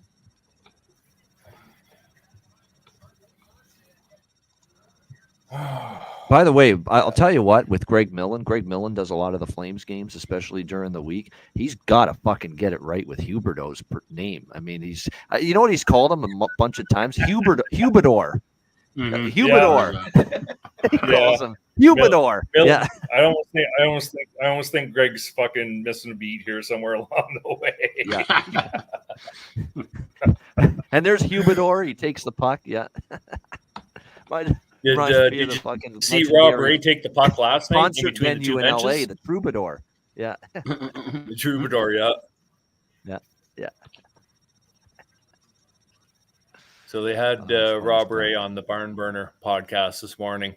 Mm-hmm. What the hell's his name? Good save, Wolf. Oh, shit. Warner was talking to him because he's living in Buffalo. He ended up with 7 stitches from that puck last night. Oh, damn. Yeah. They settled in Seattle now. Power play Florida. Here's our chance coming up. The announcer, right? That was between the benches? Between the glass, Yeah. Yeah. So he ended up with 7 stitches out. They went and got the stitches after the game because he stayed and did the game, right? He just kept some. Yeah, he was talking. He was like, it felt good. Like, wanted me to lace him up again. It was funny. Yeah. Can we get some magic here? Florida plus 120 and the both teams to score plus 500. For that to cash, I need a Florida goal in the next 3 minutes and 33 seconds. I think you need a lucky jingle. Do you And believe they're going on the And you got a power play. Yeah, they got a chance here. And I heard something. I'm going over 2.5 second period in that game. Hopefully, give you some luck there. Oh, Seattle and Florida. Yep. Yeah. Did I hear right that Kachuk has only scored 5 goals this year so far? I Is that believe right? You are correct. Yes. Wow, that's crazy. Been the Verhaeghe and Reinhardt show. Yeah. You got 15 assists though. His contract isn't up. Yeah. There you go. That's a good point. Yep. He's also Pretty coming sure off a Reinhardt's broken is. fucking sternum. Let's remember that too. Yeah, right. The fact that he Yeah, even I think- was available opening night is insane to me. Yeah. Yeah, I think that broken sternum's causing him more issues than he would. Van City to the power play. Let's go. 1-1 in the Sharks game. Yep. Jets scored. Yep. Power play goal. 1-1. One more. Vegas. Oh, I had that first period over, Jets Sharks. Yeah. I forgot about that. And another guy. Well, Vegas tied it. All right, perfect. Now we're going on Calgary. That's what I was waiting for. This game's gonna get nuts. Yeah, I feel it too. What's the live over? It's got like 7.5, right? Oh well, 7.5's adios. There, it's probably gonna open 8.5 or 8.5 juiced over. You can get a 7.5 in regulation for plus 160. Oh yeah, you can do that. But I wouldn't fuck with that. I mean, regulation. No, I wouldn't mess with even that. it doesn't matter because you can't have overtime on a 4-4 would have to be overtime. You already cash it. Right. Yeah. Yeah. So that's the same bet. Yeah, a 7.5 minus 125. Oh, minus 128. Well, that ain't bad. All right, I'll go that. I don't know if I'm gonna do that. I'm just gonna do. Yeah, wait a few minutes. Maybe we get some scoreless. I am grabbing Flames plus 160 because I wanted that earlier and I didn't do it, and now I'm probably not gonna get that again. Oh, look who's here! What's up, guys? What's up, guys? Hiding in the back. How you guys doing? Andrew McGinnis, what's up? Not a whole lot. Cheering on the over in the Jets game. That's what we got the main Yeah, bet that's on one today. of the bets I'm cheering on. I'm on that too. Sharks in the draw and the over there. Yep. Great. How's the show been tonight? Very good. Very good. Lots stuff. of fun. Good crowd. Up and down with the betting. Philly let us down, but what do we have? Eddie, earlier? we had a liked couple the next Sharks draw. on the draw. Yeah. We hadn't Goose talked has to a you new over. fan. Literally showed up and left when Goose started talking. So Yeah, I know. That's Goose when you know scared you made people it. hard Once you snap start people getting away, hate, well, one in particular. like, that's when you know people like Hey. you. Like, you know. If he can't handle That's me, he ageism. can't That's handle what that life. is. That's not my fucking fault. That's all I got. Goose is the fucking Benjamin Button of Canada. Okay. Give it another 10 years. I just tell it the way it is, man. I just tell it the way it is. Yeah. That's how it should be. Indeed. We've Alex, also I bet got you a were crazy pumped off that parlay Bedard going, goal. Andrew, in the Blackhawks that was Oilers. nice. I need just Hyman Oh, yeah? and Draisaitl to get a point. I've already gotten a point out of McDavid, Bedard, and Bouchard. Yeah. Sweet. And it's plus 300, that prop. Awesome. That parlay, yep. Awesome. And Bouchard now has a Thanks, guys. 13-game point streak, and McDavid has a 10-game point Yes. streak. Yeah. That's Yeah. Bouchard's been Chasing very quiet with Ronick's that one. 19 or 20 gamer, right? let's That, go. that he had Mhm. earlier. Yeah. Winnipeg power play. Come on, Yep, boys. Winnipeg Jets power play coming up. Right back to the power play, yeah. Let's get this puck play. All right, I we're was underway called by the crazy way. today for liking the Penguins team total over, but we just got there, so I was pumped about that today. Yeah. It's a miracle. They scored their first 2 power play goals since Christ was born. Here today.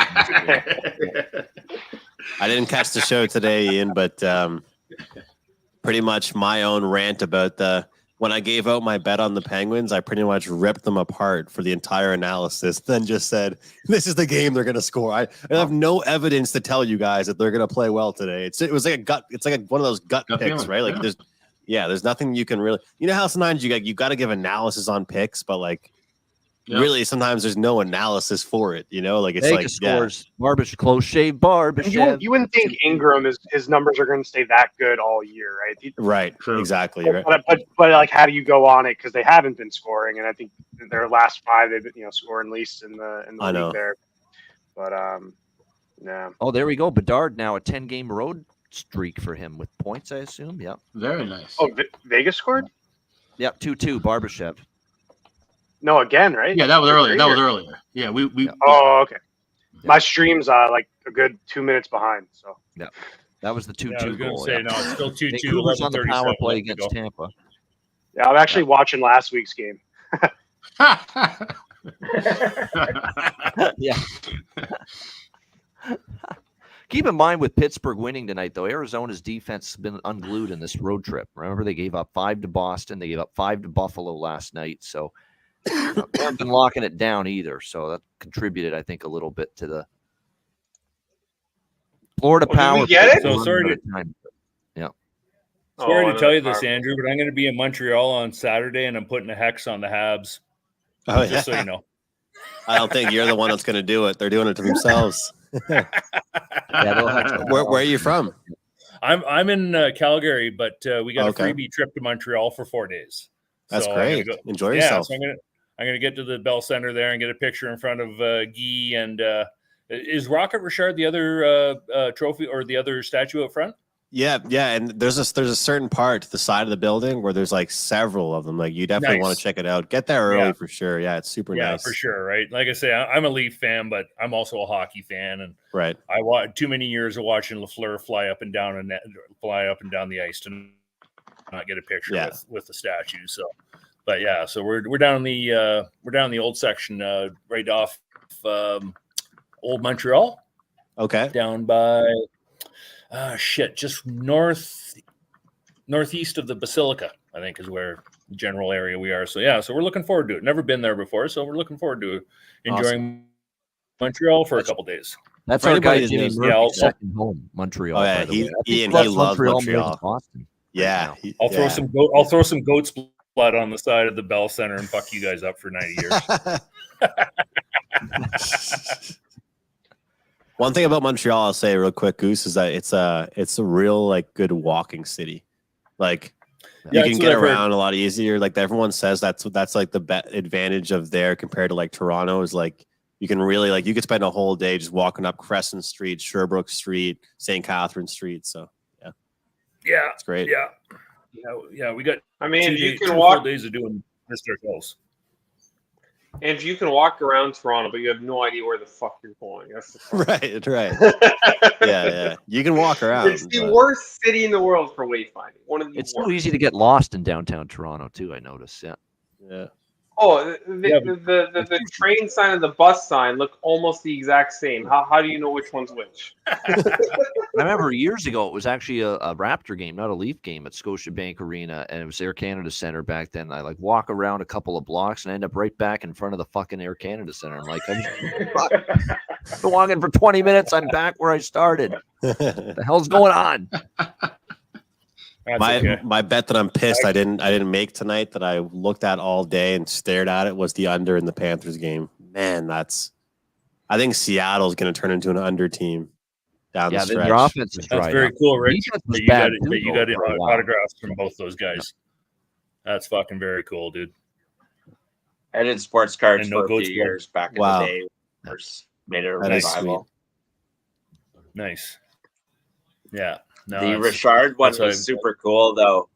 It was one of those games where the All-Stars, like the retired All-Star guys, were playing like the Vancouver police and fire department kind of thing. And I knew a couple guys that were on the police department. So I had tickets, and it was general seating. And I was the only guy smart enough to Maurice Richard wasn't playing. Canucks it was I think 2-1 Van City. Let's go. Nice. Besser knocked it out of midair to make it 2-1. That's 19. I've got Vancouver team total, Ian, so I need 2 more. Yeah, I got a money line here. I have no problem fading Tampa on the road right now. Their road record's awful. I got them plus 130 after they were down 1.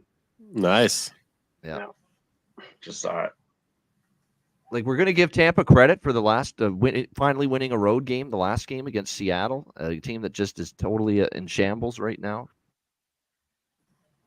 I don't know. To me, that didn't. Is it the intermission in the San Jose game? Yeah, 1-1 after the first period in San Jose. Yep. Yeah, I think Tampa had bottom of the standings for their away record, at least in the last 5. I think they had come in with 2 points in their last 5. Vegas is getting themselves a power play. Yeah, power play Golden Knights, and I've got Vegas team total there. We've got over 3.5. My theory, and Andrew, I mentioned this all day, the theory with me with Calgary moving forward is overs and the opponent's team total over without Tanev. Tanev is that big deal defensively for the Calgary Flames. A shot blocking machine, a defensive magnet, puts his face in front of the puck, is always in the right position, so sound, so structured in his own end. And I think it's just a huge loss. No one can play defensively like he does on that team. Yeah, it's unbelievable. And I think that really the minutes logged too, physical. I agree. Yep. Yep. Yeah. Keeps guys to the outside. Players like him. Yep. Yep. And the way he defends occupancy is just, when the shot's coming, he'll just dive right in front of it. It's just he's a warrior, man. He is old time hockey. He is exactly what every team needs on their defense. Everybody should have a Tanev because he's just indispensable. It's the best way. Why do you think the Leafs have been nibbling around for weeks now? Contemplating bringing him in. Yeah, I would, but that's the problem. I wouldn't have been, because after seeing him here for the last 3 years in Calgary, I know his shoulders are shot. And Tree Living should know that too. That's the worst part about that setup. Right. So he's the guy. To be honest with you, I like Hanifin. He's not as physical, but I do like Hanifin as a defenseman. I think he'd be a really great ad, but you got to try and make the money work. Yeah. With the injuries though, Goose, I mean, some of these guys I think get stronger the more they get hurt. As weird as that sounds, like for example, like Cal. The type of surgeries he was going through, and all-time hit leader now, and still out there throwing the body. And keeps on ticking, as I like to say. Yeah. The problem with Tanev though is that so 3 years ago his left shoulder went, 2 years ago his right shoulder went, last year his left shoulder went again, and then last night looked like his left yet again. So my fear now is that this is all fucked in here, right? I don't want to change the sport, but I mean, remember Adrian Peterson had that knee replacement surgery, and he came back the next year and had 1,600 yards or something.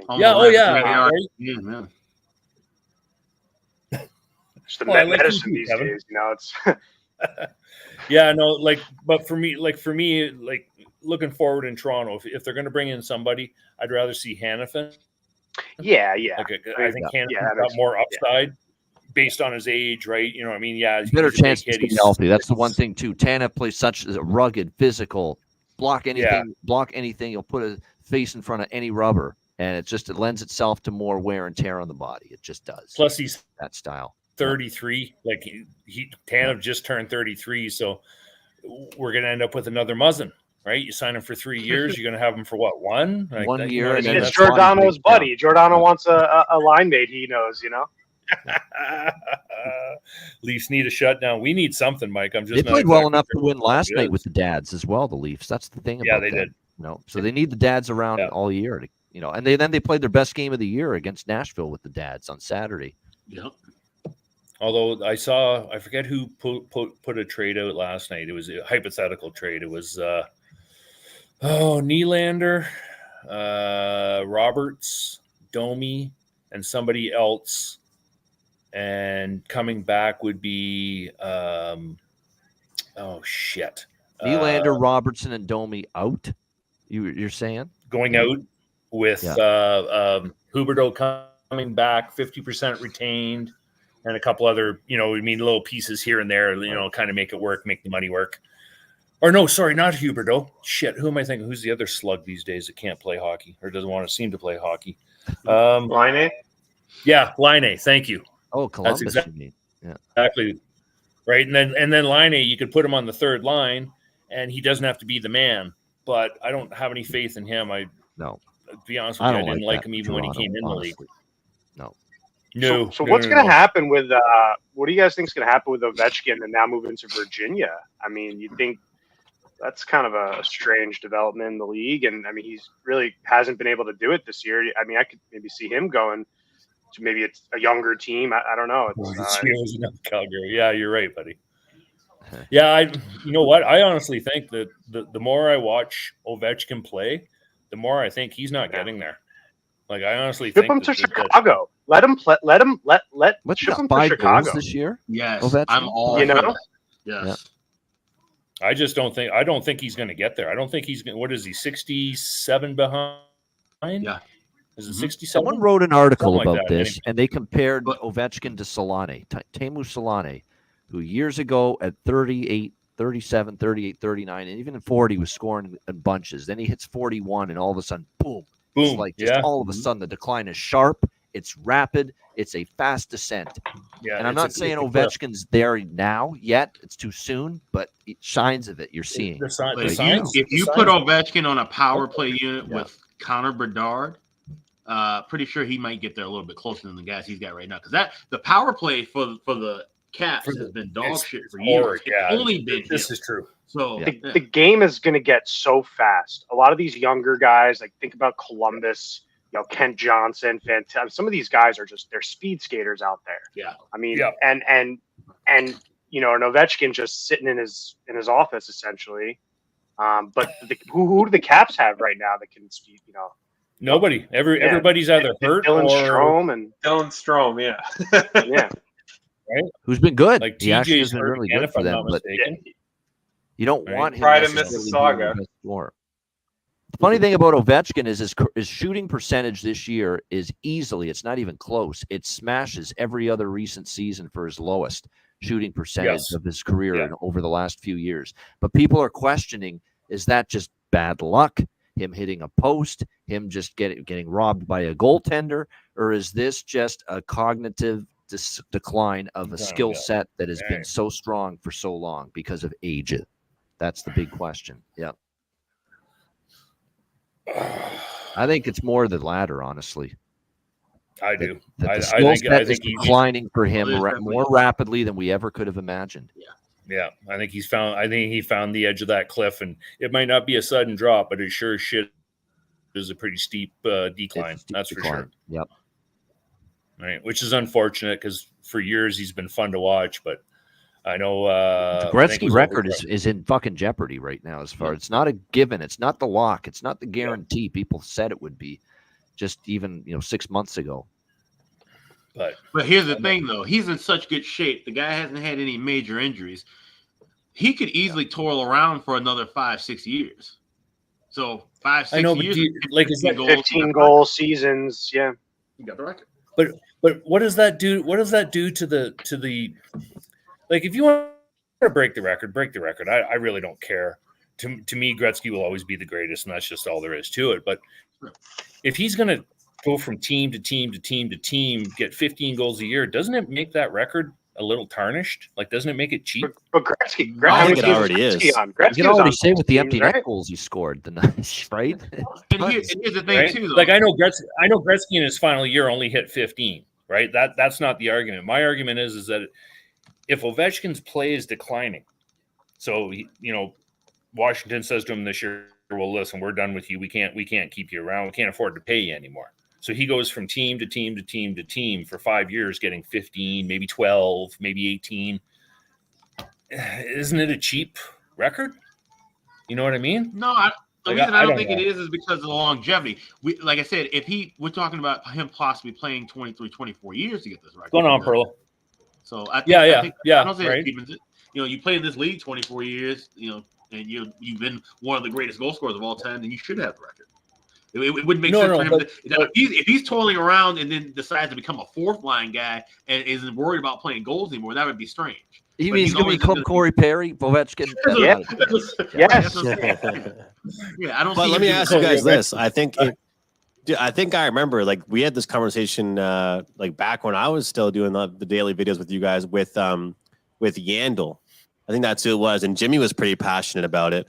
And I had a different opinion about it. I think, Goose, if the same people that will think that keeping a player in a lineup that shouldn't be there to get an Ironman streak are the same people that will probably think that Ovechkin should play it out until he gets the record. But I'm under the belief that if Yandel is 30 games away from a streak, but there's 3 other guys that are more deserving of a spot than him, I know it's a hockey thing to do to just leave the guy in there, but I'd want to break that record knowing like I broke it. You know what I mean? Like, I get what you're saying. So I think those are the same 2 groups of people. Like, and in my opinion, I think that like if I'm Phil Kessel, I don't want to keep getting put out there if they don't even want me out there and they're just doing it for the record. You know what I mean? Well, And that's kind of what I'm getting at. Like if they're literally wheeling Ovechkin out on power plays and putting him on the ice, right? Like if that's all he can do for 5 years to try and get his goal record, is it worth it? Like, you know what I mean? Like I don't know. I'm Right. kind of torn on this one because to me, he can break the record. He can have it, whatever. Gretzky to me will still be the best, and that's all there is to it. That's just the way it is. But in the pursuit of that record, if all he's doing is getting out on power plays and maybe getting 15 goals a year, and it takes him 5 more years, and he doesn't quit till, because he's 38 now, so say 44, and literally he looks like the old man on the block pounding his fist in the air. Like, you know what I mean? Is it like, I don't know. Yeah. To me,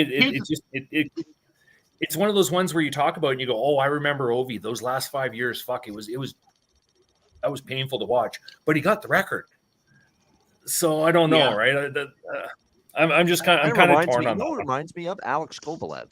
Great career, Alex Kovalev. But a guy that just hung around too long. Those last couple of years when he was in Ottawa, right at the end, right, just the shell of the guy that he was. Yeah, before. So I don't know, right? Like if all he's doing is staying for the record, doesn't it make it cheaper?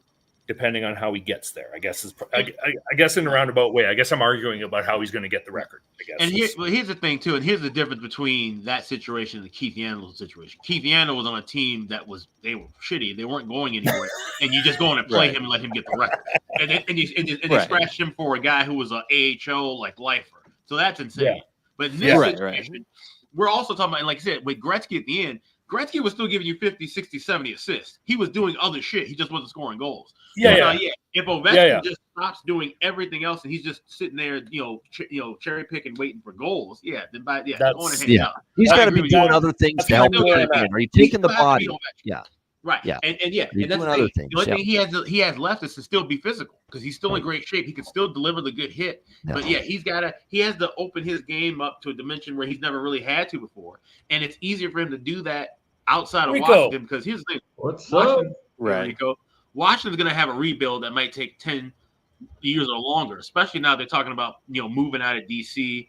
Who knows what all, chaos is going to have with that, if the fan base is going to be happy with that, and what decline we see in ticket sales. So, and here's the thing. A shot from the slot, Brock Besser, 3-1 Vancouver. Nice. Let's go. Let's go. 20 goals. Brock. Wow. Keep sleeping on this team. Keep believing. So you know what I mean. I guess we'll watch and we'll see what happens. But the decline in his play this year has been rather severe. Like, and here's the thing: what do you get back for him to trade? Like, let's say the Hawks were to trade for him, but what do the Hawks have to give up? A first-round pick, 2 first-round picks? That's ridiculous. But is he worth a first? No, that's not. The other part, right? Yeah, you know what I mean? That's what I'm saying. So if he's not worth anything, and the fans are going to be pissed if you trade him. You might as well keep him during the rebuild. You're going to have a bunch of old guys and bums anyway during the rebuild. Why not have him be one of the old guys? True enough. I guess if you're not paying him $14 million a year, right? If he's willing to take a pay cut to stick around, then okay, whatever. Have at her, I guess. I hope in the next CBA they have something where guys can restructure their deals. Because I'm sure we would. Why not? You don't think there would be players who would be willing to restructure their big deals to help the team? No, I'm not. What I'm saying is they will never go for it. Either the owners or the Players Association, right? They won't.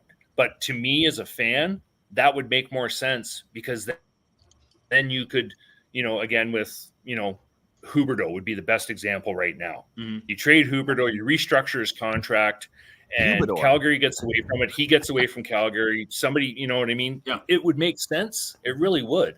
But there's an argument that Huberdeau's been overpaid since Florida. I can't argue that one either. Like, you know what I mean? Like, but the other thing about Yandel was his own coach wanted to bench him. And the ownership wouldn't let him. Quinville wanted to bench him every single freaking day. It drove him crazy that he had to put that guy out there.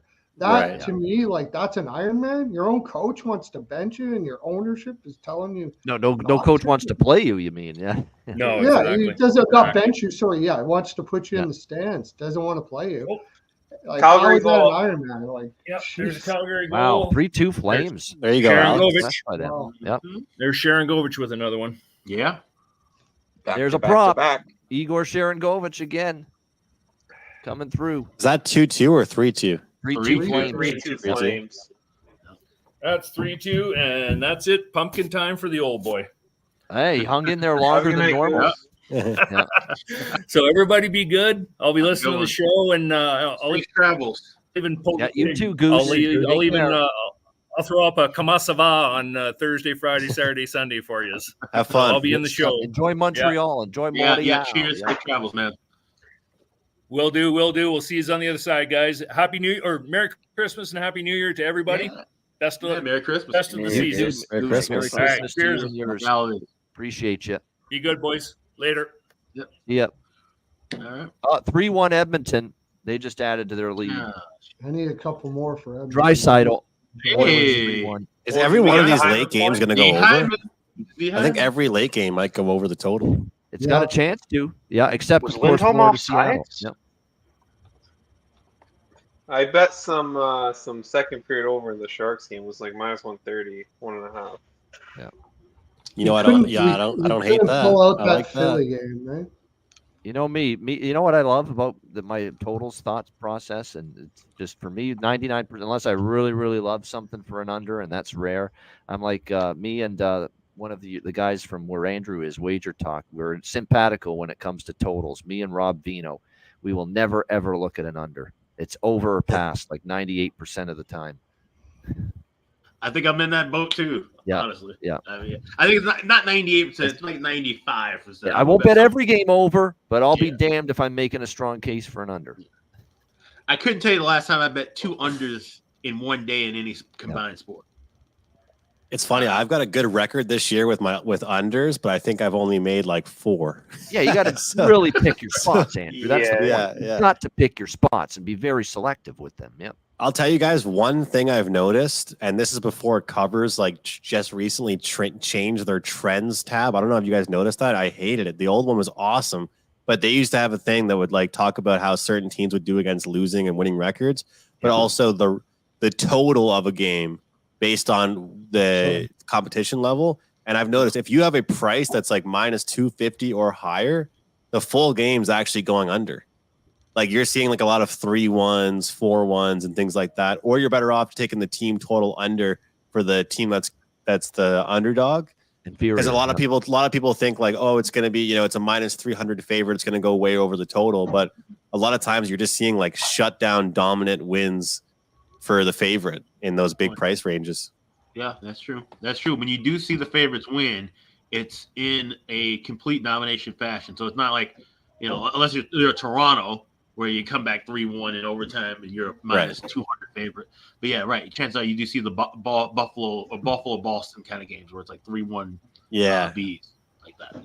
Yeah. I've been taking the Oilers do that too. It's not just the Leafs. You're right. The Oilers, you're right. You're right. The Oilers do that as well. And the Avalanche were doing Philly games under all this year a lot. Like Philly games under have been money this year. Oh, hey, one team I've loved overs with for years. I might start looking at their unders is the Minnesota Wild. Yeah. That we might be able to make some big money with Wild unders because that team, if they're going to go in the full John Hines mode, you should never go full John Hines doesn't want 6-5 hockey in Minnesota. John Hines wants fucking dreadful boring hockey. 2-1, yes. Yeah. Alex, that's going to be the new meme. Full John Hines. Yeah, never go full John Hines. And plus, my unders suck. That's true, Major Tom. The day Bobano bets an under, I'll put I should put 10 units on the over when I bet an under. That's another reason I don't bet many of them. My track record, the few I do bet, stinks. So that's yeah. When Bobano likes the under, you run the other way. Yeah. So it's like me betting UFC underdogs. I don't think I've cashed outside of like knockout props. I don't think I've cashed like a money line above 500 in the UFC in like 3 or 4 years. Speaking of Vancouver, we mentioned them. They're up 3-1. I mean, Andrew's on with Morency Tuesdays. I'm on with him Wednesdays, him and Cam, late night. And I'll tell you what, he truly has become, since he's been living out in Vancouver, like he loves the Canucks. It's incredible. Like he really, really is. I love messing with him, though. he's bought into loving that team. Like he lives there now, and he's into all the local teams. He loves the BC Lions now and the CFL. Loves the Whitecaps. Was he a Habs fan originally? He's from Montreal. Yeah, right. Okay. I think he why I honestly chirp him, loves Alex. the Canucks more than the Habs now. Honestly, That's really, what. truly Yeah, believe but that. do you remember when the Habs made their big run? Where was he living, Ian? Vancouver. Yeah, Vancouver. Yeah. And he was a huge Habs fan that time, All wasn't of he? a sudden. Oh, and then now all of a Yeah. sudden he's Got even more yeah. cranked You up when gotta they give made that you run gotta give against Brady Tampa. that. Yeah. When Montreal made that cup, did you see Gabe's videos? He had grass stains all over his jeans. He was like in the middle of the crowd in Montreal, just losing his shit. Like it was like the best ever, man. It's like I'm in the middle of Montreal territory and the fans are going crazy, and I just fell down and I got grass stains all over my jeans and there's people everywhere. The thing He's with like a Berensky is passionate there's been dude, the odd man. night on a Wednesday, Vancouver's not playing, and the Canucks still fucking come up in conversation. Like it's like, geez, somehow He we loves still them. end up talking about them. Yeah. Yeah. Well, I've managed to avoid that. I've been living here in Minnesota officially 16 years as of yesterday, and Yeah. I'm still all Chicago. Okay, guys, I'm interested. Seattle's gonna have to prove to me they can win before I trust them. So we're gonna grab a little draw plus 250 and Florida here at plus 180 in the Florida Seattle game. That makes a lot of sense. The courts can't hold up. Remember, this team's got a fragile psyche right now. The Kraken. Yeah. Can they close it out? They're only up 1-0 going to the third. Oh, if Florida scores, I think it's done. Yeah. Yeah, right. And I don't see a scenario where Seattle goes nuts in the third period. So yeah, we got to take Florida money line. I'm with you on that. I got plus 165. Yeah, I don't see where Seattle's going to take over the game now. Plus, it's it's not just a talk and drink cast; it's a bet cast. So try to get something. Yeah, out there. that's right. Yeah. Better get some bets in there. Although it is a talk and drink cast too, in addition to betcast. Yeah. Speaking of that, you get a drink. Look at this. This is unacceptable. We've got to change it. Just very little. So I'll be back after a refill. All right, draw in Florida money line it is. Yeah. Yeah. I've had enough to drink that I'm not thinking about it anymore. All right, I'll throw it in there too. Hey, Rich, you in Puerto Vallarta yet, or are you still on this side of the border? I'm back home now. Oh, yeah? Yeah. Plotting my next return, though, already. Yeah. Yeah, I'll be back there in February, a couple of weeks. Very nice. I almost got that Philly bet. Freaking that was close. At least we had the draw to go with it, so it was all right. Yep. But Yeah, Urson's going to get a talking to. Got to hold that puck. You look at it and say, "Oh, Forsberg, nice play," but at the end of the day, you got to freeze that puck. yeah.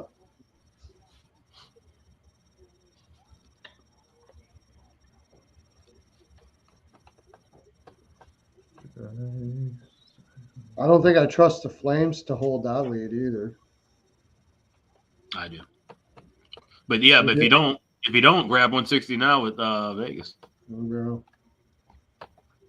You trust them to hold that lead? I do. Yeah, it's big. It's the wolf angle, I imagine. Yeah. Yeah.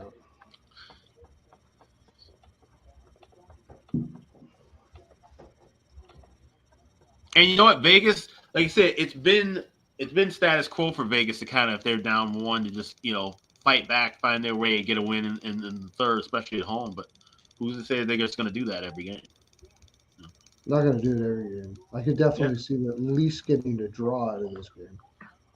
I thought they would take over the second period. If they were going to really do something, I thought they would kind of put the screws to Calgary. Well, they outshot them in the second period by quite a bit. All right, and Wolf is playing well. Mm-hmm. And now they got the lead. So now, if they can get if Calgary can come out with some momentum early. That's what I don't what's going on, trust. That's what What's I up, don't guys? trust. Is that Calgary comes out with momentum. A happy Zach Phillips, I am sure, after a rather surprising victory for the Toronto Maple Leafs, who, Zach, I said it earlier, I've got to give them credit. You had every reason to lose tonight. You're down to you got to play Simon Benoit and Lagesson and all these guys like 20 minutes tonight on a back-to-back on the road against a good Rangers team. Credit to them. They gutted it out, and Martin Jones, hell of a game. Yeah, Rangers team I think is like really, really legit. And I've been pretty unimpressed with the way that this Leafs team has played this season.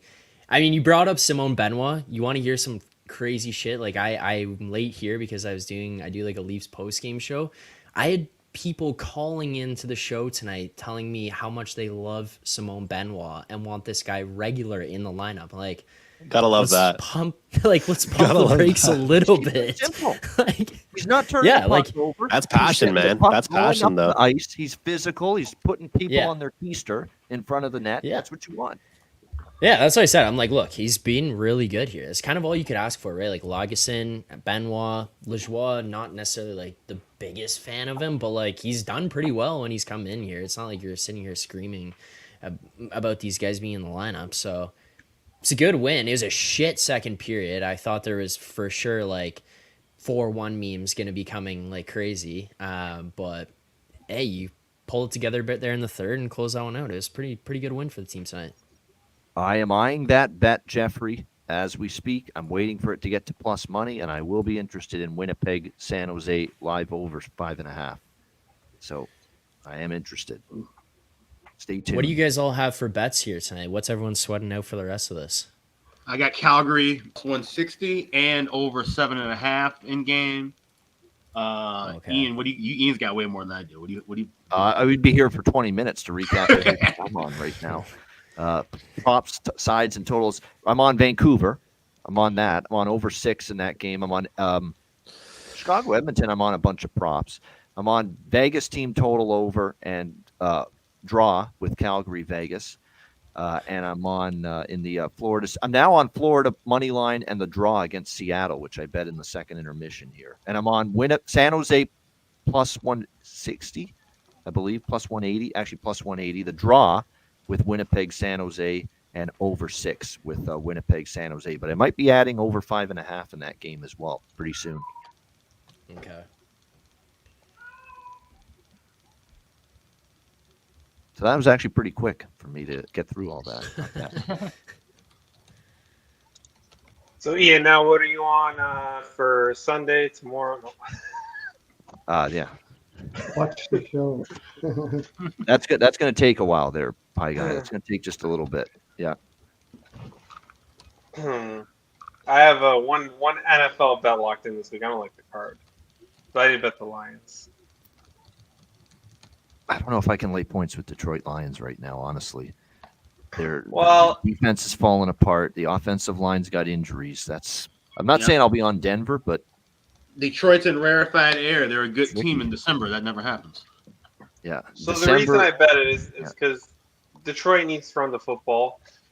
The Bears have the number 1 rush defense in the league, and Denver has the worst rush defense in the league. So I kind of Broncos played really good defense lately. I mean, Alex, your Bears have actually played better defensively lately. I know. I've been actually impressed. Yeah.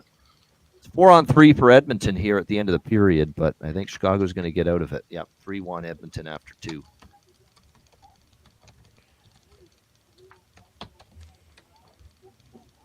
I'm just watching the highlight now about the penalty shot that Tkachuk had. Yeah, the Ottawa game. Yeah. Oh man, I'm just he's heated because it was like he got tripped initially to get the penalty shot, then he got tripped during the penalty shot. Could they give 2-minute penalty and a penalty shot there to Carolina? Maybe they should have. Yeah. Threw the stick, right? He threw his stick. Yeah. Like I thought it was a pretty clean attempt by Kochetkov. Like I thought it was a pretty smooth play. He took a risk, took a shot, paid off. I don't think he got him or anything, but he was. It's just hilarious, man. I'm watching it right now. He went flying. He went ripping into the boards. It's because he came with speed, and he should have think about all the shootout guys who go in and can slow down and stop and actually stick handle, and Tkachuk just was trying to bull in, and I think Kochetkov made a fair play. I got to see it in slow-mo to see if he got any. Oh, he We are now definitely at got Zach his Hyman's leg. point, by the He way. definitely away got from his the- leg. From the parlay cash, Did he? plus 300. We just need Hyman to get 1 point. McDavid, Okay, yep. Draisaitl, Bouchard, and Bedard are all on the board. We just need Nice. Hyman now. Yep. I can see a Hyman empty netter late. Nah, perfect. That would be, yeah.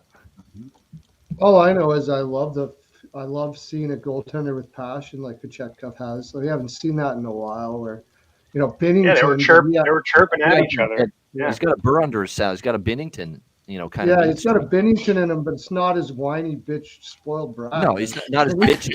But I think that's what Brindamore was sort of put him down the AHL for. I think he kind of, when he was first coming in, Kochetkov kind of was a hothead.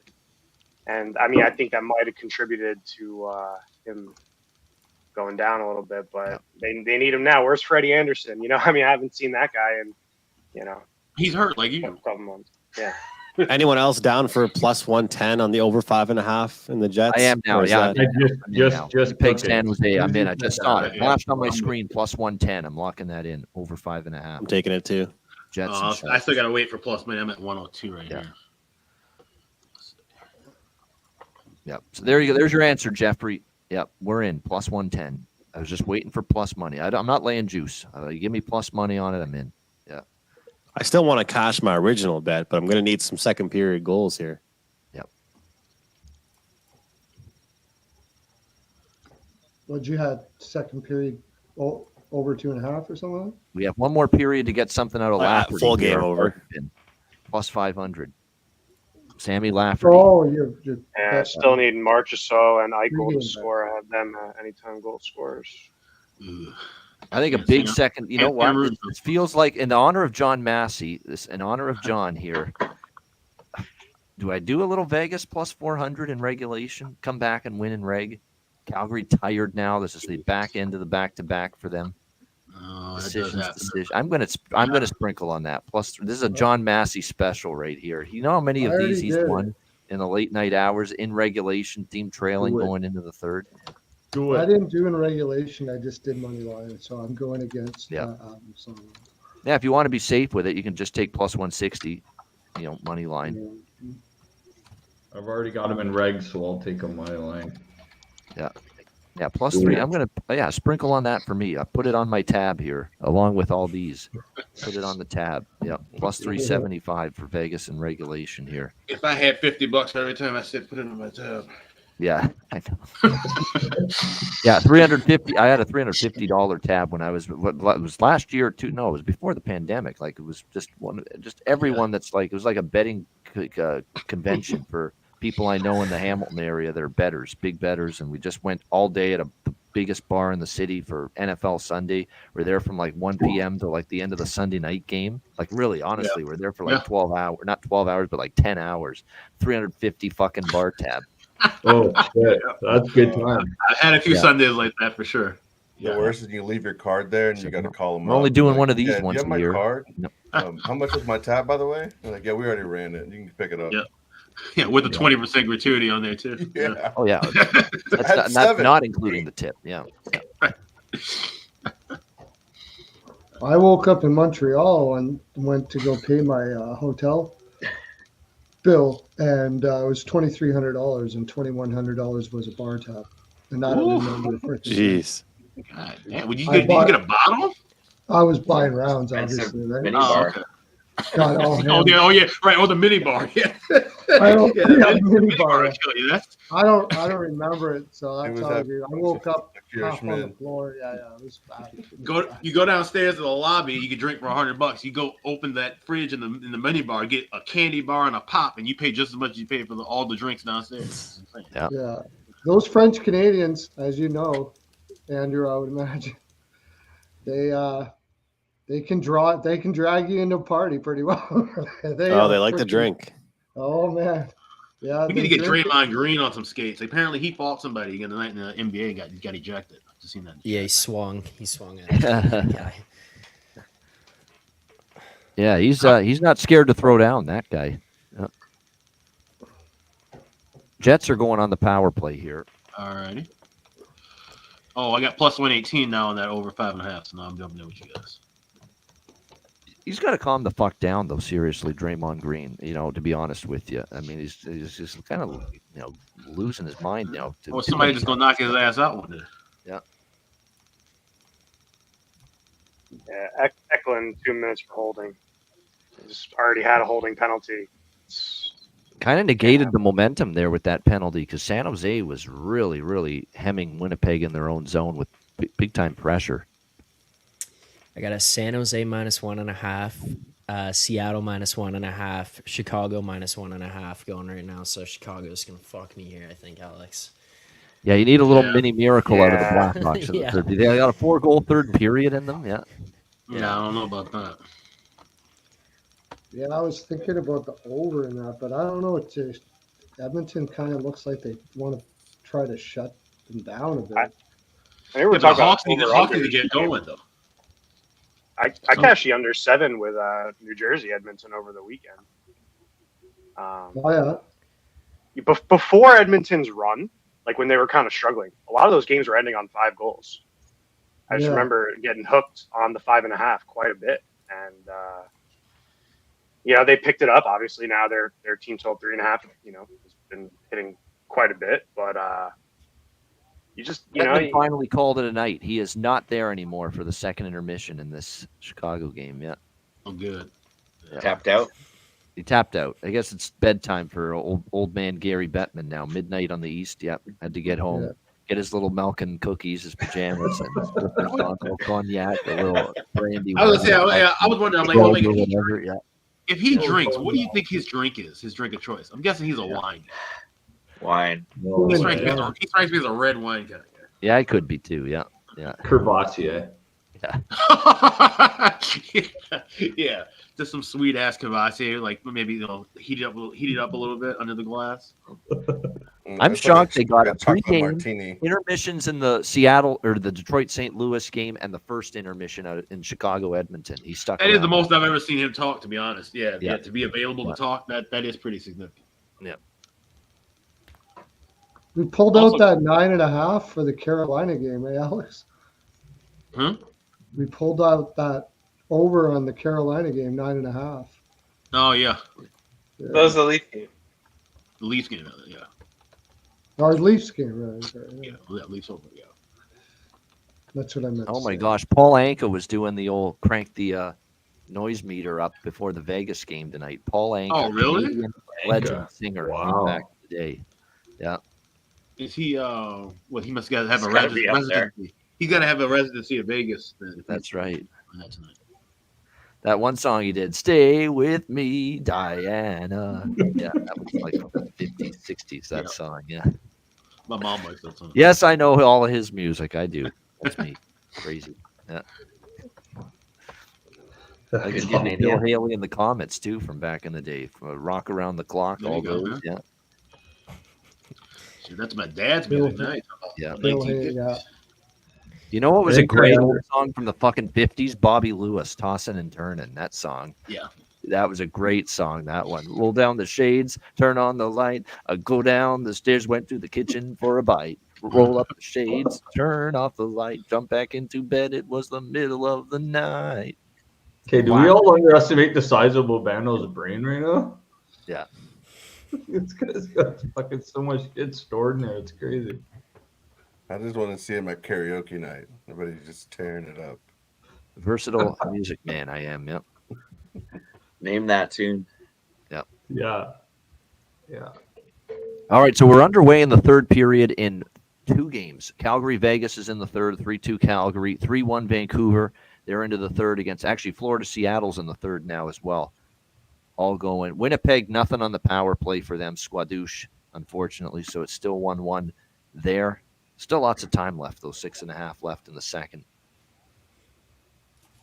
San Jose pressure. See, as soon as that power play over, San Jose's back to putting pressure on Winnipeg again.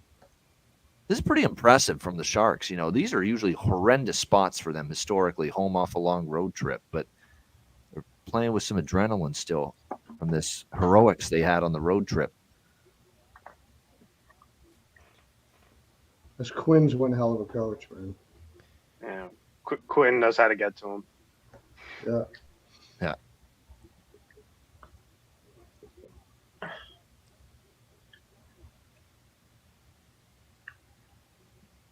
So really the only thing I don't want in the Calgary-Vegas game is Calgary in regulation. That's not good. I'm on the draw. I'm now on Vegas in regulation and Vegas team total over. So the only thing we don't want is Calgary in regulation. I looked ahead, Ian, to the schedule, and Vegas actually doesn't play Thursday. They're not on until Friday, hosting Buffalo. So maybe they're going to empty the tank tonight. Who knows? On Thursday? Who's hosting Buffalo Thursday? No. Vegas isn't playing again until the 15th. Oh. So Friday. They should empty the tank. Yes. Buffalo, I know, plays in Colorado tomorrow night because that's the second TNT game. Yeah. And they fly over the mountain. Same thing Calgary's doing, I guess. That feels like a spot where the Sabres could sneak up and beat Colorado tomorrow night, I was just honestly. talking Colorado about hasn't that played on great. They were stream fortunate to escape against Calgary last night. They're kind of off their game a little bit. I was just talking about that with Rico there. We were going over the games before he came back on here. I was like, that seems like a Buffalo spot. How many times did they do that last year? The first game off when they got on the Western road trip, they took out people that nobody expected them to take out. Oh, man, what a save just now, Demko in the Vancouver game. Yep.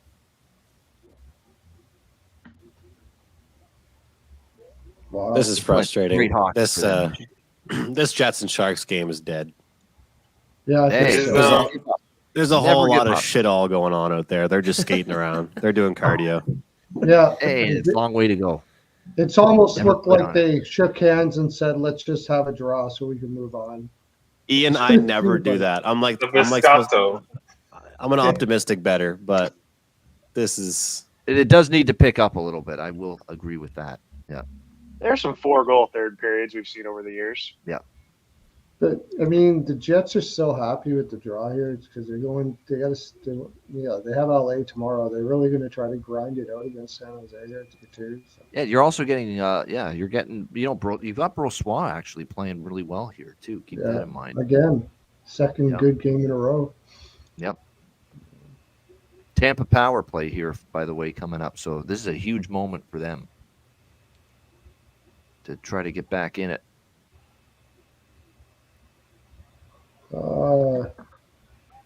I think Beniers just cross-checked someone in the face. I missed that. Yeah, that should be, you would think, a penalty to Seattle. Yeah. It wasn't? How is that not a penalty? Undetected is my guess. Yep. Yeah. You can't call what you can't see. And that's the funny part about these calls in an NHL game where clearly something happened, a high stick, a slash, cross-check in the face, whatever. You got two refs out there. How does nobody see it? What are you doing? Staring up at the sky? You counting the stars? Playing tiddlywinks? What the fuck are you doing? You're there to watch the action. Nobody could see it? That Especially when Stevie Wonder out there. Yeah. It's just hard to fathom two referees could miss some of these blatant incidents and acts that happen during a hockey game. I know it's a fast-moving game, but two guys can't see it? Because I've never reffed, and these are the best in the world, so it has to be more difficult than we probably think. But sometimes I'll tell you what, Tampa's had a good power play here. Chances, and again, Demko. I know a few refs, Power. Perlo. It's not as hard as you think it is. If there's a goal before the end of this second period here in Winnipeg, San Jose, for over bettors, it changes everything. Yep.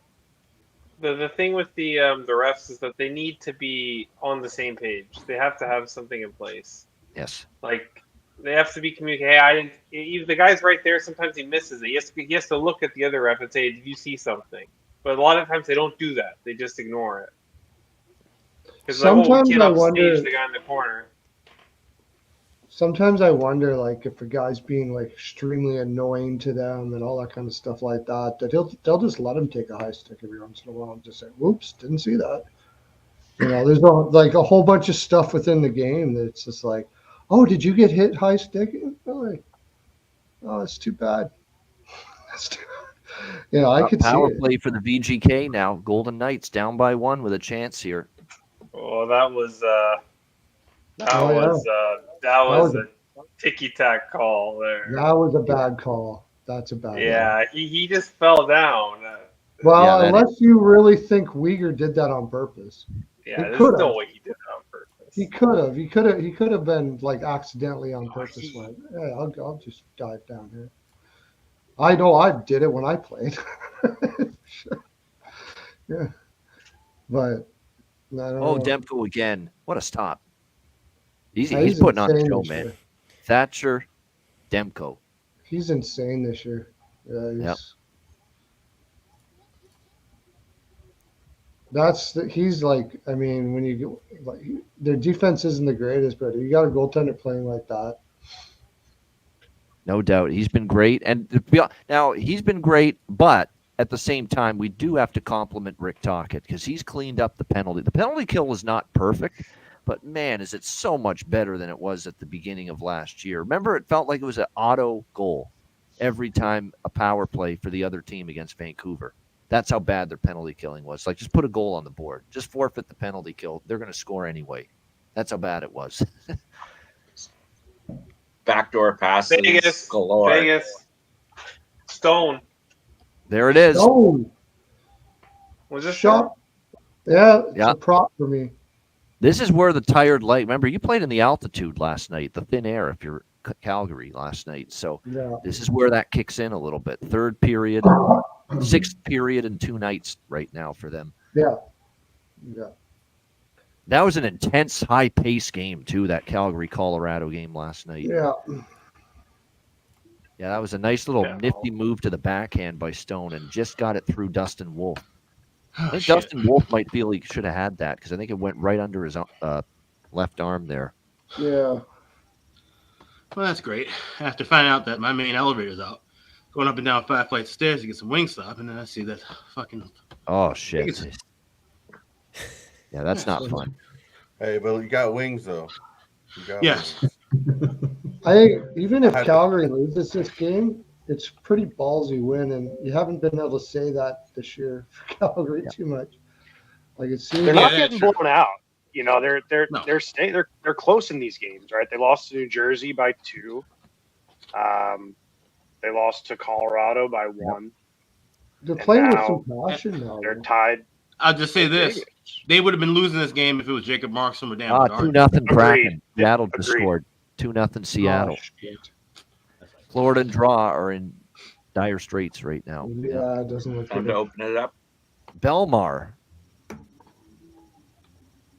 It's like the first goal they've gotten from like the third or the fourth line in ages, Seattle. They might be, there's still a long way to go, but they might be finally about to snap the losing streak. There's no chance there for Bobrovsky. It's a great pass, actually. You know what? Who made that pass? And maybe this guy can spark them a little bit. Defenseman Riker Evans. They Riker like that Evans kid. got that. Yeah. I thought, it was first point, not first. First goal. career point on that assist. It was a beautiful assist. Yeah. Terrific pass. He's Terrific looked feed. really good. Yeah. I'm in pain after watching that Sharks power play. That was an opportunity there. That big goal before the end of the period there. Yeah. Live total in that game's 4.5, but it's juiced right now. Yeah. Yeah, I think the legs are falling off of the Sharks now. Yeah. It's kind of hard to lie that Did way. Hyman score? I just flipped that game off for He sport. did. Zach Hyman. Oh It boy! did. The Cash parlay that plus cash. 300 point parlay. Nice. Nicely done. Well done, Ian. Hyman. On the spot. Connor McDavid, Leon Draisaitl, Evan Bouchard, Connor Bedard. All of them made Life- a point, plus 300. It was a live I need STP on demand. On the show, on the air. Well done. 4-1 Oilers. Now we're going to need Chicago to score, and I want to see the status of the 2-point parlay. Where are we at? with that? Bouchard gets the second point. There you go. Okay. Let's do Because we got McDavid, I think, has 2 points now. All right. Draisaitl has a golden assist. I got I need it. McDavid over. I got McDavid for 3 points. So we need one another more. Bedard goal. McDavid's got 2 points now. Bouchard's got 2 points. Oh, power play point. Power play point. There you go. Hyman now has 1. So Draisaitl has 1. Oh, just one. Okay. I need one more Connor Bedard shot to cash mine. There we go. Good stuff. Yeah, the 2-point parlay is. We still have work for that, but we've got McDavid's at 2. Bouchard is at 2. We still need Draisaitl, Hyman, and Bedard for 2. We need one more goal for Chicago, and then there could be an empty net goal, and maybe Hyman puts that in or Leon, and we get another one. That's going to be tough to cash that, but we still need one more point from 3 players: Leon, Hyman, and Bedard. 65-1, by the way, the 2-point parlay, plus 6,500. If it were to come through, I'm happy enough with the plus 300 because put a little more on that one. That's going to be a good one. That's it. Yep. Good to get that one at least. Don't get greedy now.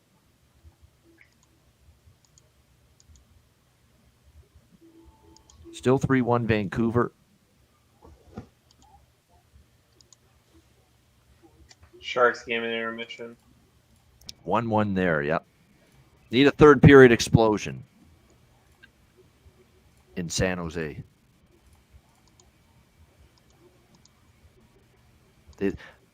Andrew was the damnedest thing, right? They left all their goals on the road, San Jose, on that road trip. They didn't bring them all with them. Yeah.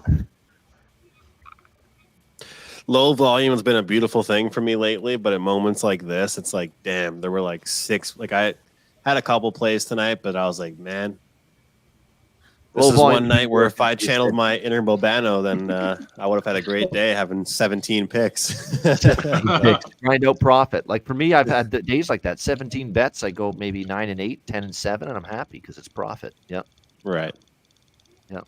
Even Alex, for crying out loud, who's been pretty selective over the years, all of a sudden he's going low units and higher volume, and he's experimenting with that. Yeah, it's been working. It's been nice. Can ask Rico how many picks I do. Oh yeah. Actually, yeah, Alex is in my group. There are disaster nights and a high volume better, and those are really truly disastrous. So those aren't fun, but we try to keep those to a minimum. Yeah. If there's a lineup, Perlo has a bet. If there's a lineup, yeah, I pretty much, yeah. Yeah, keep your notifications on for Perlo if you got to wake up in the morning. Oh, all right. Yeah. Yeah. This is the equivalent right now because we've got the 10 Eastern games are all in the third. Winnipeg, San Jose is about to enter the third. This is like the witching hour of the Ice Guys Live Betcast coming up, where wins become losses and losses become wins. That's what we're going to hope for, Andrew, with Winnipeg, San Jose over. This is when losses become wins, right? Right. Say it, right? You have that faith. We're on it. Yeah. If we get this over, I'll tip an Uber delivery guy $100 tomorrow. What? Pre-game over 6.5. Should just give him a good lead on a game. Say, hey. Yeah, I just tell him, hey, advantage. thanks for the pizza. Take this game. Here's your tip. Don't eat yellow snow. No, I'll do it. I like speaking good karma into the world. It's worked before for me. I thought it was cool the show's doing the charity thing. I don't know which one they landed on, but I thought that was pretty cool. Holy Puck shit, Time? they fired Berube. Yeah, we're trying to figure out like They somebody fired in the Berube? comment section. Might just be, Official? Just fired. NHL.com posted it Damn. Yes. 4 minutes St. Louis ago. Blues Twitter. Holy shit. Wow. Whoa. Hope he lands on his feet. That's messed up because Bertuzzo's gone, then That's Verona not got bad. put on waivers, and now But let's not fire Jay Woodcroft's available. Let's not Dean fire Evans is available. Schmidt. You got Berube out there, but Oh, they're how gonna great would it hold be on if Dean to Evison gets picked up by the Blues and then just the first game back here at XL, they just Yeah. beat the shit out of the Wild. Drew Bannister is the interim head coach right now. Drew Bannister. Yeah. Can't say wow. But they point out that he's the interim, so Was doesn't he mean in for sure. AHL or was he an assistant? Flames to the power play. I don't see how you fire them. Oh well. I'll tell you that Armstrong is. He was Maybe the he lost the Springfield locker room. Who Thunderbirds head knows? coach, Alex. What about Berube to Ottawa with the old St. Louis? I was just about to say, how did Well, we DJ were Smith just keep his saying job that. now How with these can three DJ guys out? Smith have a job tomorrow? Springfield Definitely. Thunderbirds. Yeah, he's coming from Springfield. AHL coach in Springfield is where he was. Drew Bannister. Yep. So there we go. Breaking news. Craig Berube out. Another coaching firing. Crazy. That's So he joins Woodcroft, Evison, and now here's Berube. Yep. And DJ Smith survives another day. Yeah. Berube was fucked because they're in a rebuild. They're not a great team anyway. I mean, what the hell else was he going to do? Yep. Yeah. I don't know how he gets fired there. Didn't he win their only Stanley Cup? Yep. Yeah. Yeah. He was all world 4 years ago, and now, not worth a shit. And now he's out. Yep. Yeah. Wow, 3-0 Seattle. They're going to probably snap the drought tonight. Oh, shit. Wenberg. Gotta Oh, say, wow. We had a That's Crackin' Hockey, baby. Probably hasn't been able to say that for a while, John Forsland, yet. During all the losses. Cracking hockey, baby. Yeah.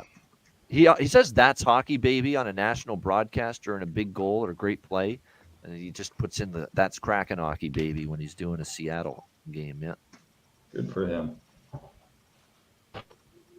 That's a good shot by Wenberg. Actually, it's a pretty good shot. But goalie Bob could have had it, in my opinion. So 3-0 now, Kraken. I wanted Still to 3-1 watch Vancouver. watch the end of the Canucks game, but I actually have to go to work. I got to be there in 15 minutes, so I'm going to sign out. All right, Rich. Happy Appreciate it. holidays. Merry Christmas. You too. Happy New Year. I'll see you guys It's been online. another great year. We'll be back All the with more best. Travel, Betcast in Rich. January, Rich, no doubt. Get Airbnb. Thanks for having us, Ice Guys. It's a pleasure. Absolutely. Have a good Always night. good, Rich. Take care. See ya. Night, Rich. There we go. Later. Rich H. All right, we got Vegas now on the penalty kill here. So this is big for me because, like I said, the only thing we can't afford here is Calgary and regulation. Everything else I'm happy with. Calgary and regulation would be a problem. So Zach, the Leafs are against what, Columbus on Thursday night? Doesn't that feel like that classic weeknight? Opponent in another division, a lesser team, and here's the Leafs now falling flat. Just got that feel to it from a mile away Thursday night with Columbus. Yeah, and you come off like a good win like this. Yeah. This is a Classic Leafs, Leafs spot like to just, this is a wait till all the money comes in on the Leafs. The number gets pushed as far as it can on Columbus, and then pregame grab Columbus -1.5. Yeah, feels that way a mile away. Yeah. Well, the only thing is that barn might actually be loud, so. I'll believe it when I hear it, man. With the barn being loud. Wait, no, is it at home? Tonight Is it game in against Toronto? Columbus, please. Come It's on. in Toronto, yeah. Why Oh, didn't never you mind. No, I'm sorry. I thought it was in Ohio. Yeah, it's gonna be dead. No. Yeah. Leafs games on Saturday, I think it's a bad rap. It's pretty loud in there, I think. Like it's Saturdays are a little I've gone to better. a couple, like it's pretty decent. It's like the problem is I live downtown now. I'm trying to go to some of these games and it's like $140, $150 to sit the last row of the rink on a Tuesday night, Thursday night against Columbus. You're like, I don't care that much. Like I'd rather Stay at just sit on home my or go to a bar, couch. right? Yeah, exactly. Like I'll spend $140 on drinks at the bar and watch the game rather than have to go there and then spend $20 on a drink and sit in the last row. Like it's just not gonna draw the people out there who are gonna get fired up and gonna get loud and be in their seats. Like it's people who come from work and they're wearing suits for their business meetings. So I get it, but it's also it just doesn't allow any kind of energy.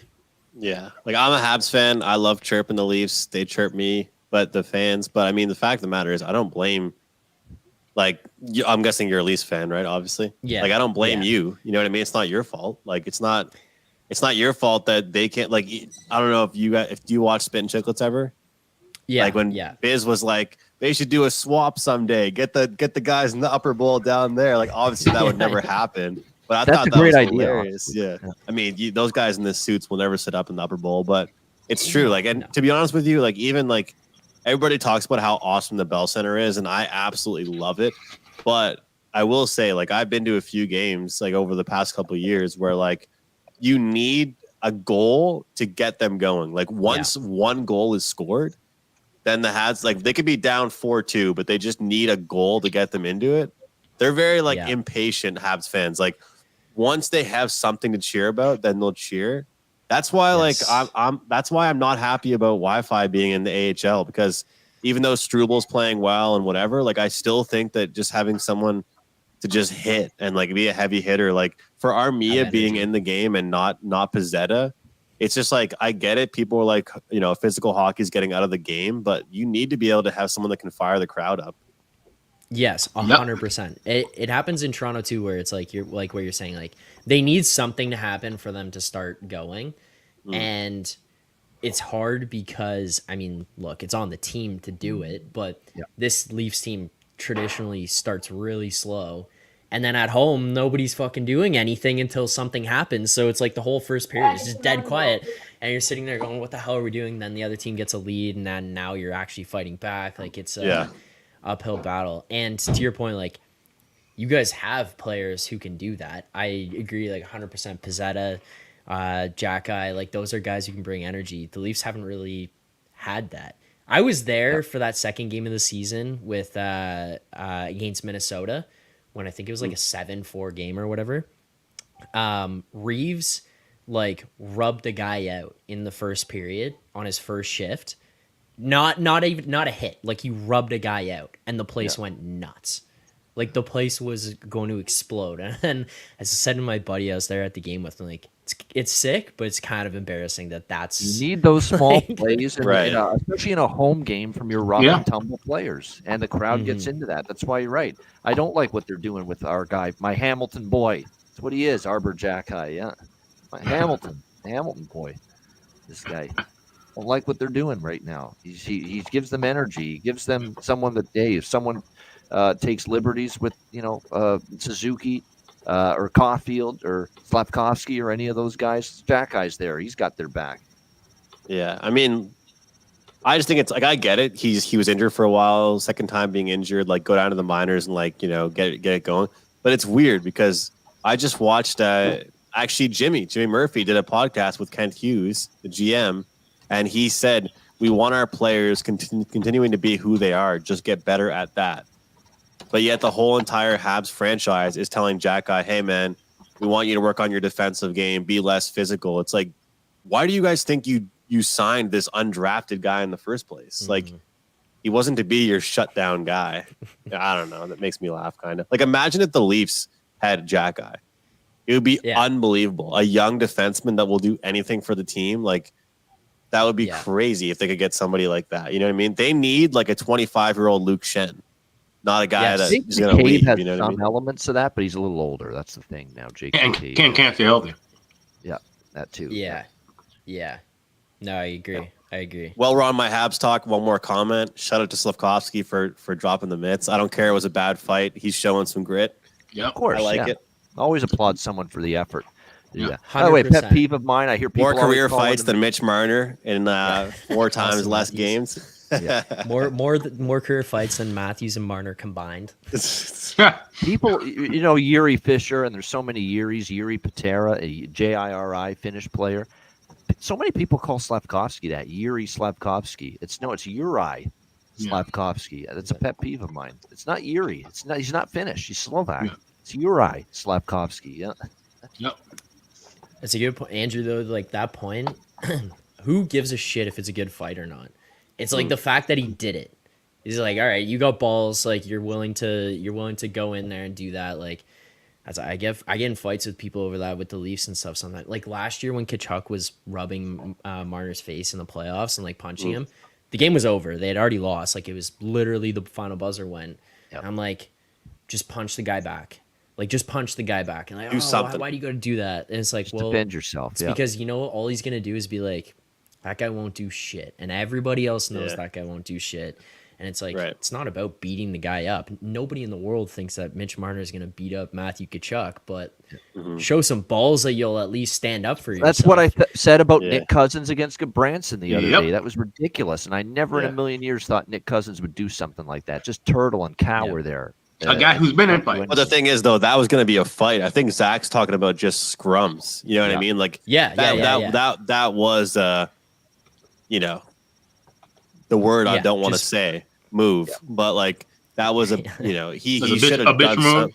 Bitch move by Cousins. Sure, If we'll you use didn't that. want to get attacked by Branson, then don't plow him into the fucking boards from behind in a vicious hit like that. Yeah. But like, That's like what Zach, I said it, you missed it on the Ice Guys, Andrew. I said this. If I was an NHL player, and let's say I had the personality of me, but I'm playing in the NHL, which of course would never happen in a million years, I would never plow someone into the boards from behind because I know someone's going to come after my head, and I know I can't fight worth a shit. I don't have a lick of toughness. So I wouldn't hit someone from behind because I wouldn't put myself in that spot. Because someone's coming after me, I'm probably not fighting them either. Right. Yeah. Right. Don't make the hit, because if you make the hit, you know you're going to have to drop. answer the Someone's bell. coming after you for a hit like that. Either the guy that got hit or one of his teammates. Simple. April 11th is when the Jackets play the Panthers next. Yeah. Oh, so we forgot all about it. Third last game of the season. Or the Panthers are out of it. We know Columbus will be out of it, and maybe all hell breaks loose. I'd love that, but I doubt it happens. Blackhawks on the power play. If I they mean, have the Jackets anyone will to probably make be this out of it, interesting. so they'll probably Power try play. to cause hell. Yeah.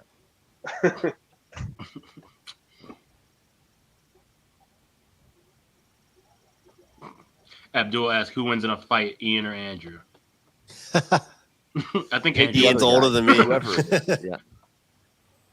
Yeah, that's a good question. Yeah. I don't have a fighting bone, Ian. No. It's probably pick him. I'd have to be really pissed off. Yeah. Yeah. Yeah.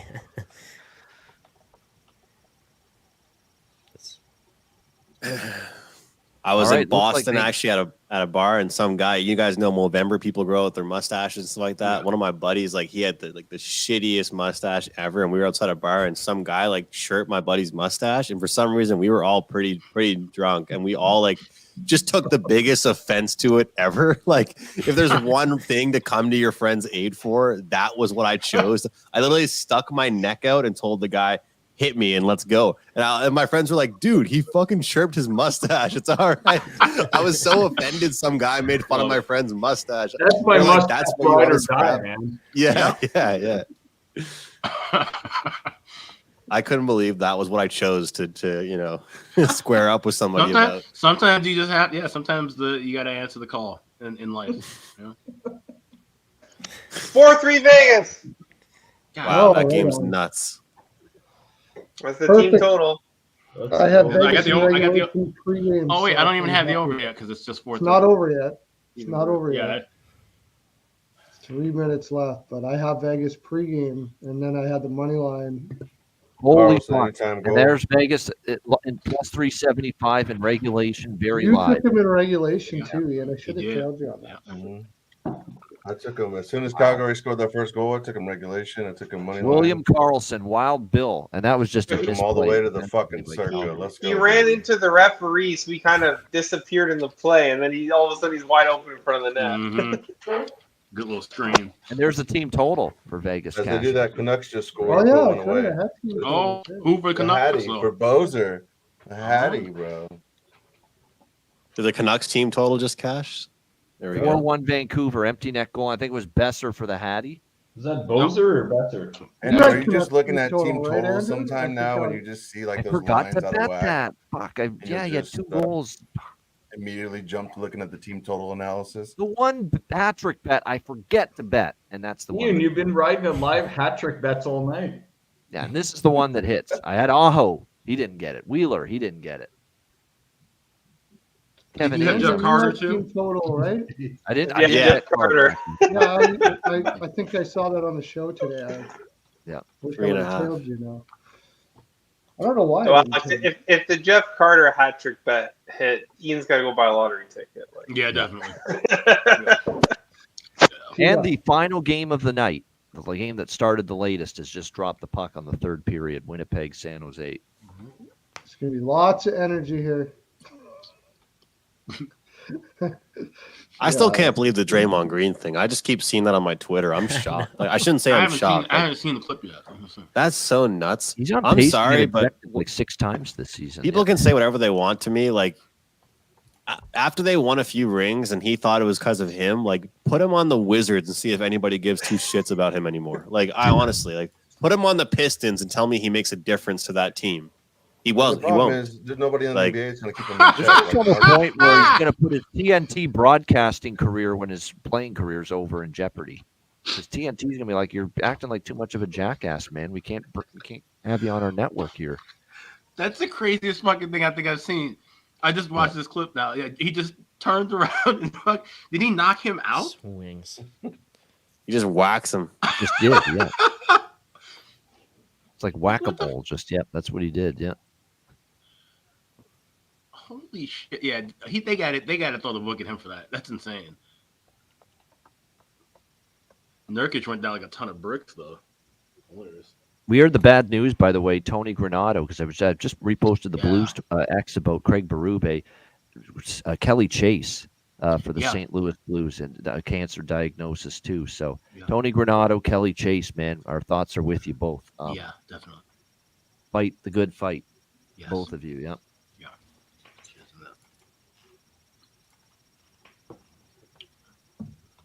There's another tough hombre in his day, Kelly Chase, man. Yep. Indeed. Yeah. 30 to 20. If you told me the shots were going to be 30 to 25 and this was not over, I wouldn't have believed it. In what game? Winnipeg, San Jose. Oh, yeah. And it's 1-1. Yeah, that's that is There nuts. were 28 shots combined with the two teams in the first period. It was like 15-30. Yeah. It slowed down in the second one.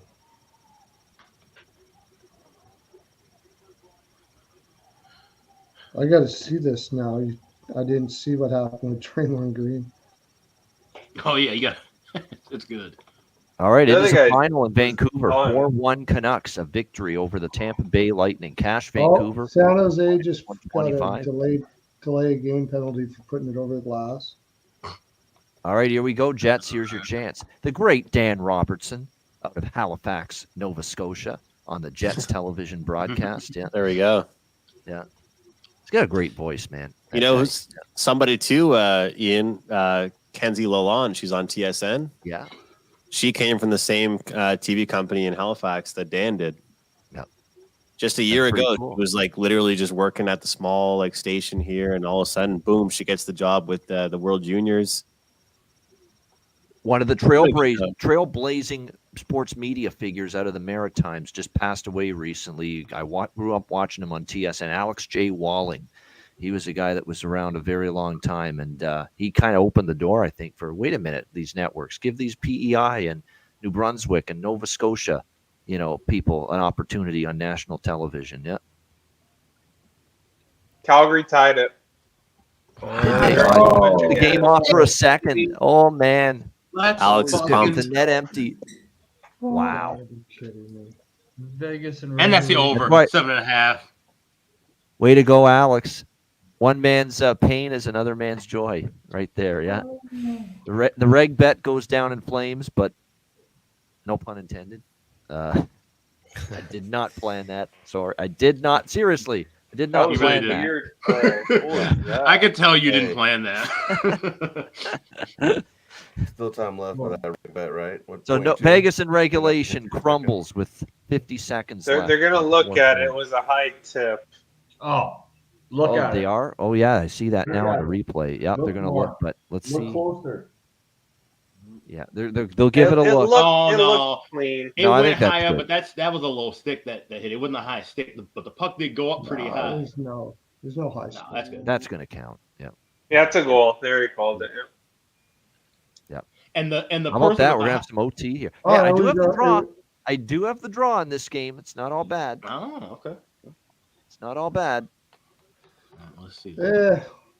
At least I covered. 4-0 Oh, Seattle. I still need Vegas to win in overtime. Yeah, the draw I had pregame. I had the Vegas team total pregame. I had the first period over pregame, and I had the draw pregame plus 380. Yeah. That's another reason why I bet Vegas in regulation, because I know I had the draw in my back pocket. Who had the Kraken 4-0 over the Panthers on their bingo card tonight? Yeah, on me. Yeah, 4-0 now Seattle. So they decisively end their losing streak after I bet them against New Jersey and Tampa, and now they end the streak. Yep. To be fair, Rico, I saw that game and I wanted nothing to do with it. Am I ready to buy in? Because a lot of times I do this. When the team snaps a very, very long losing streak, they win. I start to ride them. I don't know if I'll do that with Seattle, but yeah, we'll see. I think I need to see another win before I start believing that. Well, good news for Seattle. They play Chicago next at home. Yeah, I'll take Seattle. Oh, well. First period over. And, well, you know what, too? First period over. And you know what's funny about that? Seattle lost in Chicago just recently. So it's like a little revenge motive, too. Yeah. And those games are always just high scoring. I remember cashing a couple overs, I think, the year before, like both meetings, I guess. All right, we are officially going to overtime here. Calgary, Vegas, 4-4. All right, draw plus Shut them 380. down, Don't Wolf. cash. Shut them down. Pick a winner here. I'm taking Calgary plus. Dustin money. Wolf's actually been pretty good. I mean, he's faced 40 shots tonight. Yeah. I had Vegas money lines. Like I said, this is a 6-4 Vegas win. This is a 6-4 Vegas win with Markstrom. It's a 7-4 Vegas win with Vladar. And instead it's going to overtime. So.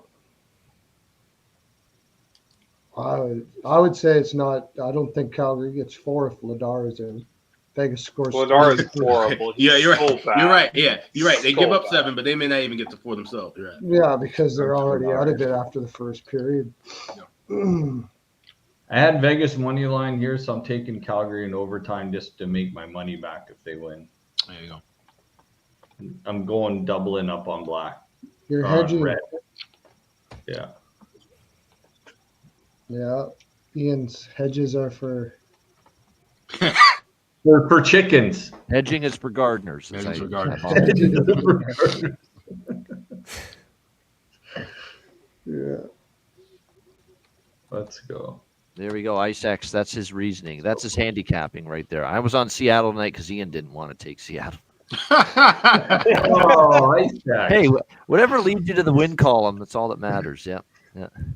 Well, and I jinxed it because I said, I don't see Seattle coming out with a big third period. I just gave up on it. I took a shot with them against New Jersey, and they played great. They should have won, and they lost. They played Tampa pretty close, pretty even, and they lost. I'm like, well, I'm not betting them again now. And now tonight they win. Yep. It's a no doubter too. I go on Twitter with Icex sometimes just to listen to what his reasoning for his dog picks. He's damn good at them, but his reasoning is freaking hilarious sometimes, man. Icex. And So we are, by the way, Edmonton is about to put the finishing touches on a 4-1 win because there's only 40 seconds left in that game. Talked about it earlier. Those big favorites, 4-1, 3-1. Yep, 3-1. Yep. 4-1's such a common score with, you're right, the bigger favorites, and we're about to see that with Edmonton. We're not going to get the 2-point parlay, but we're going to get the main one, the plus 300. That was good to cash that. Yeah, Ian, I cashed that one, and the one you made, and then the one I made was off by one Bedard shot. Wow. I got So the you just- Hyman goal, the Bedard point, the one shot on goal short. Yeah, Wow.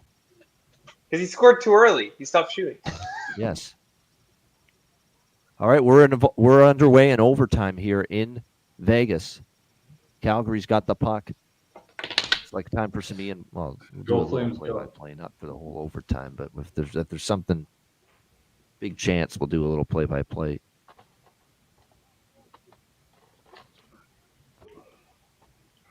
It's a good effort by Calgary, win or lose. Tough spot after emptying the tank against Colorado last night. We need the Bobano Betcast play-by-play in the Yeah, here we go. Uyghur Come on, man. looking to Let's go. set things up in the offensive zone. Uyghur cuts back. keeps the zone, waiting Stone. for his line mates to change, and he passes it outside the line, and Calgary will have to regroup. Now they're back in. Kadri on the left side, centering pass in front. That one knocked away, and now Vegas back in the other direction. Carlson will swing it back to Alex Pietrangelo, and they will reset. And I know Andrew, speaking of play-by-play, Andrew's been doing a little play-by-play, I believe. Stone won the game. Oh, scored. Mark Stone. There we go. Yeah, I have, Ian. It's been fun, man. Good to get back into it. A lot of work, a lot of preparation. People don't realize it's a lot of time to fill. Yeah, you know what sucks, Ian, is doing blowouts. That's what sucks. You got to fill. Like I did a basketball game the other day, and it was like a 25-point blowout in the middle of the second quarter. And that gives it almost kills your drive as a play-by-play person because like you get bored. Yeah, how are you supposed to keep intensity up there? Like, it's a good question. Yeah. Andrew, did you add the little bit of this, little bit of that to your play-by-play call, or what's going on? Did you see that goal call the other day? No. Oh God! All right, I'll try to find it. Son. What goal was it? There's it's a junior hockey league. I think it was a junior hockey league. The commentator's calling it as the guy like wheels down, cuts through the D, and then he just basically starts like squealing as the guy starts to score. Oh, I saw that on Twitter. Yeah, on Twitter. Yeah. He goes nuts. He was going crazy the whole time. Yeah. Yeah. And then he scores a little bit of this, a little bit of that. No, you're right. The blowouts, that's when you got to find filler to talk about. Stories about some player. Oh, this kid grew up playing another sport. His mom and dad played the sport. And you got to find some backstory to fill time. Yeah.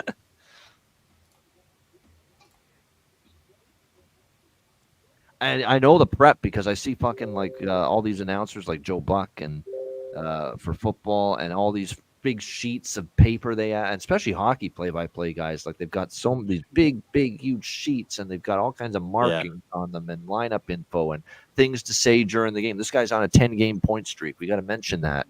This guy's 2 points away from 1,000, like say John Tavares last night. So you got to be on top of that stuff. You got to know what the important, pertinent stuff, milestone stuff, injury stuff.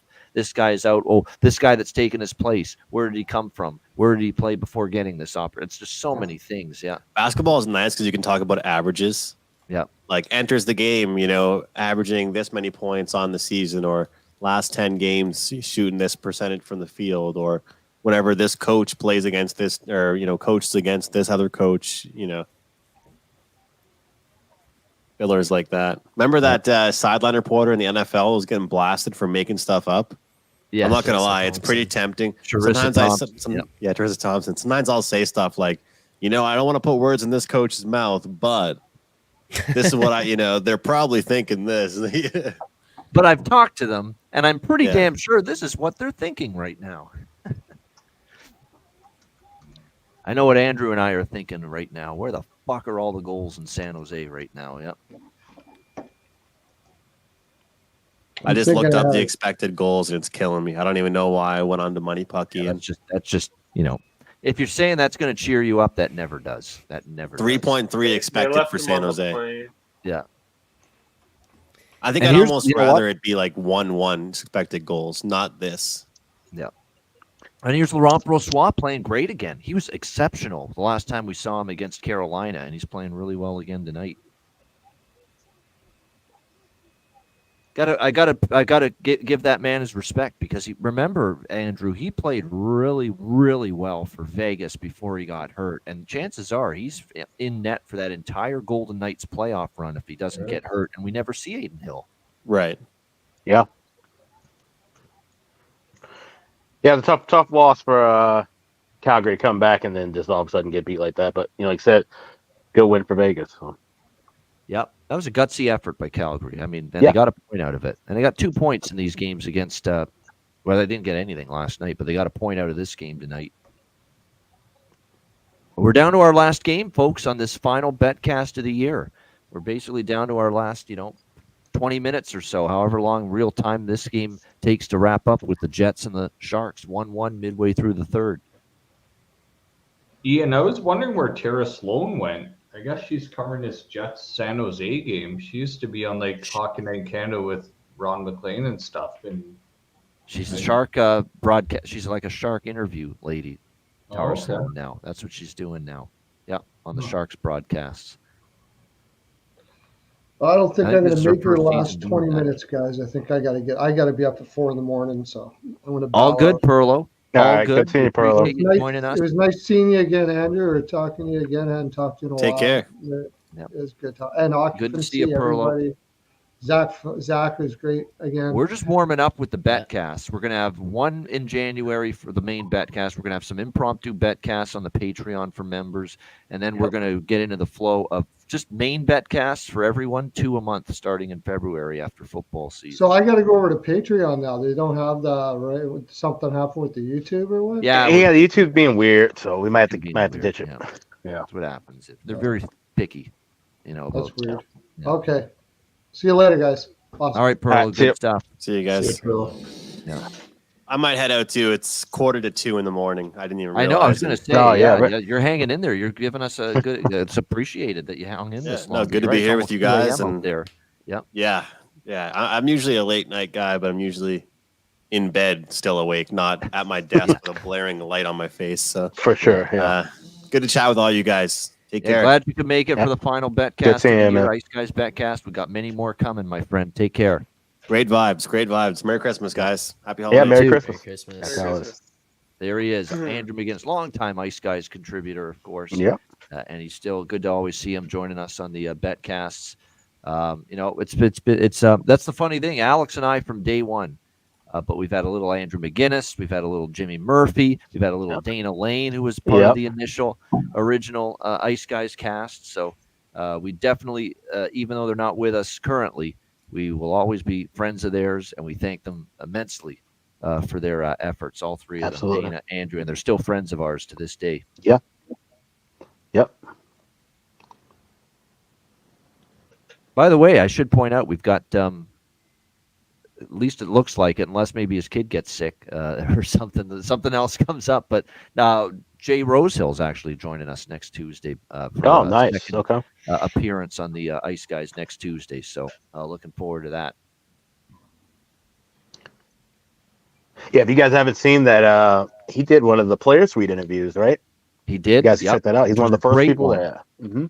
I don't know if it was Player Suite, but it was like if it was Player, it might have been, but it was I think it was a bonus. It was just a bonus video. So we might need to list that again. Suite, yeah. And it was we might history of fighting and the current state of fighting in the sport, and it was great. And he let her rip. Like he's if you watch him on the Leaf show, he's off the cuff. He'll say what's on his mind. He doesn't give two shits. It's the way it should be. Yeah.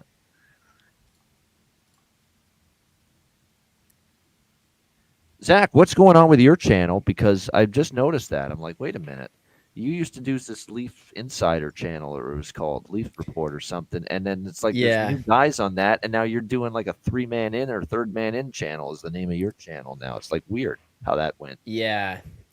Those guys had they had their own channel before I got there. That was the Digest Media stuff, and then they brought me in to do that, and then I don't know. It was a Leaf Digest. That's it. Yeah, Leafs Digest. Yeah, and then it was just weird seeing things differently, how we wanted the channel to go, and then it was time for me to start my own. So came up with 3rd Man In.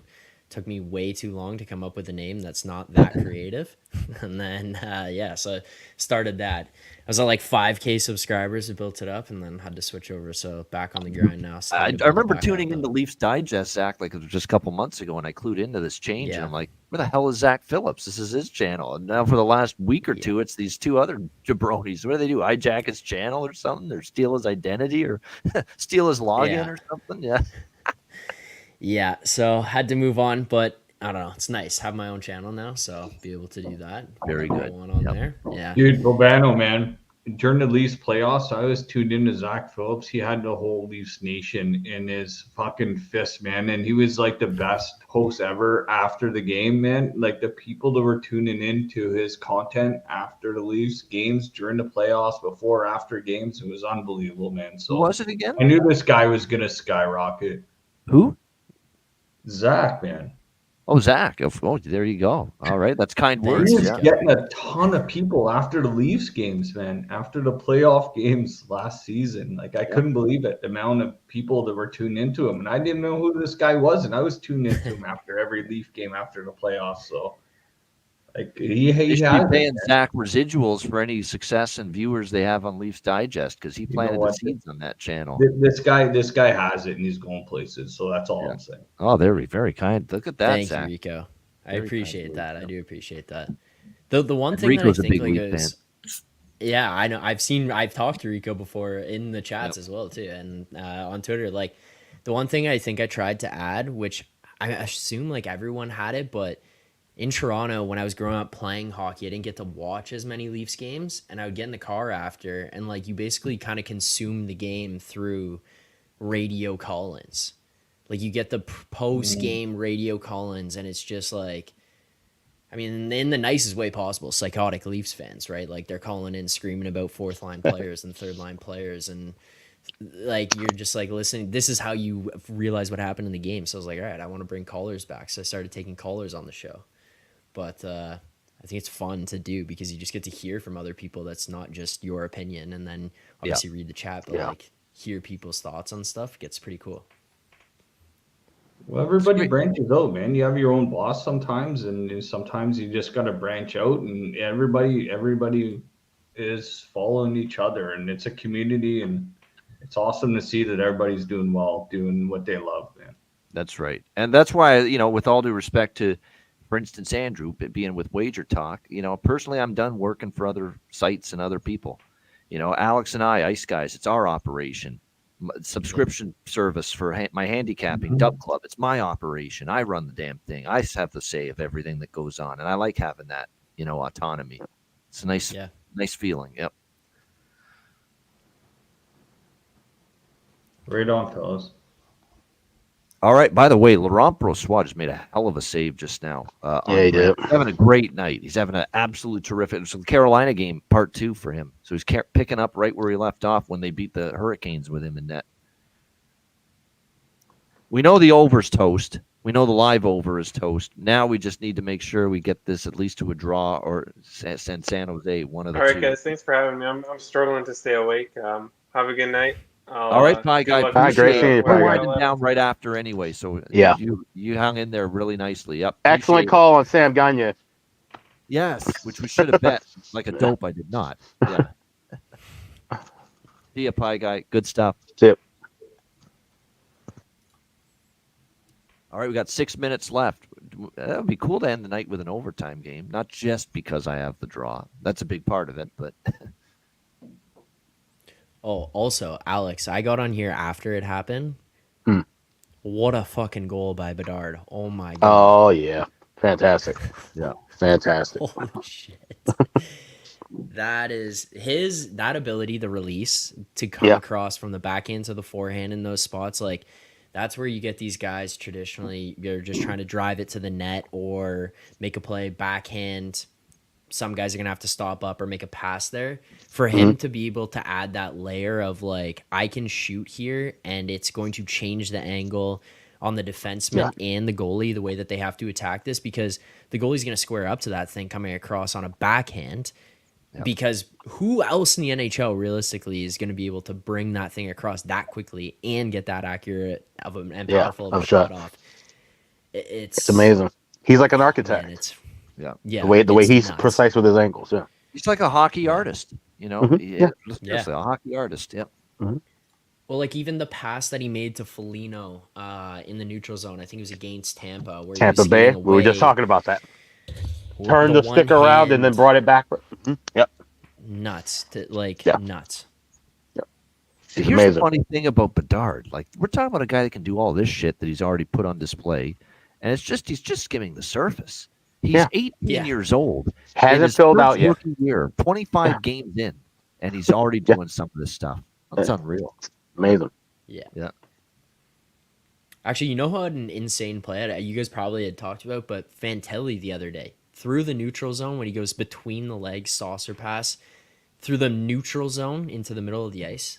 Oh yeah, I did remember seeing that. just the creativity and the balls to say, like, in an NHL game that you're going to try that against NHL players as a rookie. Yeah. I'm going to do it. I'm going to pull it off. You can't do anything about it. Just have that kind of gumption and confidence. Yep. Nuts. Yep. It's fun to watch. It's fun to watch. Up Jets here on a 2-on-1. Oh my gosh, he missed the net. And I think if he hits the net, Blackwood wouldn't have stopped it. We got a little end to end now. Yep. Yo, Ian, my audio crap out again? No, it's good. Now. Yeah. I looked at that goal, and you know it's looking like, Zach, Alex, and you're talking about that Bedard goal. You know, Pavel Datsyuk used to come down the lane and go to the net. Bedard's pulling up. It's the same hands, but Bedard can pull up and shoot. San Jose. Power play goal. Whoa. Yeah, it you're right though. It is cool. It's cool to just watch him change the angle like that so fast. Like William Eklund. There's a goal prop. High IQ. Yes. Yeah, very high hockey IQ. I agree. Ian, did you have any of those crazy goal score props tonight? A couple. Like I saw you had like a plus 1100 the other day. Nothing like that. Nothing, That's a Hall of Famer from Alex B. Smith with Esther Lindell yesterday. Okay. Yeah. I today when the Nyes news broke, I had a pregame bet on Nyes anytime goal, and then obviously he's 6. He's not going to play. As soon as I saw he wasn't going to play, I'm trying to figure out who's going to go up to that spot. And as soon as they announced Gregor, I got Gregor anytime plus 850, and then that moved down to like 350, 400 pregame. Wow. Played 17 minutes. He had an assist. He didn't get a single shot on goal. No, I was playing with Matthews and Nylander. Yeah, that's the thing I always say to Alex. When we mention on the show these guys that are playing on the top line that are moving up, they're great value bets. You have to bet them when you see this kind of stuff. 100%. Because 100%, because they're getting the minutes. They're going to maybe even be on the power play. They're playing with the best players on the team, but we can't put the puck in the net for them. They still have to do it. They could be in the great situation. The opportunity is there, and he had some chances. He had a shot on net, I remember, and Shesterkin stopped him, or he didn't. But it looked like it was deflected on the way. But he had some opportunities. He had some looks, but they've got to score at the end of the day. All you can do is bet the situation and hope the puck goes in for them.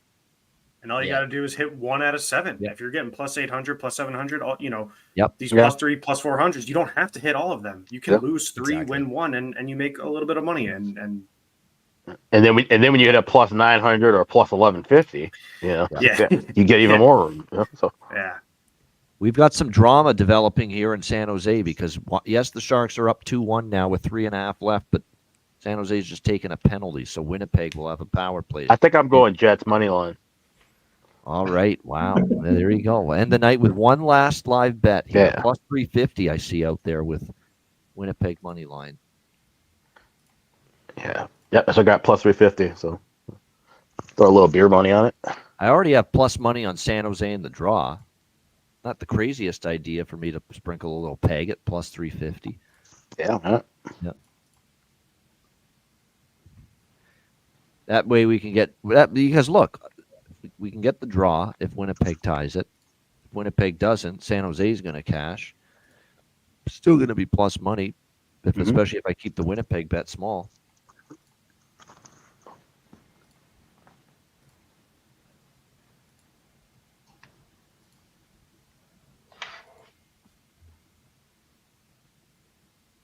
What's the first? For some reason, I can't remember what the first TNT game is tomorrow. It's TNT night tomorrow, Wednesday. I know the second game is Buffalo and Colorado. Oh, it's New Jersey. New Jersey, Boston. Yeah, that'd be all right. Yeah, minus 110. I think opened up at both sides. I think New Jersey's taking a little bit of money. Oh, that's a good one. That's a really good early game. Yeah. Yep. I don't know who I like in that. Jersey off the road trip, if I'm not mistaken. I like Boston. Yeah, it is. Yep. Yeah. That could be a close game.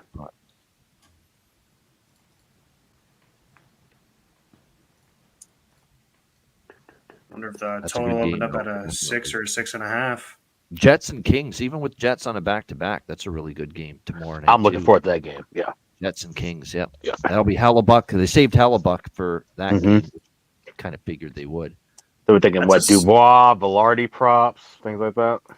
Yeah, revenge Trade. is everywhere. Yeah, for that one. Yeah, Dubois, Velarde as well. Return to LA. Velarde's a great prop bet tomorrow night in that game. Velarde much better than Dubois. Yeah, as Dubois far as already prop. went back to Winnipeg, so the game in LA is not as big of a deal. For Velarde, it is a big a deal because it's in LA where he played. When he goes back to the team where he played for that game, that's even bigger than say when they're at home facing. It's all his old mates, you know. Yeah. Yeah. Any friends they have in town will be there. You know. Yeah. Yep. Yeah. We'll definitely reiterate some of that tomorrow on the show. Kings are laying a minus 190 right now for their money line. That's right. It's a pretty high Yeah, number. well, they're top 5 team. That makes sense. Books are respected. Like Islanders, you know what I'll be looking at there. Let's do another Islander draw. How can we Yep. not? Yeah. When does Dallas play again? Thursday? When's Dallas? Yeah, Dallas is playing Dallas on. Wait a minute. I don't even think they play. They're off till Friday Oh, okay. against Ottawa. That's a first period over waiting to happen. Yeah, absolutely. And Ottawa's on a back-to-back because they're in St. Louis on Thursday. Yeah. Mm-hmm. All right, Zach, there you go. We already know what we're talking about for Friday. Yeah. Dallas, Ottawa, first period over. There you go. It's probably going to be his top play on edge work or something. Yeah. Yeah.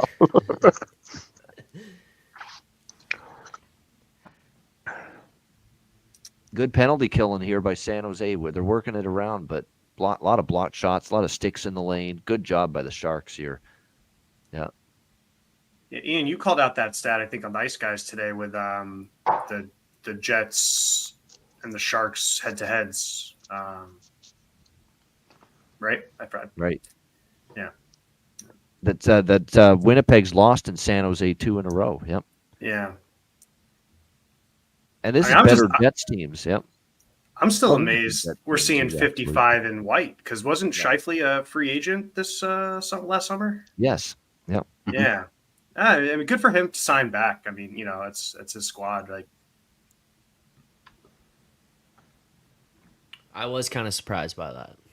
That him and I was stunned by Hellebuyck re-signing that long deal. Yeah, I thought for sure he was gone. All right, so the net is empty. They've Laurent Brossois out of the net, and now it's a timeout Jets with 1:15 left. The extra attacker. Do we trust Mackenzie Blackwood to shut the door for another minute and 15 seconds? That's the $1 million question, as they say. Look at this. We have officially hit 6 hours on the air on this live betcast from 7 p.m. East. We told you we'd take you through the entire slate tonight, and we have done that. Mm-hmm. Zach, have you ever done 6-hour live casts before of any kind? No. No, I don't think so. No. This isn't even our record. Yep. I did. What was is our record still 13 from the Saturday before Super Bowl? Yeah. 13. Is that what you just said? Our record. We did 13 hours on the Saturday before the Super Bowl last year. That's our record. Super Bowl weekend Saturday betcast last season. Yeah. You were on the air from like 1 p.m. Eastern, 2 p.m. Eastern to like almost 2 a.m. Yeah, we did the regular show and then just stayed on live all night basically. Yeah, all day and night. 12 hours. And it was one of those days where there was all afternoon hockey, all evening hockey. Yeah. Everyone played pretty much. Yeah. That was amazing. We were on for that long. Yeah, we rotated hosts. We had I think we each had like a lunch and a dinner break, and then other people came on and were hosting for a minute. We had some people like guest hosting for when I got my dinner break and Alex did his. So it was a lot of fun. Well, hey, it's actually not a bad bet to be on this long if you have San Jose to get the worst record for the year too. You guys played San Jose as the worst record. Yep. Mm-hmm. Yeah. Better do a West Coast team, so we're going to be cheering against them. Failed clearing attempt by San Jose, so now they're taking a timeout. NBA vibes here. Yeah. Taking forever to this game to end. Yeah. Yeah. The good news is you only have one timeout in the NHL here. Yeah. Each team. There's no 5 timeouts each half in the NBA, which is ridiculous. Yeah. Can you imagine how nuts hockey would be if they had like even 3 timeouts? I know. Drive you nuts. I like it, and it's valuable too because you only have the one. You got to make sure you really save it for a spot where you could really use it. You think they should take away the timeout if you lose a challenge, or go into the box for 2 minutes is enough? I think going to the box is Over the box. That's more painful than losing your timeout. That's more of a penalty for losing the challenge. It's hard as fuck to kill a power play these days in the NHL. You can deal with losing a timeout. Yeah, I like it that way. Yeah, because that's relatively new. I mean, Especially because there's only one timeout aside for each team in the game anyway. Whereas football, 3 timeouts a half. NBA, 5 timeouts per half. Yeah. Yeah. I do believe this. I believe there should be 2 timeouts in the playoffs. Yeah. I think a team, because you have so many teams that use a timeout to kill momentum when there's a rally in the playoffs, but then to still have a timeout available for these last minute situations, I think that would be fair to have two timeouts in the playoffs only. What about a flex post regulation though? Because sometimes those overtime times go so long, like you get a second one after if it goes past regulation, you keep one for the first 3 periods. I don't know. I like that too. I like that too. Even though because there's only that one TV timeout at the 10-minute mark. I agree. Yeah, I think that's great too. Mm-hmm.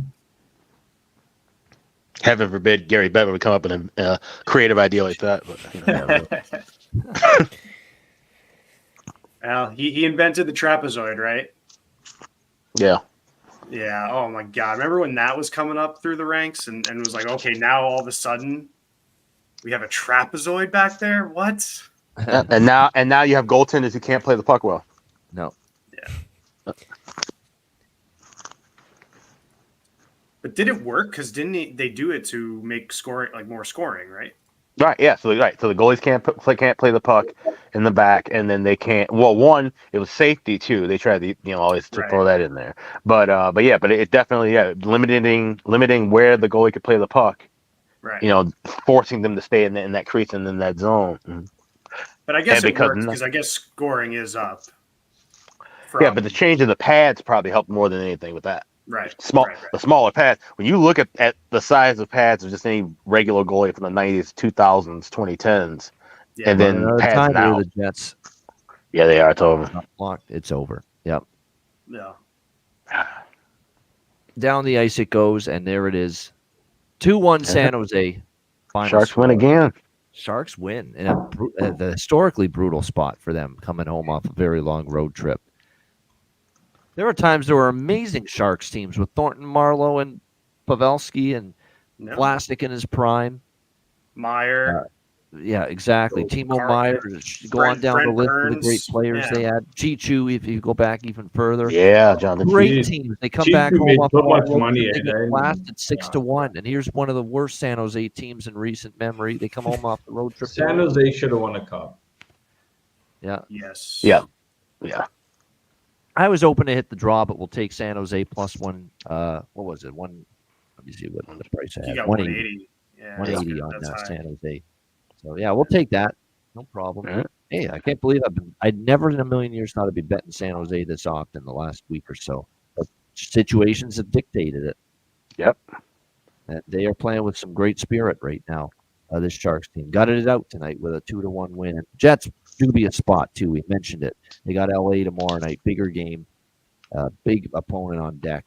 They'll be better tomorrow night, but will it be good enough to be? It's a weird game. We'll talk about that tomorrow. I'm up in the air with the side tomorrow because Winnipeg's on a back-to-back with Hellebuck. They'll be up for that game, but it's not a great spot for LA. They're back home. No, it's a very, very long road trip, so very fascinating game to break down tomorrow on the Ice Guys show.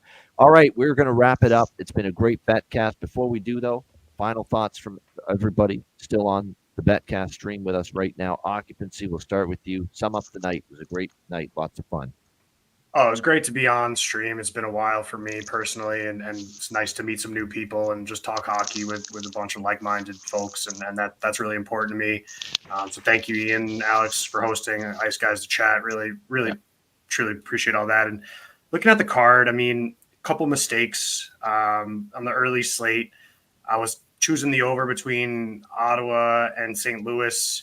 I went with Ottawa, Carolina, and it was clearly the St. Louis, Detroit over. So, you take your wins and losses there. Philly, they made it close. It was a nice plus plus price. They were doing okay. Nashville got it done at home. The Vegas -1 for me was a fine push. Some props hit. The Vancouver +130 live when they were down 1 really helped. Me really personally, that kind of helped a lot. And it was a good slate of games. I mean, you look at the totals, I think too. I mean, quite a bit of unders, couple overs. But anyway, we look at these things, the numbers are coming in. I think we're at 20, 28, 30 games played, around 25, 30 game mark now. So we kind of see if these teams, their identity is going to form. And we move on, we look at the numbers and we go from there. We see who's hot, who's not, and just keep checking out the cards and the slate. So it's great. You're 1,000% right. When you have a great winning night, you got to park it and get right in gear and ready for the next day. And if you have a losing night, you got to park it and get right on to the next day.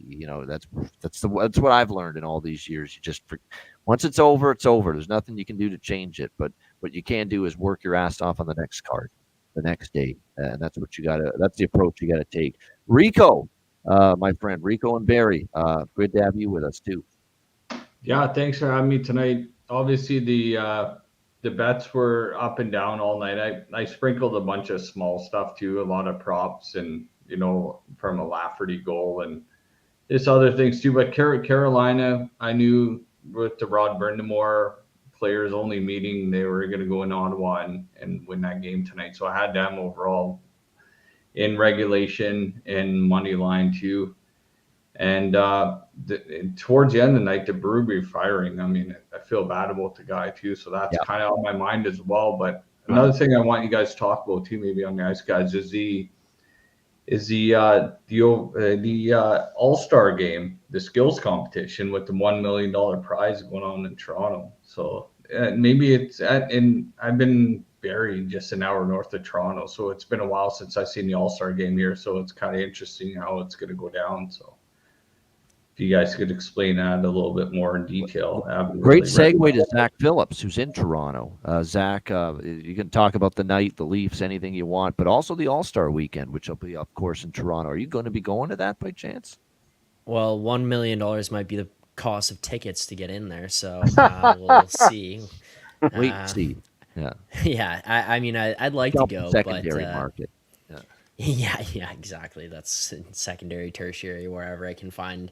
I'll take a look. We'll see. But I don't know. In terms of the night, I obviously focus mostly on the Leafs here, but found some stuff in player props I think are working right now, so got on a roll with those. Outside of that, pretty good night of hockey, lots of games. The NHL schedule will always boggle my mind in the on and off days that they have here, but to have a nice night like this loaded up and get to watch a bunch of games was pretty nice. And I also love watching West Coast hockey games. Didn't used to watch them as much. Very different pace and style of play that's just like always enjoyable to watch during the regular season too, until you even get to the playoffs. So it was good. Good night of hockey for me. Good to see the Leafs get that win there. It was just a solid game all around. So finally for them to put together a game that felt like mostly like a 60-minute game was nice. And I appreciate you guys having me on. Ian reached out there, told me, hey, if you want to come on after your stream, you're welcome to. So I do appreciate that. And it was a fun time here on the stream. Always welcome, because I know you work with Alex throughout the week on Edge Work, on Hammer Network. And by the way, Zach Phillips also produces a lot of shows, and produces one of the shows he produces for is probably one of the most, definitely one of the most knowledgeable college football guys there is in Brad Powers, who just absolutely knows what he's doing with that for years. And it's not a coincidence that he's doing radio hits and guest spots left and right throughout the week, throughout the college football season. That man knows his college football, works his ass off at it as well. Yeah, he does. Yeah, no question. So Zach produces shows involving him on the Hammer Network. But Zach, next Betcast, we'll throw you the link. And if you're around, you're always welcome here on the show. Yeah. As is, of course, the man. It's not that he's always welcome. We run the damn Betcast. We run the damn channel. We run the damn entity known as the Ice Guys. So he'd better be invited. Alex P. Smith, sum up the night for us. Yes, another fun Betcast. It wasn't the most profitable, right? And honestly, after last night, we were kind of, you have to expect kind of a little bit a little bit of a letdown after hitting big plays like that. But we had some good cashes. I was able to get that over in the Calgary Vegas game live. There's a couple plays that kind of fell by the wayside. But like I said, we just had a lot of good looks. And, occupancy made a great point. Now we're at that 25 to 30 game mark. We know which teams are really, about this shit. And they're going to be moving forward, and which teams are just kind of, trudging around, and the teams that we need to fade. So we have our information, set more and more, and we're seeing these streaks and trends, and we just got to, identify them, apply them, and hope they cash in. So, but a fun night as always with, a lot of great people, great company, and so an enjoyable evening once again. Yeah, great beverages too, and I've still got some left, so I better get to cheers. Because I'm gonna have to go to bed in about an hour. So yeah, we'll do a final cheers before we sign off here. To everyone that's on the stream now, and everyone earlier, everyone in the chat too, hit the like button. We appreciate it very much. Some of you, that didn't seem like it went down too smooth there. There was way more vodka than I thought in that rest of that. And this beer is a little warm now because it's been sitting there for a bunch. So, but that's okay. We'll down it nevertheless. No doubt. With that, thank you to everyone on the stream now, everyone that was on earlier tonight, everyone in the chat. Hit the like button. And, of course, Alex and I will be back for the regular daily edition of the Ice Guys tomorrow, 2 p.m. Eastern. We will get you ready for the Wednesday card, 5 games in the NHL, including the TNT doubleheader tomorrow night. Looking forward to that. Thanks to Occupancy, Rico, Zach Phillips, of course, my partner, Alex B. Smith, everyone in the chat. I'm Ian Cameron.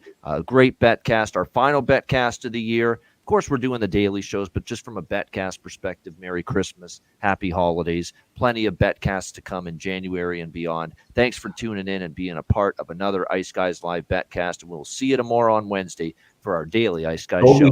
Good night, everyone. Go Leafs go, Zach. Let's go. Go Leafs go, for those of you that love that team. Exactly. Zach and Rico in particular.